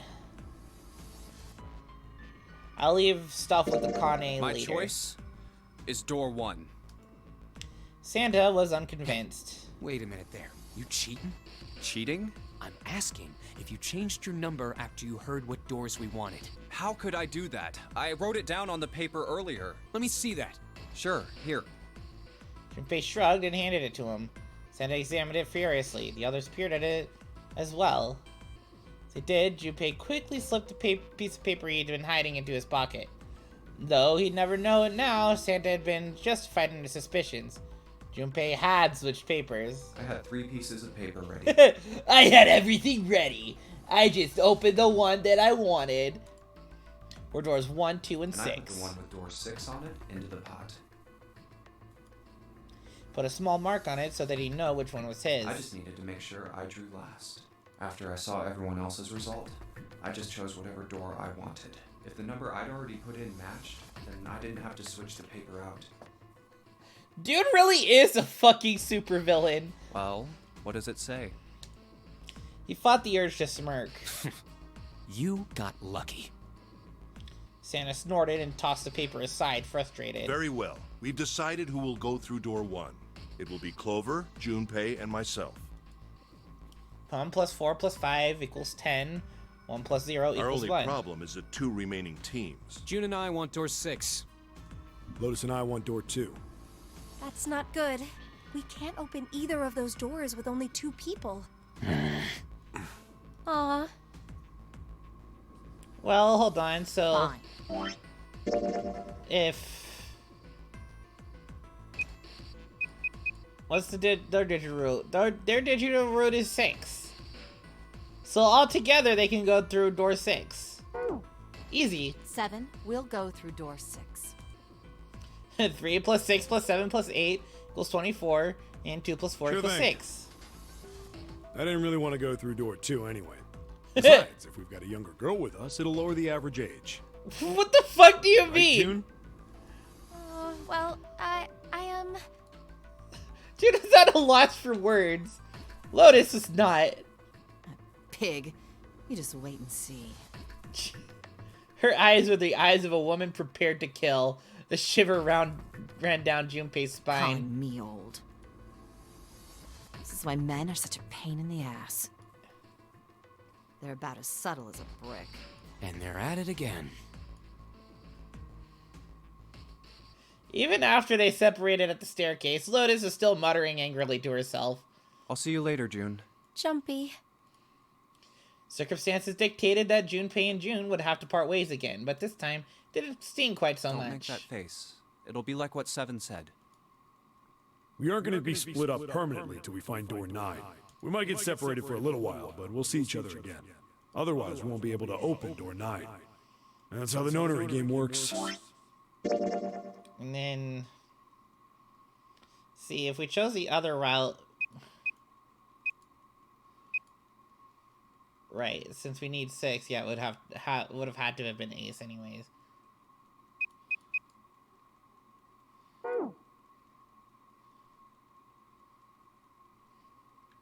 Or them. Hold on.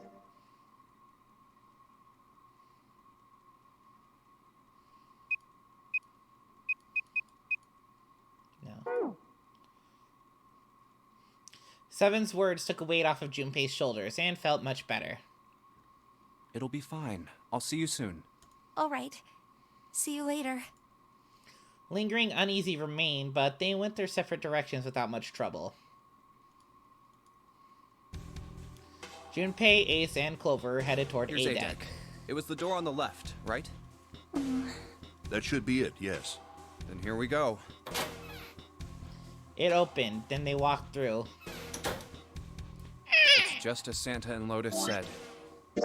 So, okay, we're going down the left side. So door 6 is the middle. At the end of the hallway sat a door with a large red 1 A upon numbered it. door. To the left of it, bolted to the wall, was There's the red. the red. I'll go first. Ace went first and waved his wrist over the scanner panel. Now the two of you, if you would. Junpei was next. Finally, listlessly, Clover lifted her arm. She leaned toward the scanner panel. The third asterisk clicked to life, shining brightly. Ace took hold of the Now. lever. Took a deep breath and turned to Junpei and Clover. Are you ready? Shall I pull it? Yeah, anytime. Clover said nothing. She nodded, a little more than a lethargic twitch of the head. Very well then. Let's go. 3, 2, 1.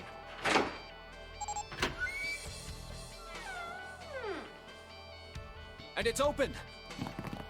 Move it! They stumbled into the room. Where is it? Frantically, Junpei scanned the room. His eyes stopped on the device that would determine whether they lived or died. There it is! Over there! Next to the door they'd come through was the dead. As one, they ran to it. They put their hands over it as they were fighting for it.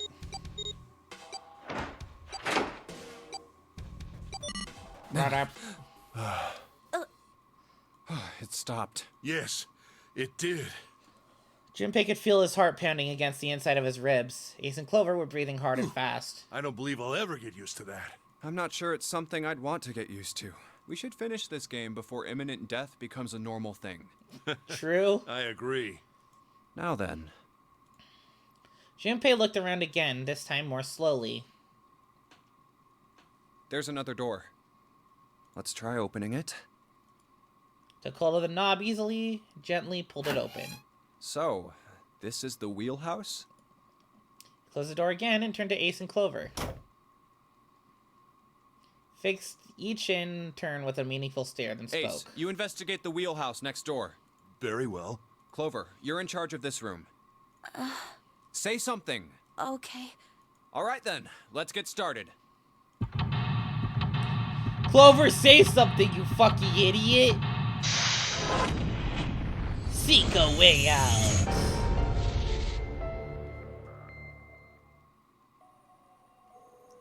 Chart room.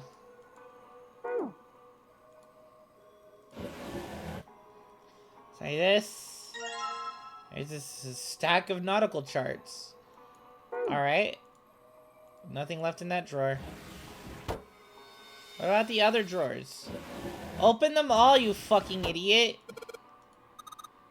A chair. A chair. Clover isn't talking much. Well, I guess that's understandable. I mean, she's been through a lot. Really, it's more surprising she's still together than enough to talk at all.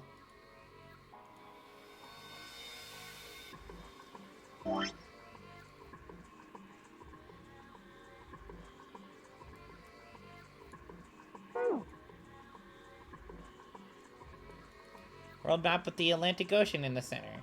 A number of red pins in several locations. What do these red pins mean?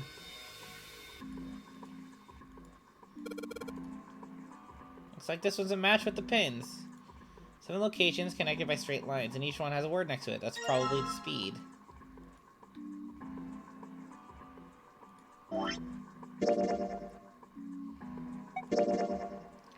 Nautical table found in the chart room. It shows directions of southwest,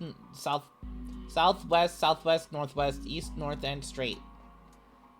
There is a word next to each point on the map. Full, half, slow, full, half, dead, stop.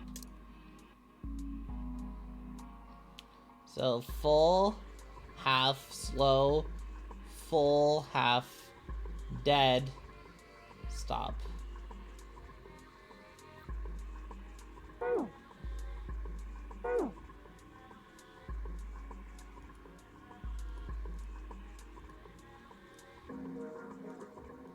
It's a wooden box. Maybe a case for letters? Hey, Clover, you ever write letters? Nothing. Stopwatch. Or just a pocket watch.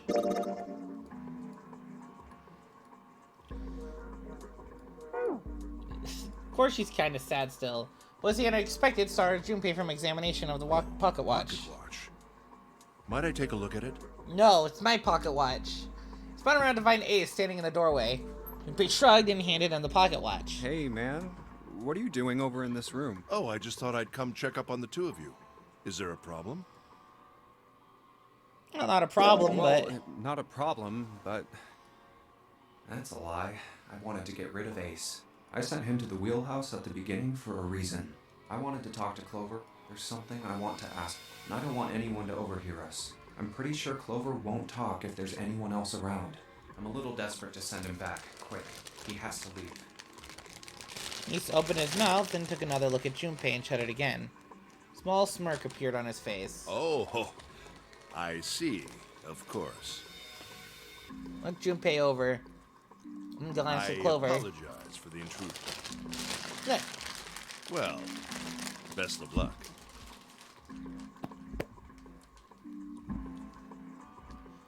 Ace gave Junpei a knowing pat on the shoulder and left.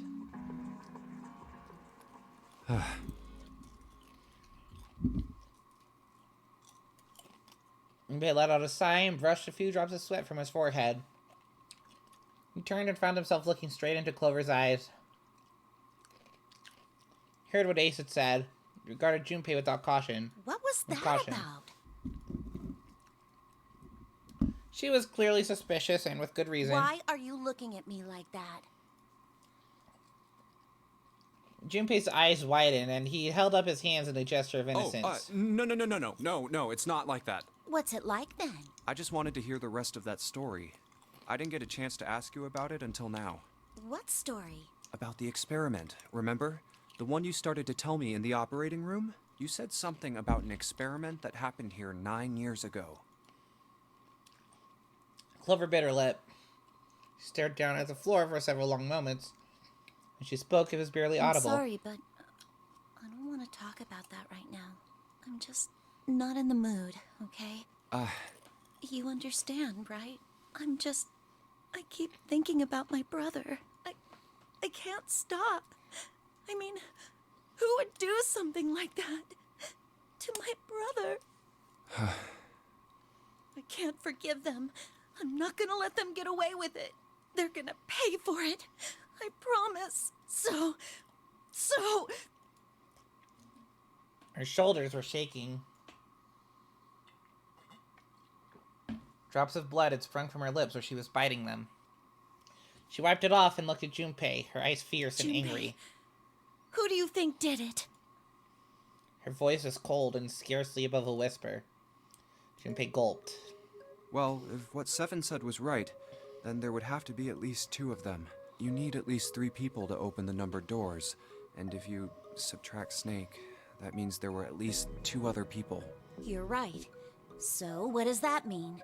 Well, if we just look at the bracelet numbers, we should be able to figure it out. Who could have opened door 3 with Snake? Well, really, who and who, or who and who? You mean it could have been 4 people? Well, technically, it's possible.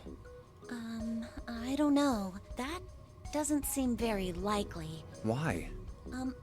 I'll tell you later.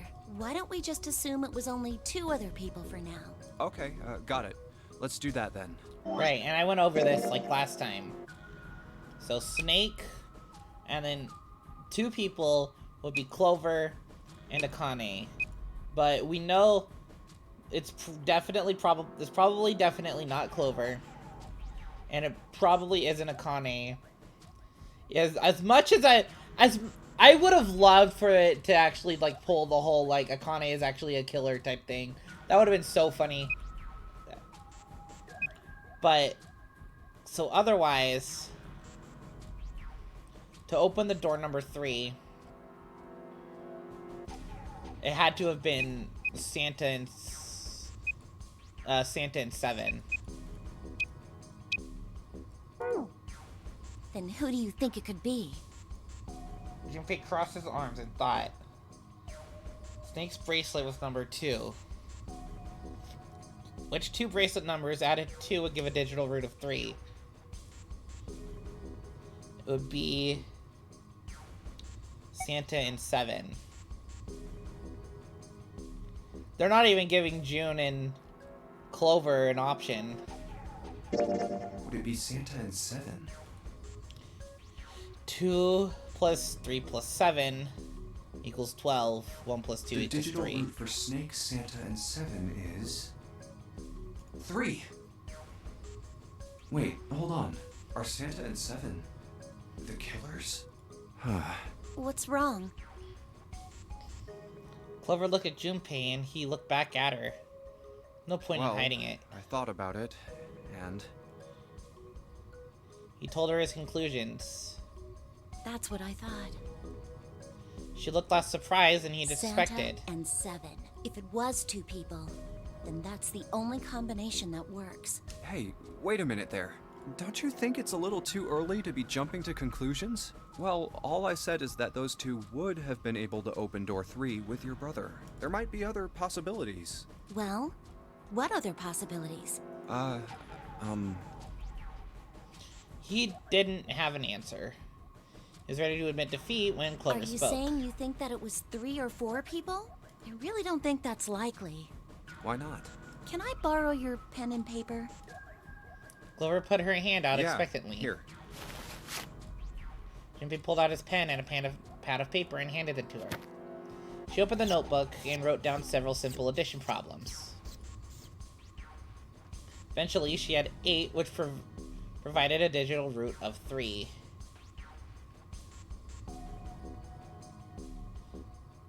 2 plus 1 plus 3 plus 6 equals 12. So it would be Ace, Santa, and June. 2 plus 1 plus 4 plus 5 equals 12. So Clover and Junpei, which we know would not be it.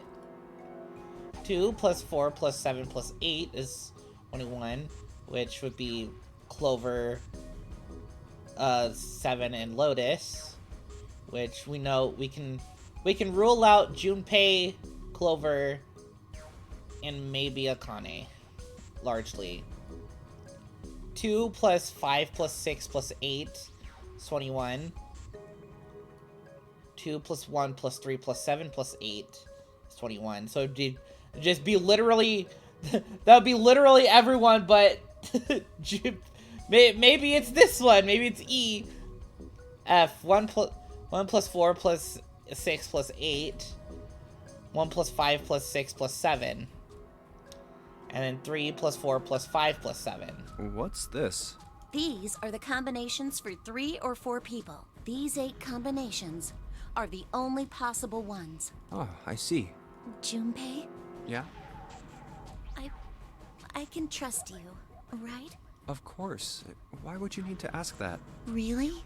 Yeah, So then I should get rid of B, D, G, and H, right? of course. Just cross them out. And you should take off yours too. The ones with 4. So, what does that leave? That leaves... A and E. That leaves Ace, Santa, and June, or Ace, Santa, Seven, and Lotus. Wait, it can't be A. Why? Because June's in that one. There's no way in hell she'd do something like that. Are you sure about that? Are you sure? I'd bet my life on it. Okay then. I can Okay. cross off A too, right? Yeah, Well, what have we got left? E. 1 plus 3 plus 7 plus Do 8. you know what this means? Everyone besides me, you, and June would be working together. Do you think that's likely? Probably not. If there were 4 people working together, they wouldn't be very cautious. I don't think they'd try that hard to hide what they were doing if they outnumbered us. Well, you do have a point. Yeah. And besides, if Ace and Seven are working together, they could have easily gotten rid of me when I went to the shower room with them. But they didn't. They didn't even try anything. If they were killers, why wouldn't they? Her voice was calm, but Junpei only had to look her in the eye to know it was a forced calm. There were tears forming at the corner of her eyes, and she was blinking furiously to keep them back. Perhaps by attempting an objective analysis of who might have killed her brother, she had been able to distance herself from the harsh reality of his death. The more she struggled to act unconcerned, the more Junpei felt his heart tighten. Oh, I see. Anyway, I understand now. It seems pretty unlikely that it was as many as 3 or 4 people. Yeah, Then that means there's a good chance it was Santa and Seven. that's how it looks. But why would they do it? There was a moment of silence. Motive. He laid his hand gently on her shoulder. He was close. So close. To the answer. He chose the worst possible moment to return. He raised a knowing eyebrow and Have then I spoke. interrupted something? What is it? There was something I wanted to speak with you about, Junpei. Could you come with me for a moment? He turned on his heel and walked back toward the wheelhouse. Go ahead. Okay. Junpei looked over at Clover. He gave her a short nod. Hoped that she would be willing to talk to him again later, and followed Ace. What did you want to talk about? Ace looked at Junpei and smiled, perhaps more of a smirk There than was a something I smile. wanted to check. Yeah? What's that? If you'll excuse me. No warning, Ace slipped his hand into the pocket of Junpei's Hey, vest. what the hell are you doing? I'm just checking. No, stop! Reached for Ace's arm. It was already too late. uh, The older man's hand were the pieces of paper Junpei had balled up and hid in his Just as I bucket. thought. What exactly are these pieces of paper hiding in your pocket? You switched them, didn't you, when we voted? Well, I can't say that I care. I managed to get through the numbered door I wanted, despite your mischief. Then why did you... Oh, simple curiosity. I hope you won't think ill of me for it. He smiled to give Junpei a friendly pat on the shoulder, and then turned on his heel and left. Bye? It was a small defeat, but it was a defeat. Junpei had lost the upper hand, and he knew it. He could feel his stomach begin to tense. Damn. Bro, Ace is like a detective or something. He's gotta be. Like an actual, like, detective or something like that. Compass. It appears to be broken, however. See, the glass cover has been smashed to pieces. The helm, well, steering wheel might be a more appropriate term. This isn't good. So many drawers, but nothing inside of them. A desk. Anything in the drawers? Nope. There's another room on the other side of the window. Heck. It's like this is some sort of lock. It's got a weird shape indentation on it. Huh? The shape? Maybe. Does look like the pocket watch would fit here. Nothing. Imagine the pocket watch is intended to go in there. However, we may need to do something with the watch first. Put it at a specific time.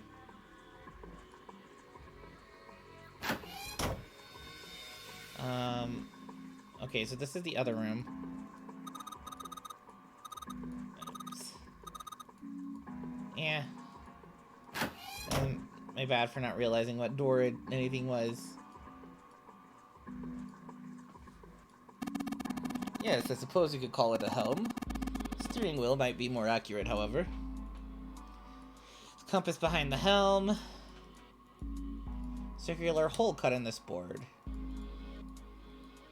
Metal plate bolted over the window. Oh, okay. An engine order telegraph. They use this on old ships to adjust the speed of the ship. Like the gear shift in a car? Well, it's a little different. This device doesn't connect directly to the engine. In short, it's a transmitter. The navigation officer uses it to set the speed of the ship, and it sends a signal to the engine. There's a handle on top of it, which can be moved back and forth. Hold on. Huh? No handle. Oh, you're right, there isn't. It's as though it was deliberately removed.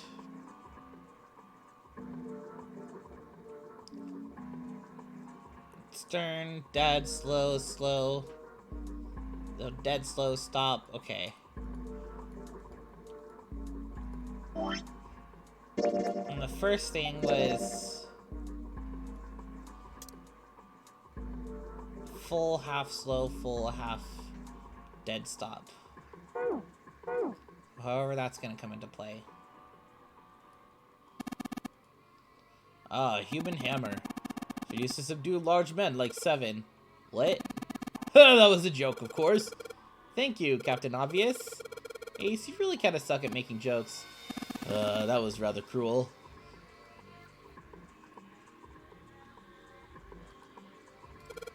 What is this? Some kind of display?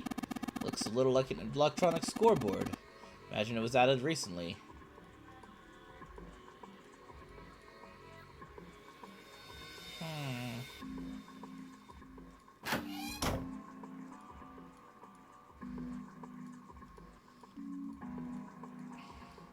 Shelves are lined with books. Something written on it. Ship's log. Material has been added to the file screen. Really like using this file screen, huh? The ship's log found in the chart room. The following was written on the last page. We'll leave soon for a new journey across the sea. After leaving port, we headed south and west. We turned southwest to steer around the continent and then proceeded northwest. We made port, then changed our heading east for a time. We are now heading due north. Soon we will dock in the United Kingdom, the homeland of this vessel.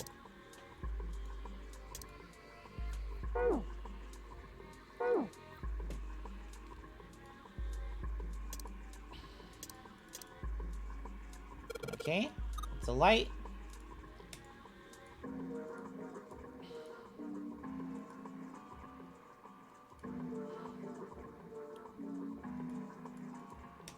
Kind of like a wilted flower.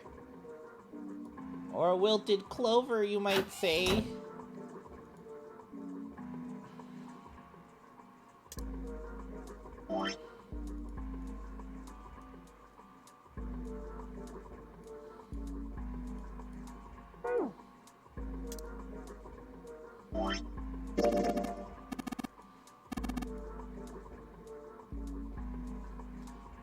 Five minutes, 39 seconds past 10 o'clock. Turning the knob does nothing. So you could move the hands, however. You physically move the hands?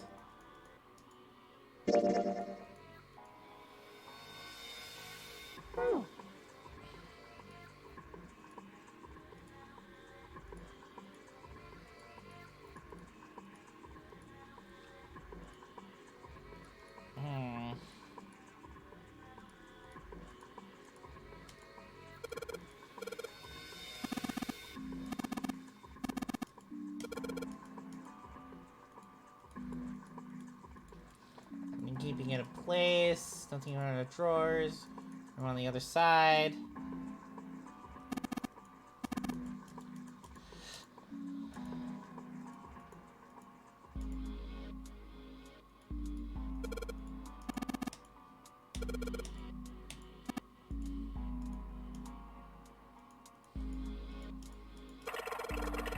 Oh, this one moves. There's something else as well. Compass also moves.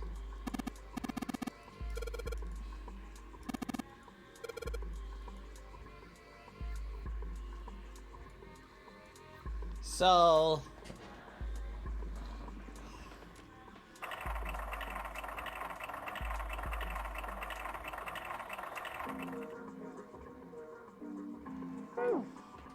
So what was it? It was...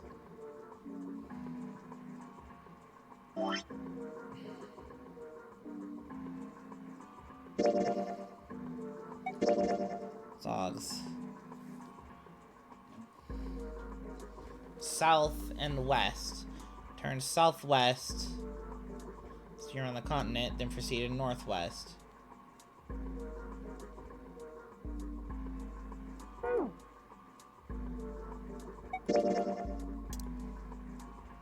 South, west, southwest, northwest, east, north. Okay.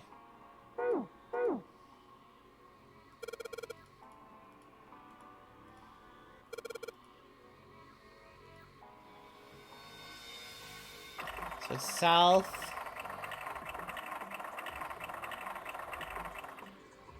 west, southwest. No.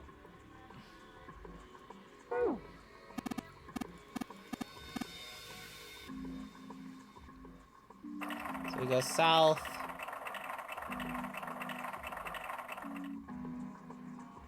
west, southwest, northwest, and then east, and then north. What the? Handle came off. Stooping so low, are you, Zero? Handle.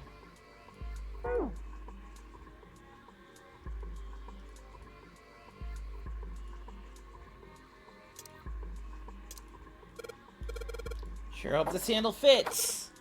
Yeah, it fits. Excellent. Should allow us to operate the engine order telegraph. Let's give it a shot.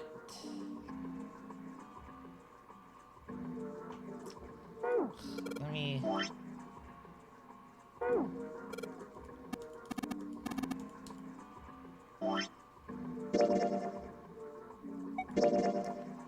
Full, half slow, full, half dead stop. So full, half slow, full, half dead stop.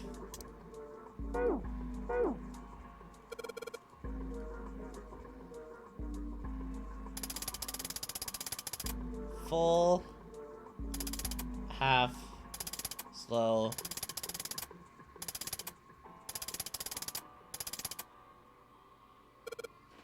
Huh? That's weird. I thought I put it in the right speed. Mess up? I'm up on the back wall of the wheelhouse. Let's check it out.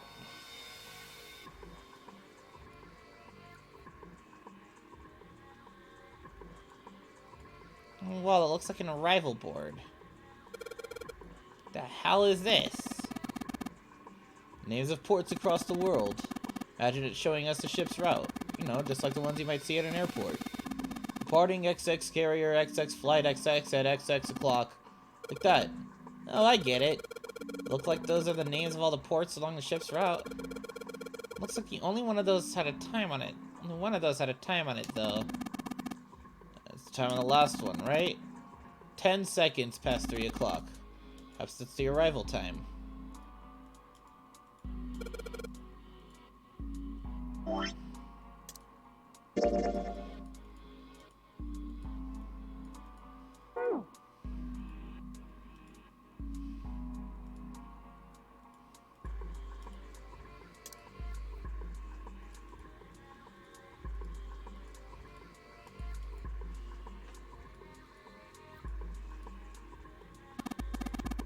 Perhaps. Well, what's he doing? Excuse me, Junpei. Just took my pocket watch. Hey, what the hell are you doing? Just trust me. Should be fine now. Well, thanks for giving me the pocket watch back, but you don't need to look so smug about it. Sweetie. Oh, he moved the hands. 10 seconds past 3 o'clock. Oh, so you changed it to match the final arrival time. You know what to do next, right? Give it a shot.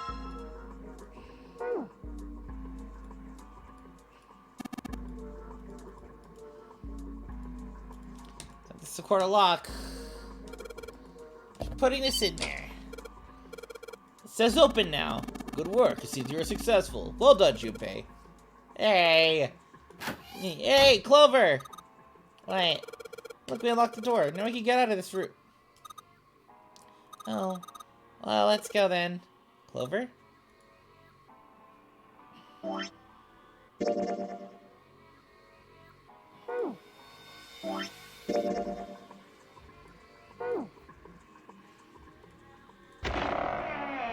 Open the door and leave.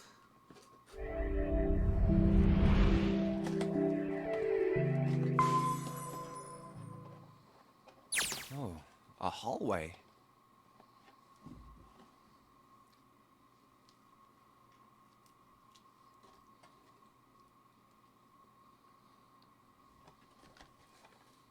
It's far too narrow to be called one. Found themselves in a small space outside the wheelhouse. This seems to be the only route. Yeah, let's go. Junpei pushed it open and stepped into the room beyond. Wow. Full of all manner of turn-of-the-century electronic equipment. Well, these machines are weird. I've never seen any of them before. Huh? Wait, this one is...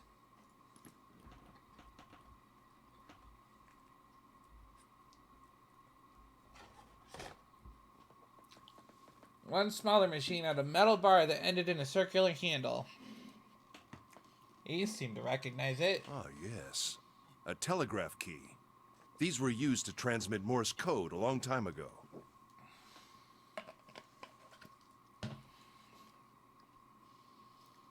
You turn and slowly This must be the communication office.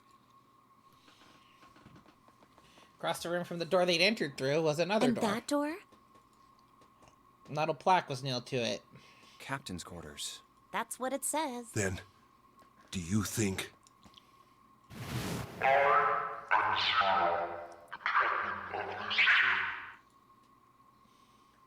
He swallowed. Junpei could feel his hands begin to sweat. Only Cloverfield seemed unaffected. We won't know if we don't open it.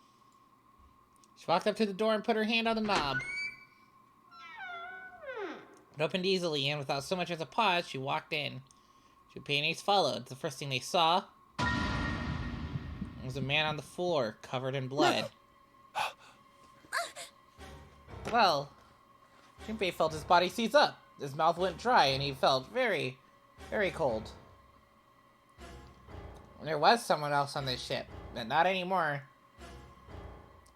Because he's dead.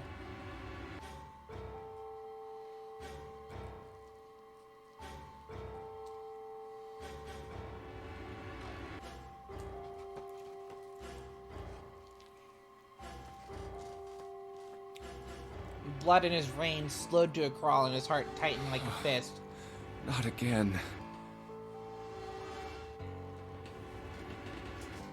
This was the third time he'd seen the horror of death laid out before him. He didn't think it was something he could stand to see much more of.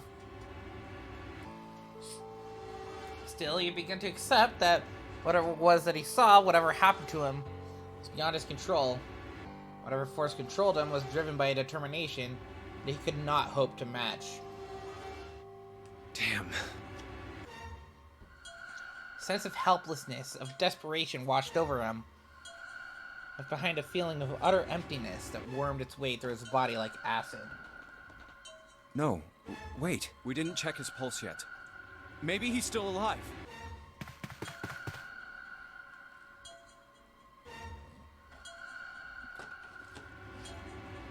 Fueled by that spark of hope, Junpei ran to the man's body, and his heart fell. Touched his hand to his neck. His pupils had dilated, and he wasn't breathing. He's dead. Damn. If only we knew how it happened. He's got a wristband.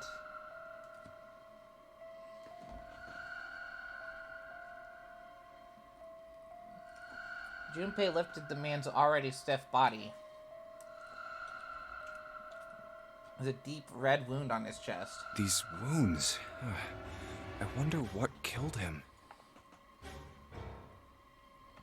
Junpei didn't have to wonder long. It must have been this. Lying next to the corpse was an axe. The entire blade of it was drenched in a bright red blood.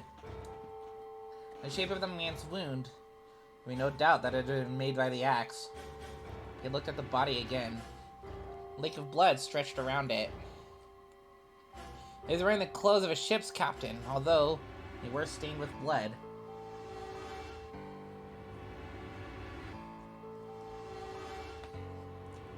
These clothes. A captain. Does that mean this guy was Zero? His left hand was the bracelet.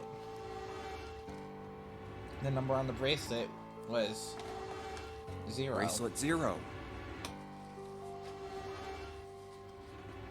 It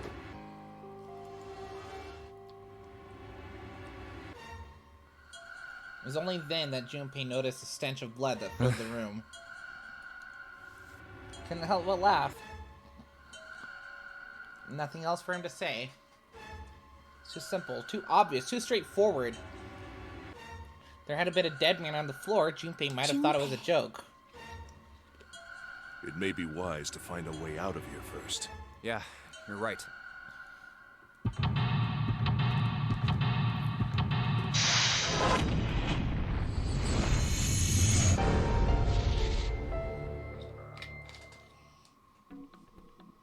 So, the captain was actually wearing clothes that were similar to Snake's, right?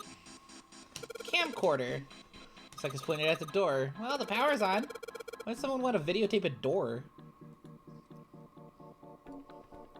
Number pad, a plaque on the door, doesn't say anything.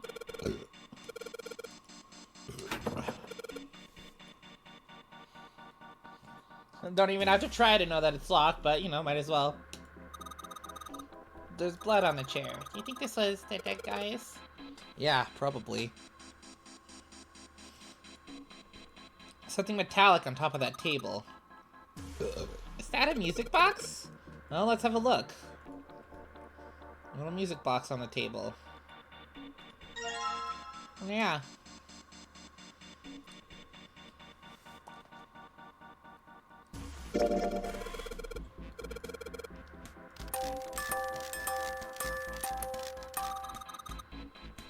It sound like that. Is it broken? It's on the cylinder is shaped all weird.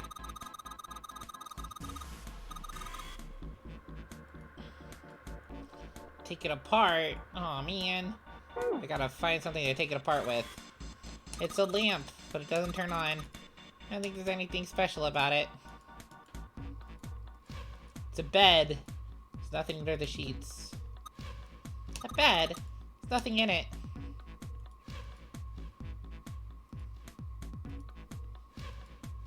This one shows a central staircase on C deck.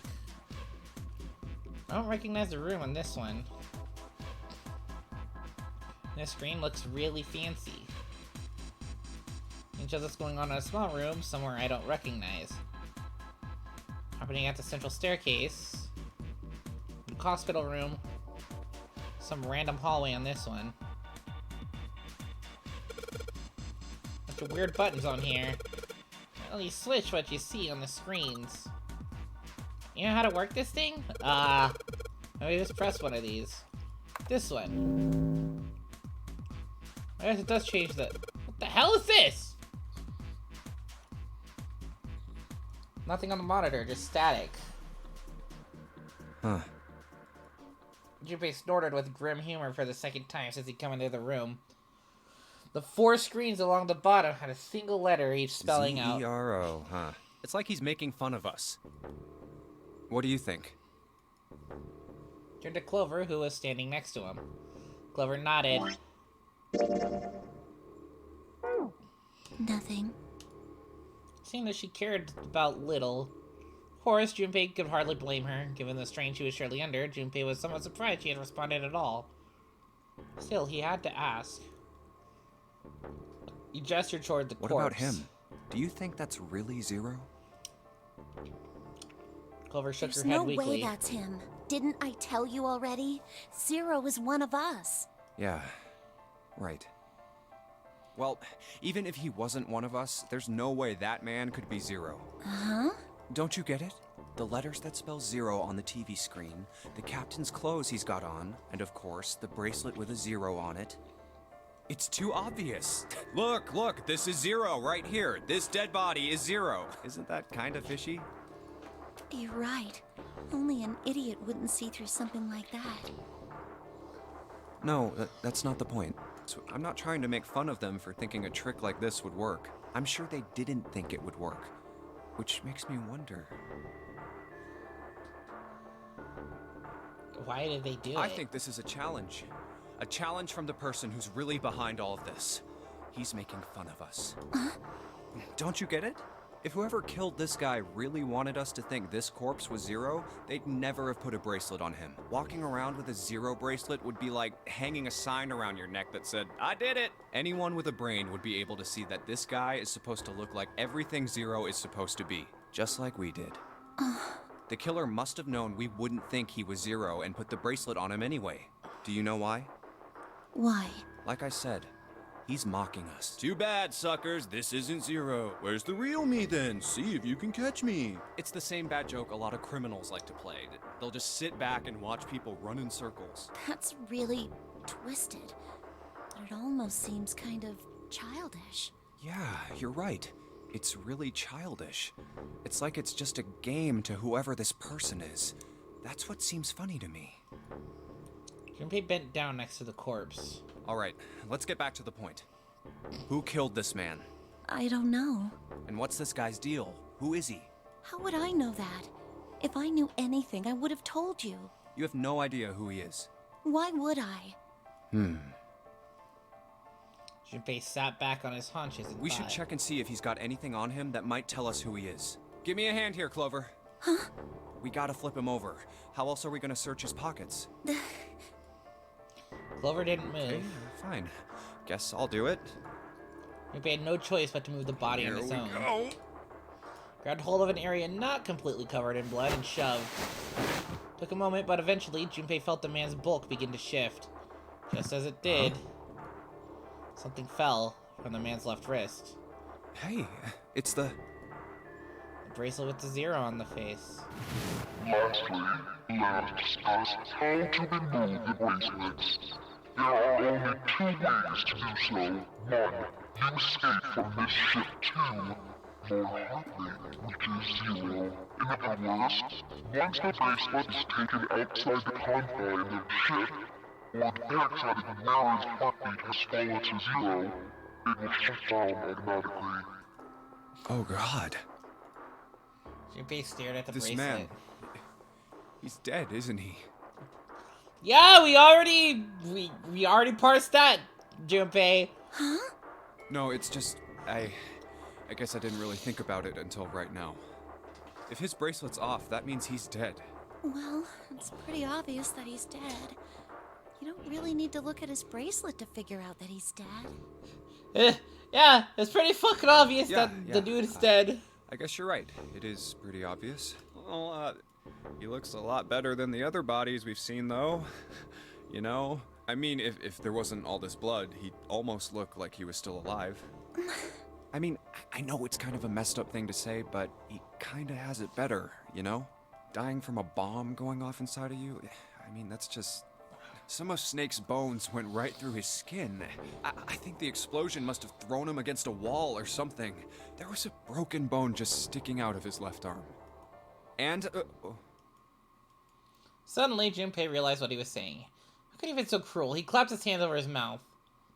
It was already too late. He turned to look at Clover. She was glaring at him furiously. What did you just say? Her words sounded cold. He knew an apology could hardly atone for what he'd done, but he tried anyway. Man. I am so sorry. I shouldn't have said that. I really don't know what I was thinking. I mean... No, that's not what I'm talking about. What did you say about his arm? Arm? Yes, his left arm. You said it, didn't you? Well, yeah. I mean, didn't you see it too? Of course not. I could barely look at him. There's no way I was gonna see the details. That's fair. Clover took a quick, deep breath. Are you sure it was his left arm? Junpei thought back. Yeah, I'm pretty sure it was. And he had a broken bone, right? What the hell are you getting at here? Just shut up and answer me! She shoved her face closer to his. He could see the fire in her eyes. Junpei winced and swallowed. Yeah, he did. It was pretty bad, too. The bone was sticking out of the arm.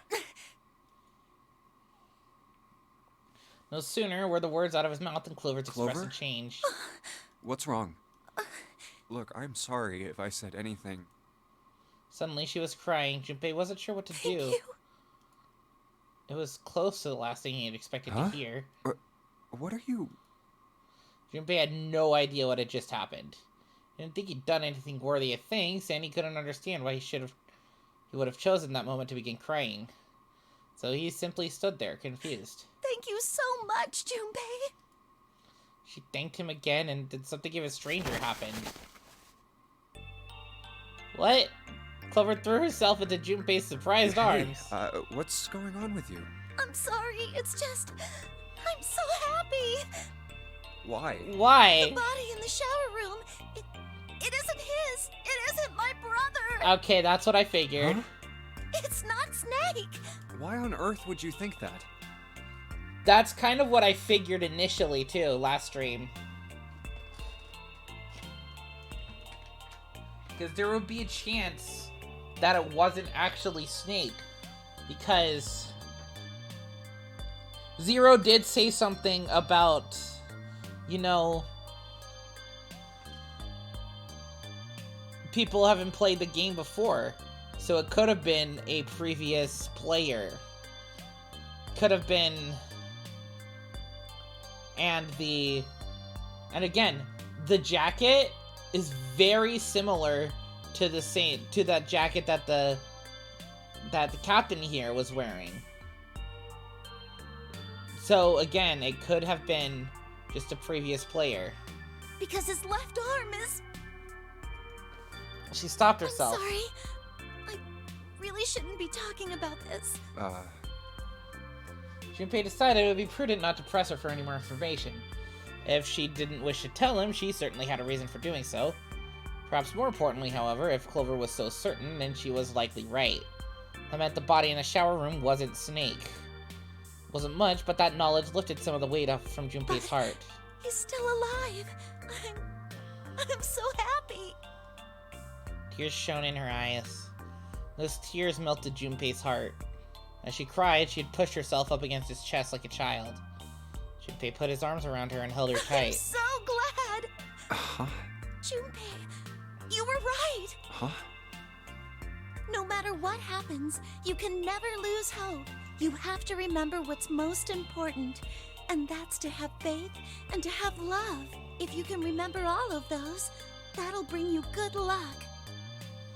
Clover reached into her pocket and pulled something out. That's... It was a laminated bookmark with a 4-leaf clover. I only made it here because you gave me this. I was suspicious of everybody, and I was angry and miserable.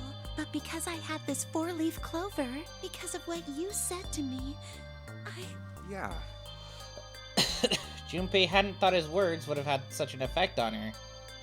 Her words were making him feel a little awkward. Thank you so much, Junpei. She looked up at him. He scratched his nose and pretended to notice something interesting somewhere else in the room. If you really want to thank somebody, you should be thanking Santa. Santa? Why? Well, he was the one who gave me that thing. And the words for each leaf, I got that from him too. Oh. And suddenly, Clover broke away from Junpei. Huh? He looked confused. He hadn't thought she'd react that poorly. Clover began to pace across the room. Huh? What is she doing? 6 steps to the left, 6 steps to the right, another 6 to the left. Then she stopped. Did Santa really tell you those things? Her eyes are serious, but not angry. Yeah, he did. Did I say something wrong? Oh no, not at all. In fact, this could be really good news. I think. You think? Santa knew about the words and the clover. The only people who should know about that are the other subjects. Subjects? The other people who were in the experiment 9 years ago, with my brother and me. But he's blind, and I was part of the Nevada test group. So neither of us would be able to recognize the faces of the people who were on this boat. Whoa. Okay, time out. Junpei held up his hands. He took a deep breath and let it out. Let's just calm down for a second, okay? Start from the top. Don't start with the end and then jump to the middle. You gotta start with 1 and then move to 2 and 3 and 4 and so on. If you don't tell me stuff in the right order, I'm never gonna be able to figure it out. Okay. Clover nodded. Let's start with this experiment. What happened on this boat 9 years ago? Do you know about morphogenetic fields? Morphogenetic fields? He did, and the realization sent chills down Junpei's spine. All right, how about this? Theory of the telepathic mechanism. I think Lotus mentioned something like that. Junpei recounted what Lotus had told him earlier. Clover nodded. Telepathy, huh? Well, that's not really it, but I suppose it's similar. So they were testing telepathy on this ship? Yeah, I guess so. So, what exactly did they have you guys do? The same thing that we're doing now. Exactly the same thing. What? The nonary game. 9 people were put on this boat, and 9 others were put in the building in Nevada, and the game started. Junpei grabbed the sides of his head. I'm sorry, but I don't get it. What do the nonary game and some telepathy experiment have to do with each other? Am I missing something here? Clover bit her lip. She blinked back, sudden tears. What had happened to her in Nevada? The ability to access a morphogenetic field is affected by a couple of things. The first is epiphany, and the other is danger. You know how sometimes when you're up against a really tough problem, and then the answer just kind of pops in your head? That's an epiphany. And what you learn from the epiphany can be transmitted with telepathy. When you add danger to that equation, then it gets easier to transmit that information over telepathy. So you're saying the nonary game was supposed to introduce that element of danger? Yeah, but it couldn't be just any old danger. It had to be life and death. And someone did actually die. A girl. Nona? Junpei felt a sudden grip of despair in his heart. Something deep and distant and powerful squeezed, and for a moment he felt very, very empty and alone. She was on the boat with my brother. I was in Nevada. I never met her, but I did hear her name. Nona? Her name was... Sound of the door opening was like a gunshot. Junpei spun around. Oh, my apologies. I seem to have disturbed you. Bro, you have the worst timing ever! Ace, you two must have strong stomachs.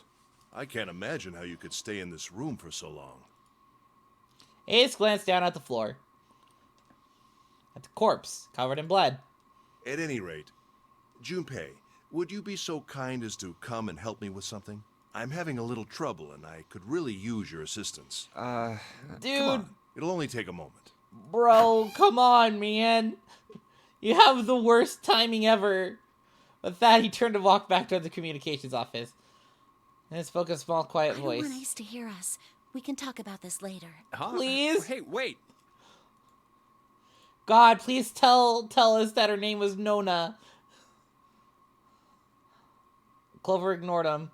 From outside, Junpei could hear Ace calling. What are you doing in there? Hurry up! Grumbling to himself, Junpei stomped off towards the communications office.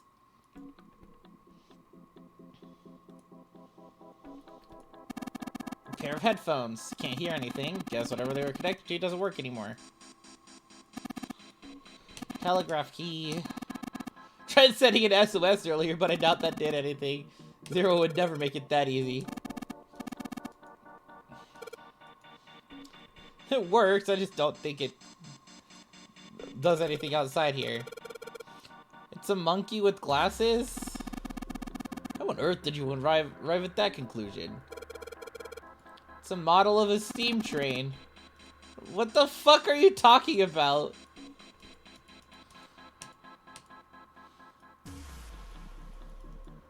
Cable comes out of this thing, is connected to the desk. Drawer is the only thing that's locked.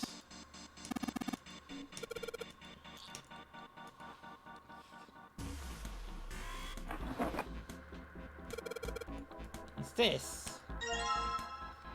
Piece of paper with a fold. Combine! Doesn't work. Nothing in the drawer anymore. It's a chair.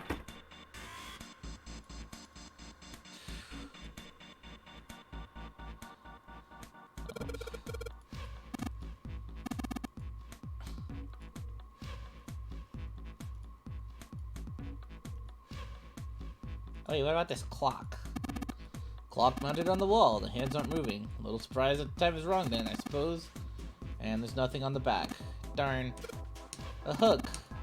Was it a joke? I know, man. Small screwdrivers. Screwdriver to make sure it works in this music box. Oh yeah, now we got the cylinder. Oh, this is Morse code on here.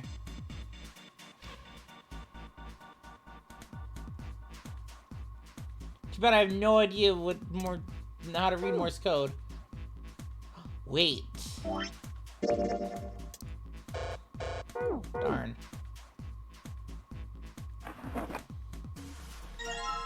Ink. Oh, there we go. Combine ink with this. Put the ink on the cylinder. Now combine the cylinder with the paper. Morse code chart. Aw, yeah.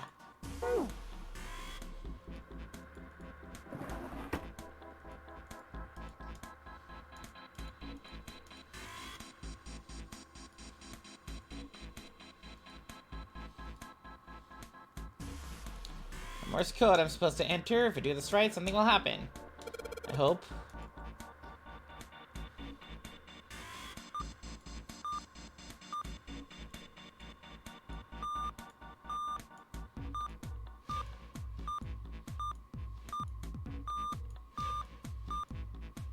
Oh, man.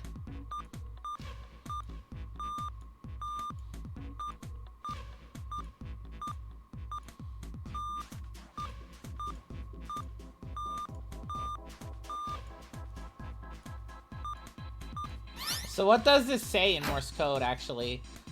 Does that actually say anything in Morse code? Last one, and yes! Excellent work, Junpei. Good job. You seem to have figured it out. You've unlocked the drawer. Inside the drawer is... a book. A red file lay in the drawer. Reach down and pick it up. Looks like there's something on the cover. A-L-L-I-C-E. Alice. All ice. Alice. Does this mean... Junpei couldn't hold back. He had to know what was in that file. Each page was covered with strange characters. Like tiny drawings of birds, snakes, insects, horned animals, wings, and even kneeling humans. There were many pages in the file, and each was full of these strange symbols. What the hell is this? It's all Egyptian hieroglyphs. He didn't realize he'd spoken out loud until Lace looked over at him. Hieroglyphs. A Yeah. form of writing used in ancient Egypt. Ancient Egypt? That's right. Bro, you're a college student and you don't even know what Egyptian hieroglyphs look like? Are you fucking kidding me? Can you read them? Of No. course. Okay, how can we read them? I can't. What would make Okay, you there think you I go. could? What the hell?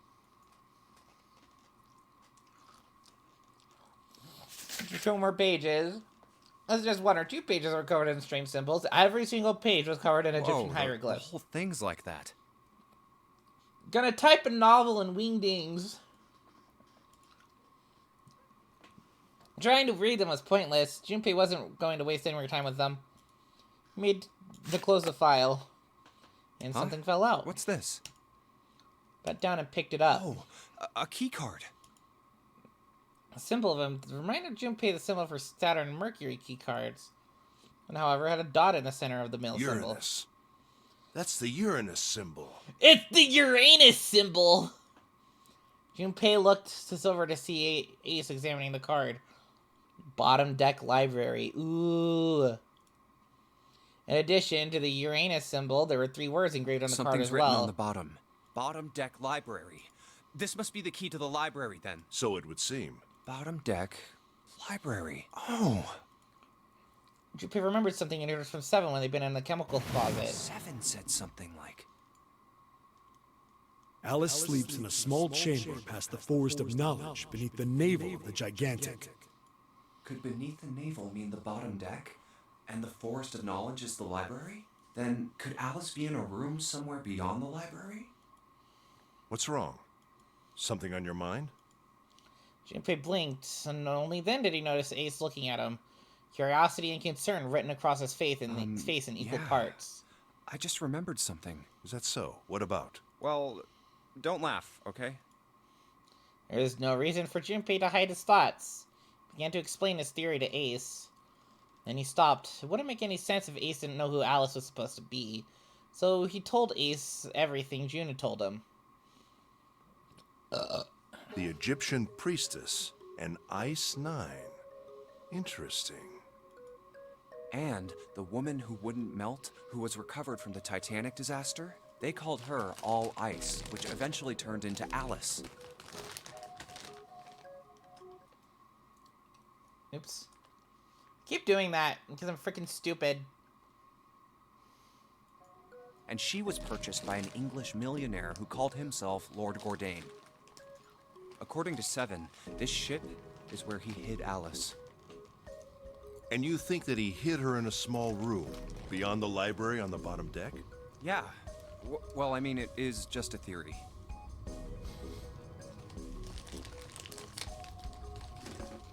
But that's just a theory. A game theory! Thanks for watching. He stared off in the distance, his hand slowly and absent-mindedly stroking his beard. A few moments, his hand stopped. Turned slowly to look at Junpei and his brows drew together. Have you ever heard of the term CAS? Cass? Cass? It stands for Cells Alive System. It is an advanced technology for freezing and preserving organic matter. Put simply, it is a technique that allows one to freeze things without the formation of ice crystals. Normally, if you freeze something fresh, water within its cells expands as it crystallizes, damaging the cell membrane. CAS, however, works differently. The object to be frozen is supercooled using magnetic fields, and then frozen instantly and uniformly, giving ice crystals no time to form. It was originally developed for the preservation of food, as an alternative to the normal freezing process. Now, however, there are rumors that it can be used for other things. Cryogenically freezing. What do you mean, other things? Well, there are obvious medical uses, but perhaps also space travel. Space travel? Are you serious? Space Surely travel. you've heard of suspended animation. Cryogenic freezing? Yeah. It's a fairly common idea in science fiction books and film. People are sometimes frozen for especially lengthy journeys through space. That was when Junpei understood what Ace was suggesting. Whoa, wait a minute there. I just looked at him and raised his eyebrow. That Alice was frozen using that CAS thing? Well, I'm sure the possibility is quite low, but it is a possibility. If this special ice you call Ice 9 does indeed exist, and casts were used to freeze her into that sort of ice instantaneously. You think she could be alive? Well, I can't say for sure, of course. I'm only talking about possibilities. The melting point for Ice 9 is 96 degrees, right? If she were put somewhere where she could reach that temperature... That's nuts. Are you really saying she could have defrosted and started walking about? You're quite right. It does sound unbelievable. But if she had, then we would have an explanation for the man we found dead on the floor. You mean the guy dressed like a captain? Yes. He was dead when we found him. But if he was murdered, then by whom? It couldn't have been one of us. That would be impossible. In order to enter the captain's quarters, one must first open door 1. That door that requires the Earth key prevented us from accessing door 1. Who was it that opened that door? Santa and Lotus. Right. Clearly, the two of them could not have opened door 1, or any other door for that matter. Who else then could have done so? You may thought for a Nobody. second. After Santa and Lotus used the Earth key, they turned back and met up with me and June. Then we returned to the large hospital room and found Ace, Seven, and Clover. While we'd gone into the shower room, Ace, Seven, and Clover had stayed behind. But it's impossible for those three to open door 1. But what about when June and I took the elevator to door 2? No, still won't work. We were only gone 5 minutes. No human being could have run to the captain's quarters, killed that guy in there, and run back that fast. It would be impossible for any of us to be the murderer. That being the case, who could have killed him? Wouldn't it make sense if his killer was someone who had been in the ship for some time? A person like that would know the ship well. They would know the locations of all the hidden passages and secret doors. The numbered door would mean nothing to someone like that. It would be a simple thing for them to enter the captain's quarters. Then you're saying the killer was Alice? As Junpei's turn to raise an eyebrow, he drew his thumb across his lips Well, thoughtfully. This is all only one possible theory.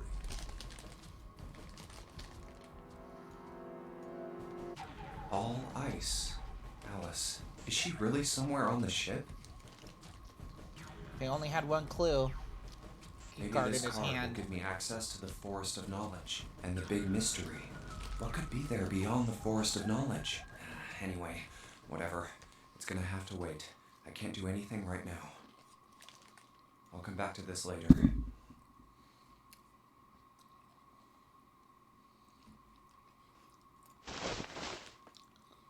Gripped the key card tighter and shoved it deep in his pocket.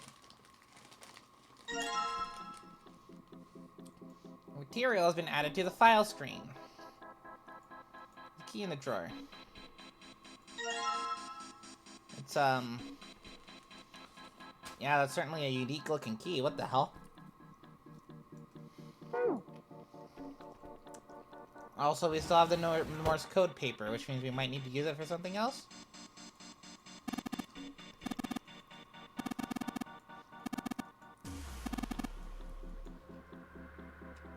Oh, this is a wheelhouse. I didn't realize.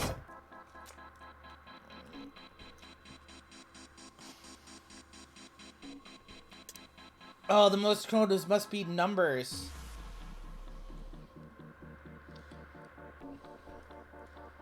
Is there a, like...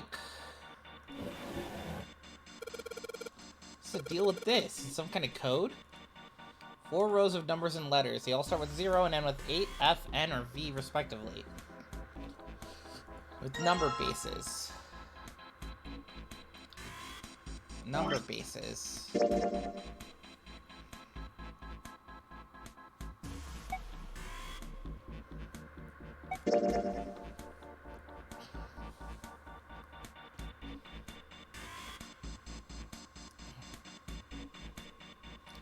Numerical system chart found in the captain's quarters. 10 in base 10. Written as A in hexadecimal.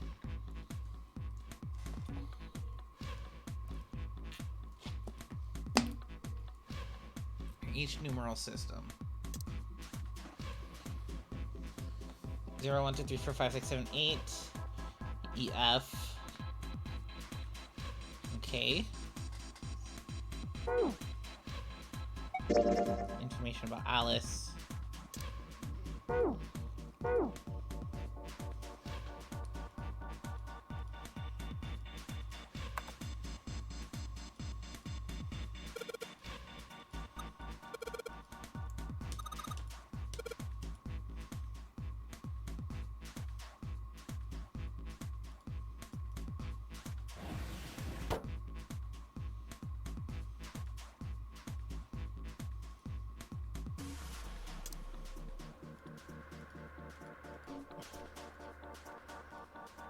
There's a metal top string back there.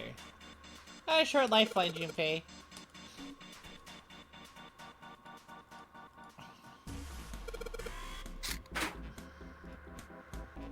It's on. And 8 of them. This probably means you gotta put in 8 digits. Not sure. I have a feeling it might have something to do with the Morse code chart. But I'm not familiar with Morse code, nor has it given me anything about Morse code anywhere. File, the numeral system chart.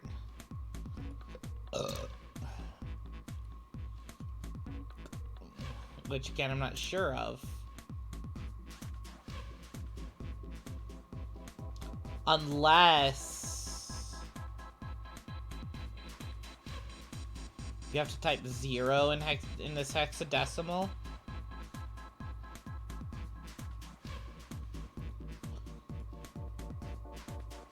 But there's no Z.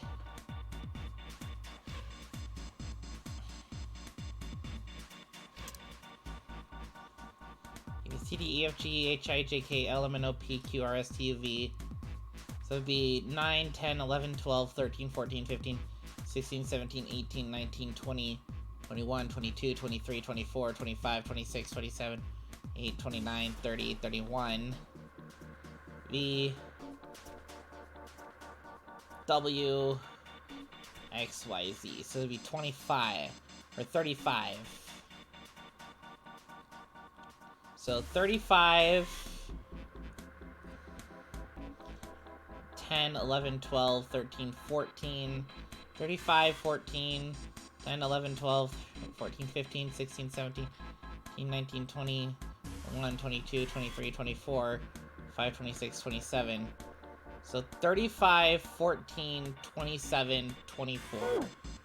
See if that works.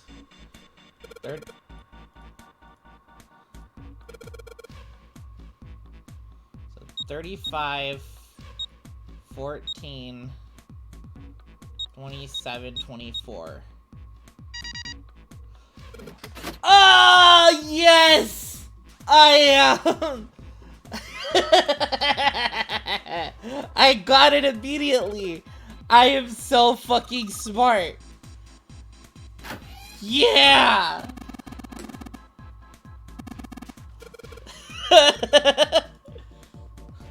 These are easy!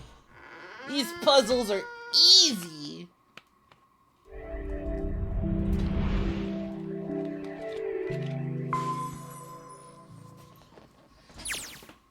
They stepped out of the captain's quarters and into another hallway.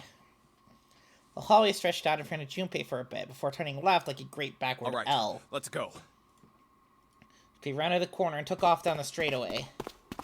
He ran and ran and ran. And there the hallway was a door. He made straight for it. A piece of paper. Was nearly halfway to it when he noticed a piece of paper in the middle of the floor. Junpei skidded to a halt. Dropped down to his hands and knees and quickly tore the paper off the floor. Map of the ship's interior for A-Deck. Holy shit. A-Deck map. And now we only have 2 routes to go. Should I do both of them? I might do both of them. See.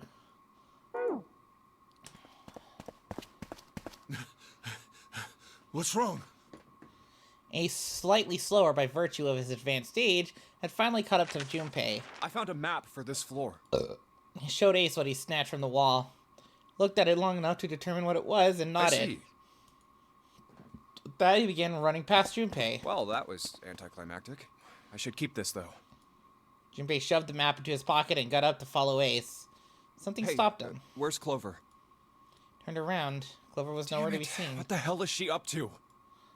He muttered angrily under his breath and took off back the way he came. He stomped around the corner and he saw her. She's standing in front of the door to the captain's quarters, her hand on the doorknob. Clover! Huh? Junpei watched. She closed it gently and quietly. What the hell are you doing? Nothing. What do you mean, nothing? Clover had unconsciously put her hands over the pocket of her jacket, tried to hide something. What the hell is that? What? You've got something in your pocket. What is it? Oh, this is a note. A note? Yeah, I found it in the pocket of the guy with the captain's clothes. It said something about the darkness of the sinister hand or something. What the hell? Darkness Let me of the see it. sinister hand? No. Junpei wasn't going to get to see it. From the other end of the hall, he heard Ace's voice. Junpei, Clover, what are you two doing? Hurry up! He's getting mad. Clover I'll show shrugged. it to you later, all right? Come on, we gotta hurry. Before Junpei could protest, she was gone. Around the corner and off down the long stem of the L. A note. Junpei was curious. Something else From the that look of bothered that him. pocket, it doesn't particularly look like just a note. She took the axe head, didn't she? What are you thinking? For crying out loud. Junpei did his best to convince himself that it would make sense later. Ran off after Clover.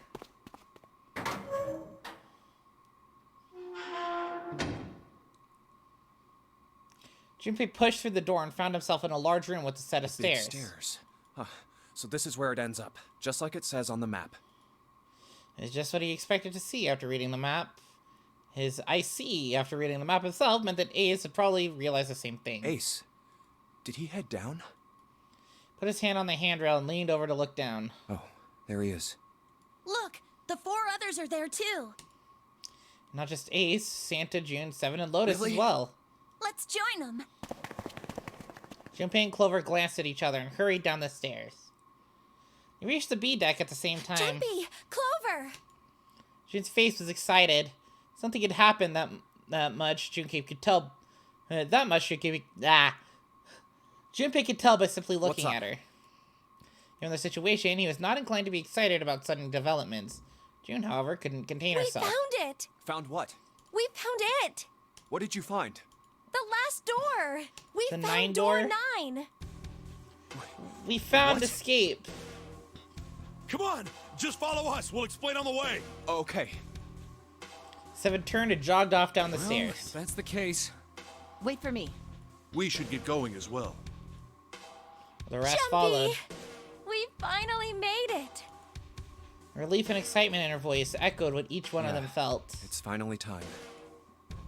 Junpei wasn't quite ready to believe they'd really done it, at least not just yet.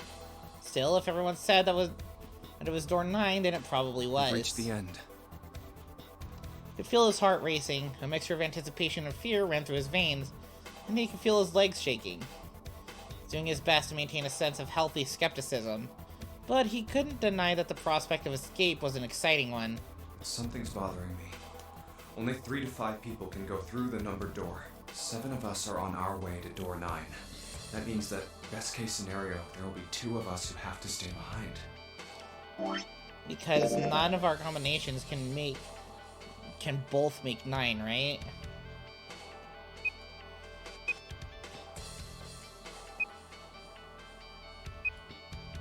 And 1, 3, 5 is 9, and then the rest. Oops. 7.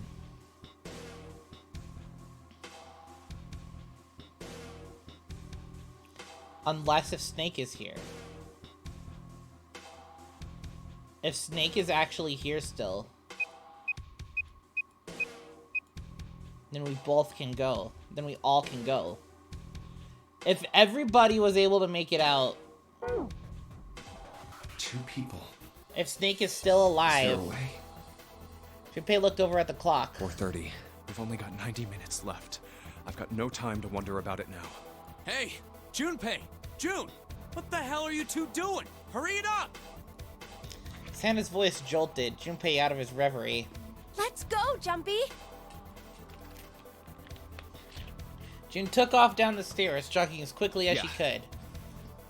Junpei followed. C deck.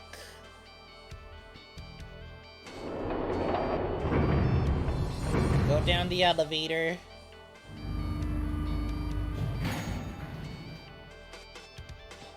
As a group, they piled into the elevator and rode impatiently down to the E deck. It looked familiar. There's a metal grate between the 2 elevators.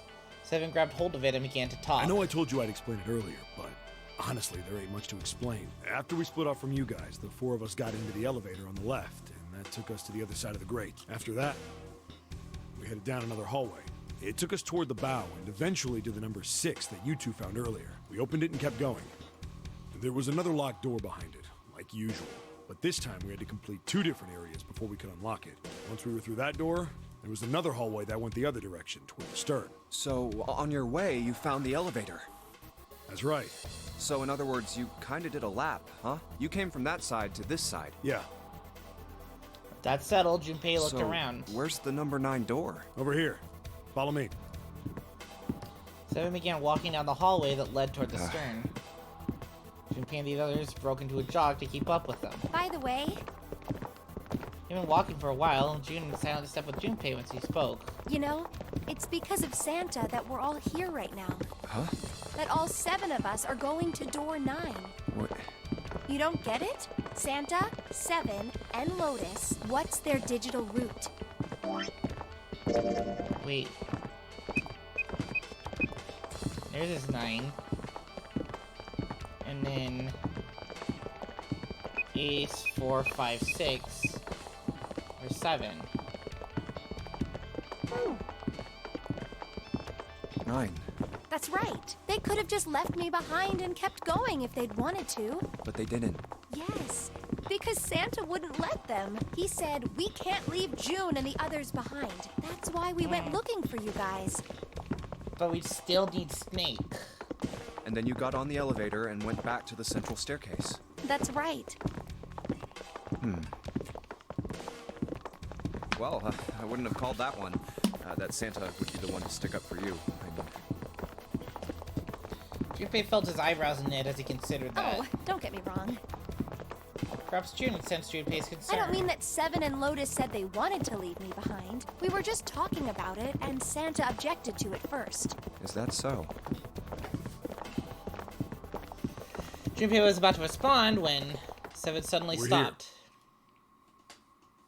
Ryumon stood a door. So, is this... Yeah. Junpei couldn't see 7's face, but he could see There's him no nod. other place for us to go. Nope. There's a big old iron wall at the end of the hallway. The other hallways on the left and right are blocked by metal grates. I see. Looked as though 7 was right. The door in front of them was their only All right, choice. let's get moving. Pulled open the door and walked in. Junpei took a deep breath and followed. Door 9. It appeared they'd been telling the truth. No way. The first thing Junpei saw as he entered the room was the number 9. Like all the others, it was a rough thing made of red paint. A door it decorated sat on the back wall of a rectangular room. Junpei ran up to it. The 9 door. It was a large double door with powerful styling. Something about it was almost majestic, and it made the red paint look especially We're garish. finally here. Junpei grabbed the handle and shook. It didn't budge, but then he hadn't really expected it to. The red was bolted to the wall next to the door. So, how do we get out of this? We went...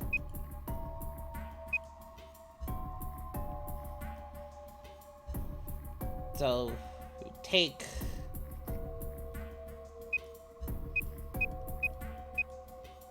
them. Or it's just... Oops. 5, 6, and 7. 1, 3, 8 makes 3. Or 1, 3, 4, 8 7. Again, display red No doubt thinking. about it. This is door 9. Oh, finally! This is the last... He felt a flood of emotion wash over him. Felt a chill down his back, and his chest tightened even as his blood began to boil. A moment of complete Junpei, silence. Look behind you. Turned Behind? around. What? He could scarcely believe what Why? he saw. A door and a 9. There's another one? What? Hey, what the hell? What the hell is going on here? His words came slowly, and his brain struggled to understand what he'd seen. On shaky legs, he made his way to the second 9. It was a small door set parallel to the door they'd come through, but in the corner of the room. 9. There was no mistaking the number, and if any more proof was needed, a red was bolted to the wall near the door. There's a red there too. That means... And of course it won't open. He grabbed the handle and shook the door, not because he expected to open, but because he had to make sure it was real. Why? Why the hell are there two doors? Probably so that everybody could escape together. As AC spoke first. Do you think perhaps one is the right door and the other is the wrong one? Lotus was skeptical. I don't know about that. It seems unlikely. What makes you say so? Well, think about all the rooms we've been through so far. They're full of puzzles, but there are always hints about how to solve them. I'm pretty sure there aren't any rooms where we just had to go with our best guess and leave it to instinct to solve the puzzle. Do you really think that at the very end of the game, Zero's going to suddenly throw in something that depends entirely on luck? Then you're saying there's some sort of hint in this room. No, I don't think there's a hint anywhere in here. I searched it very well when I was in here before. I didn't find anything that might have been a hint, though. Well then, that means... Yeah, both of these are the right door. I mean, if you think about it, Zero never actually said there was only one door with a 9 on it. It is hidden, but an exit can be found. Seek a way out. Seek a door that carries a 9. Junpei began to mutter So to himself. there are 2 number 9 doors. If we split it up right, That's not gonna work. Junpei blinked and looked up at Clover. She You've held out got her a hand. notebook and a pen, right? Can I borrow them? yeah, here. Slightly confused, he pulled them out and handed them to her. Look at this. Clover opened the notebook, got a blank page, and set it down on the desk. Everyone else gathered around her and watched as she wrote down the set of the numbers. You get it? No matter what, we're always going to end with a group behind. The numbers on the top are all the combinations with digital roots of 9. The numbers on the bottom are the people who don't fit. There's only 8 possibilities if we split up into 2 groups of 3 or 4 people. So... If 3 people go through the door, then 4 are left behind. If 4 go through, then 3 are left behind. Right? yeah. Clover nodded, almost as if she were pleased with herself for solving a difficult math problem. No way.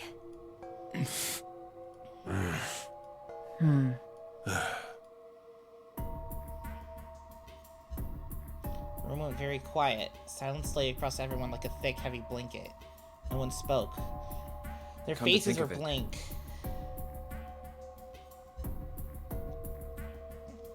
Desperate for something else to look at, Junpei turned his eyes to the room What around is him. this room? Walls were covered with candles.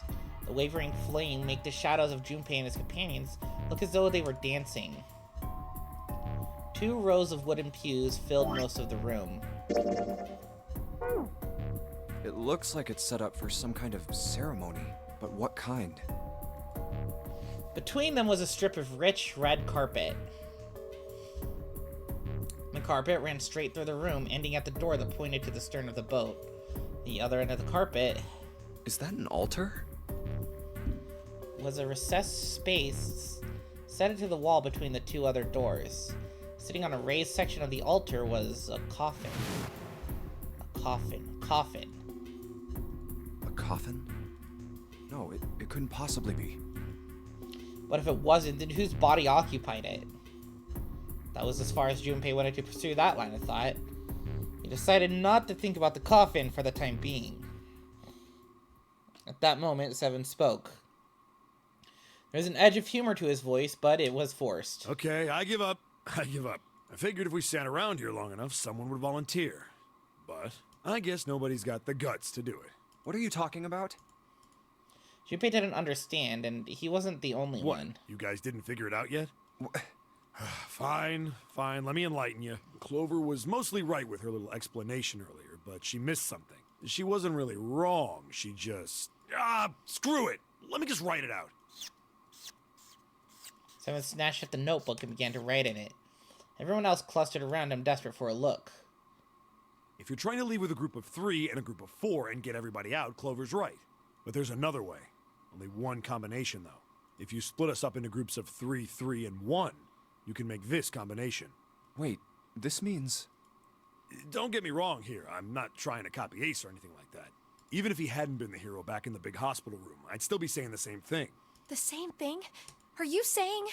Saying, hold on, so like, if we say like, if you split up like that, so 8, 4, 5, 6, 8.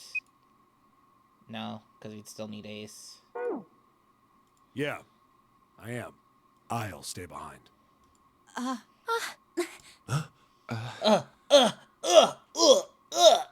Why are you acting so heroic all of a sudden? Are you some kind of idiot? Lotus was the first to speak. That in itself was a little strange. She'd reacted much differently when Ace had No, volunteered. I'm completely against this. I'll be goddamned if I'm gonna have to owe you for getting out of here. The rest of them began to speak all at once. I'm against it too. I didn't want to leave Ace behind, and I don't want to leave you either. I don't like that idea. There's gotta be other options. I disagree as well. I can't say I care much for you being the hero. Finally, they quieted down. Junpei looked at Well, Seven. there you go, Seven. Proposal denied. Clover's right. There's gotta be a better way than this. Seven made some noise that was somewhere between a derisive snort and a cough. Doesn't make any sense. He was doing his best to pretend they were making a foolish decision, but Junpei could see the twinkling of water at the corners of Seven's eyes. That was when Santa spoke. Whoa, hold on a minute. I haven't said anything yet. Till then, Junpei hadn't realized that Santa had stayed quiet for the whole discussion of Seven's fate. Something in his voice made Junpei uncomfortable. Agreeing? You want to leave him here? Santa shook his Nah, head. I'm against it. I don't want to leave Seven here alone. Then I don't see how it matters. I said alone.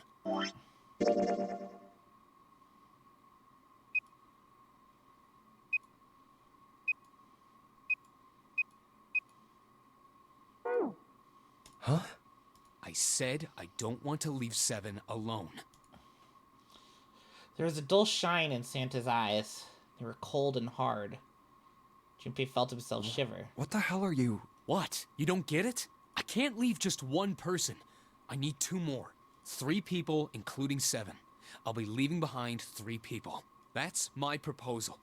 No, those are my orders. What do you mean, orders? What the hell makes you think you can order us around? Who the hell's gonna listen to you? You all will. In 3 seconds, you won't have a choice. What? 3, 2, 1. Santa was so fast, Junpei could barely see him. When he moved, it was almost like watching it dance. His feet moved like lightning. He spun and... What the fuck? He had June. See? I told you. His lips curled into a cruel, mocking smile. What? A shudder traveled the length of Junpei's spine. His chest froze, and he could feel his breath go stale on his lungs. Nothing made sense. Junpei felt as though his head were about to explode. Santa's sudden change in attitude, saying that he needed 2 more. Gun is in his right hand, a revolver. Santa had grabbed June from behind and pressed what Junpei's shaken brain identified as a revolver roughly against her temple. Why? What the hell is that? Where on earth had Santa possibly found a gun? Junpei's questions roared in his mind, but his mouth refused to ask them. Seven spoke, almost as though he had sensed Junpei's confusion. Guns from the other room. What room? One of the rooms behind door 6. I should have known he was gonna do this. I should have taken the gun. Well, it's too late now, fat ass. Damn it! A mixture of fury and frustration twisted Seven's face, and he glared at Santa. Santa, for his part, didn't so much as flinch. The corner of his lip twisted into a slightly wider smile. And the smile faded, and he began to move. He walked backward, dragging June with him. Before long, his back was resting against the door. On the wall next to him was the red. Put his hand on the scanner panel quickly, then forced June to do the same. Now, time for you to start following my orders. Ace, Lotus, congratulations! I've chosen you to come with me. Put your hands in the red. Excuse me? 3 plus 6 plus 1 plus 8 equals 18. That was what Santa had meant when he said he needed 2 more. You deaf? I gave you an order. Santa's eyes narrowed to slits. He glared at Ace and Lotus. They stayed frozen like deer caught in the headlights of an oncoming car. Fine. I didn't want to waste any bullets, but you guys just don't get it. No sooner were the words out of Santa's mouth than his hand twitched. The gun roared. A section of the floor exploded, scattering wooden splinters across the floor. A thin plume of smoke snaked out of the hole in the floor. There'd be no doubt that the gun was real and worked. He really shot it? But why? Santa, why are you... Clover's voice spoke of betrayal and Santa, disbelief. I thought you were one of us. I thought we were friends. What? You knew about the leaf words and the four-leaf clover. Santa's cheek twitched, almost imperceptibly. What the hell is that shit? I've got no idea. You're lying. Shut up. Just shut up, you stupid bitch. You want me to put a bullet in your fucking head? Flecks of spit flew from Santa's mouth, his face twisted with rage. Clover recoiled, her eyes wide when she spoke. Her voice was very Santa. small. He snorted and shook his head vigorously and turned to face Ace and Lotus. All right, assholes.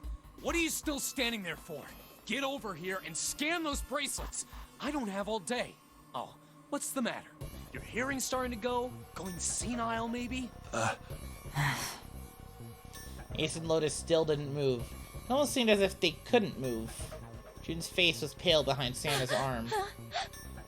Her eyes were wild and her chest heaved with every quick breath, like an animal cornered by a predator. Junpei's mind worked furiously. What were they going to do? And he realized something. There's nothing they needed to do. There's nothing to debate. June's safety was the first priority. That much was obvious. Doing as Santa had commanded meant that she would be safe from at least 2 threats. She wouldn't be shot, and she would leave the ship alive along with Santa, Ace, and Lotus. There's only one thing for Junpei to do. Way. He turned to Ace and Lotus. Go. Huh? No way. Jumpy, what are you saying? If you stay here, you're going to be stuck, Jumpy. And so will Clover and Seven. I know, but you don't need to worry about us. We'll figure something out. Right, Seven? Right.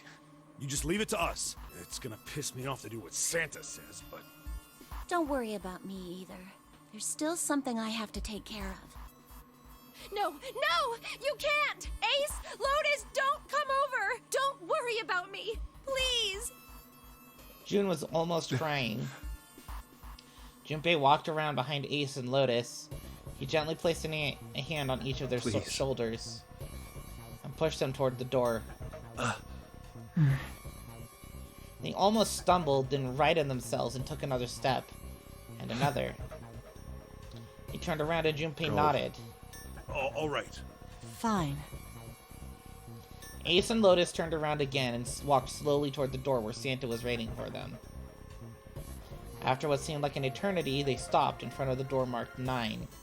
Santa smiled. All right. Now let's get those hands on the scanner panel.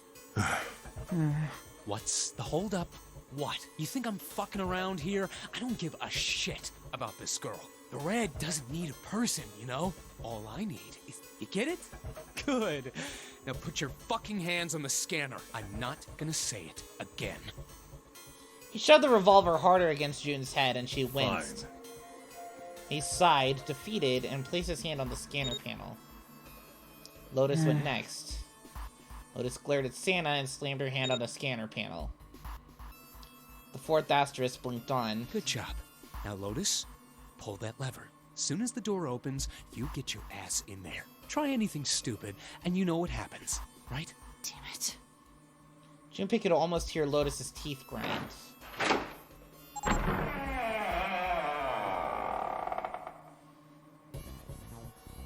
The door slid open. Door number 9 opened at last. It opened with a low, powerful rumble, a drum roll to welcome the chosen few. Go! Lotus and Ace walked through the door, their eyes furious but defeated. Santa waited until they were all the way inside, then hauled himself with June across the threshold as well. 6, 7, 8... Later.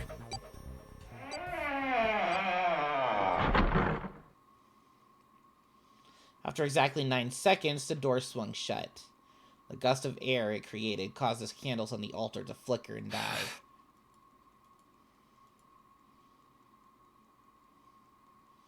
The room fell silent. Junpei, Clover, and Seven had been left behind. Clover looked down at her hand and traced with her finger the faint blue veins that crisscrossed them. Seven shoved his arms into the front of his overalls and scratched his stomach. No one spoke. Silence made the air feel thick and oppressive. Desperate for something, anything, to occupy his mind, Junpei walked to the larger of the two 9 doors. He stood in front of it and looked at the red. Red engaged. Moved to the smaller door. Red vacant. Digital root of the remaining people was 7. 5 plus 4 plus 7 equals 16. Going to 1 plus 6 equals 7. No possible way for them to open a door with a 9 on it. Junpei touched the surface of the door. June. He thought about June. About Akane Kurashiki. Was she saved? And that was all that mattered to him. If she was alive, if she had escaped this horrible boat, that was what Junpei prayed for. Seven came up next to him, pulled off his hat, scratched his head and sighed. So, what do you want to do, Junpei? What do you mean, what do I want to do? What can we do? Sorry, I accidentally hit the button. Seven opened his mouth to respond when noise echoed through the room. Someone was pounding on something vigorously. It was mechanical, and it certainly was human. Junpei and Seven looked at one another.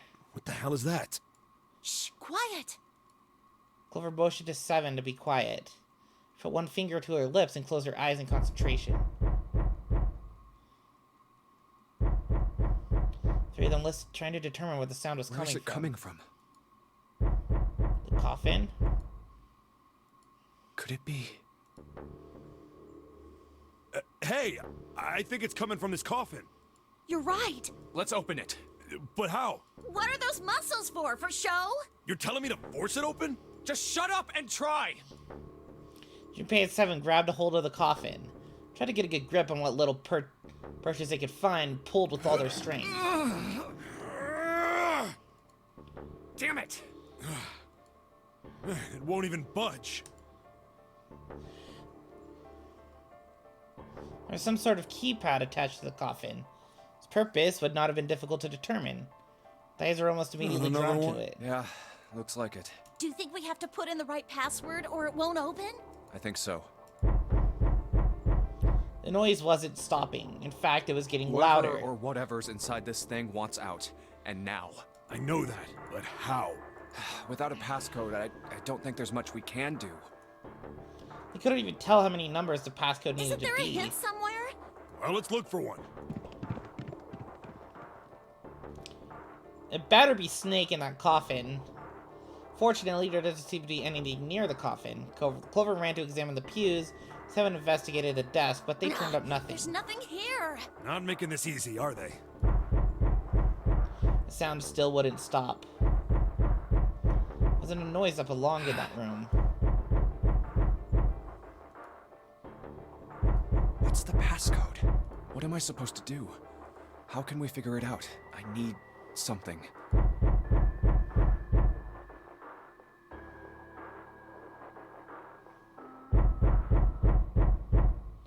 To be content. What? Unfortunately, that's the wrong answer. Actually, I'm Santa? What?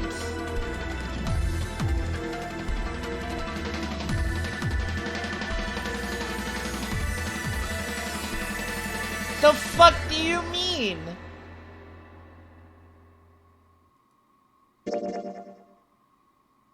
The fuck do you mean?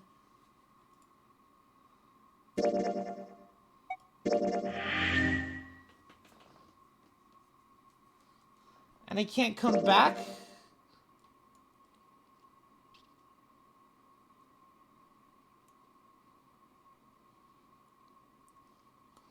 Locked, unlocked. So you mean that, like... So it depends on which path you take for different endings. So in order to get to here,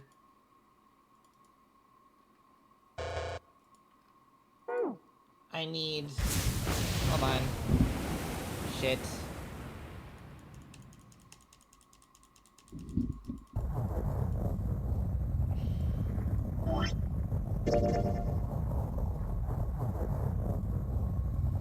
So in order to get to here, I need information from here, maybe?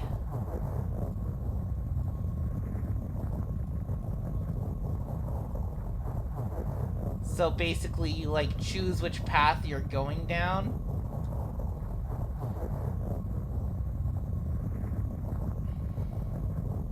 So like if I choose to go here, which path would I have chose? To just choose the last path I took?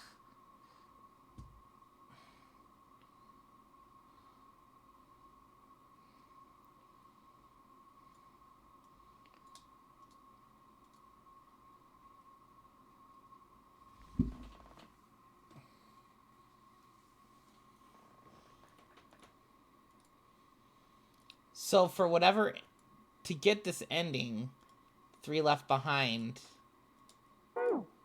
I need information from somewhere else.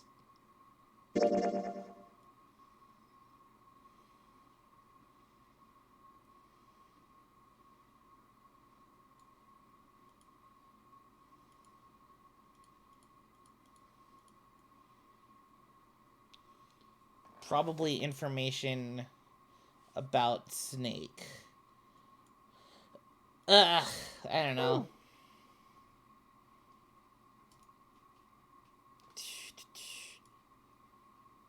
It's getting late. I'm getting worn out.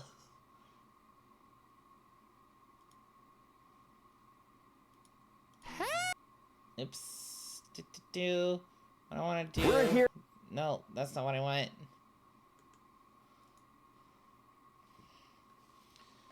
Let's see if there's anybody I can raid. The Aquapunk again. And the same person 2 nights in a row with 1 person isn't great. I think I'm just gonna end the stream. Next stream will be tomorrow, today, because it's already today. Hopefully I'll be able to start earlier, because I just had, like, I had a bad morning. So I'll be able to maybe get stuff done, and I can start the stream earlier, and we'll see what we need to do for other stuff. We'll go down the other paths of the... Yeah, we'll just go down, like, the other paths of the flowchart, and then figure out everything that we need to get the other endings, I guess. That being said, thank you everyone for watching, for tuning in, and we'll see everyone again next time.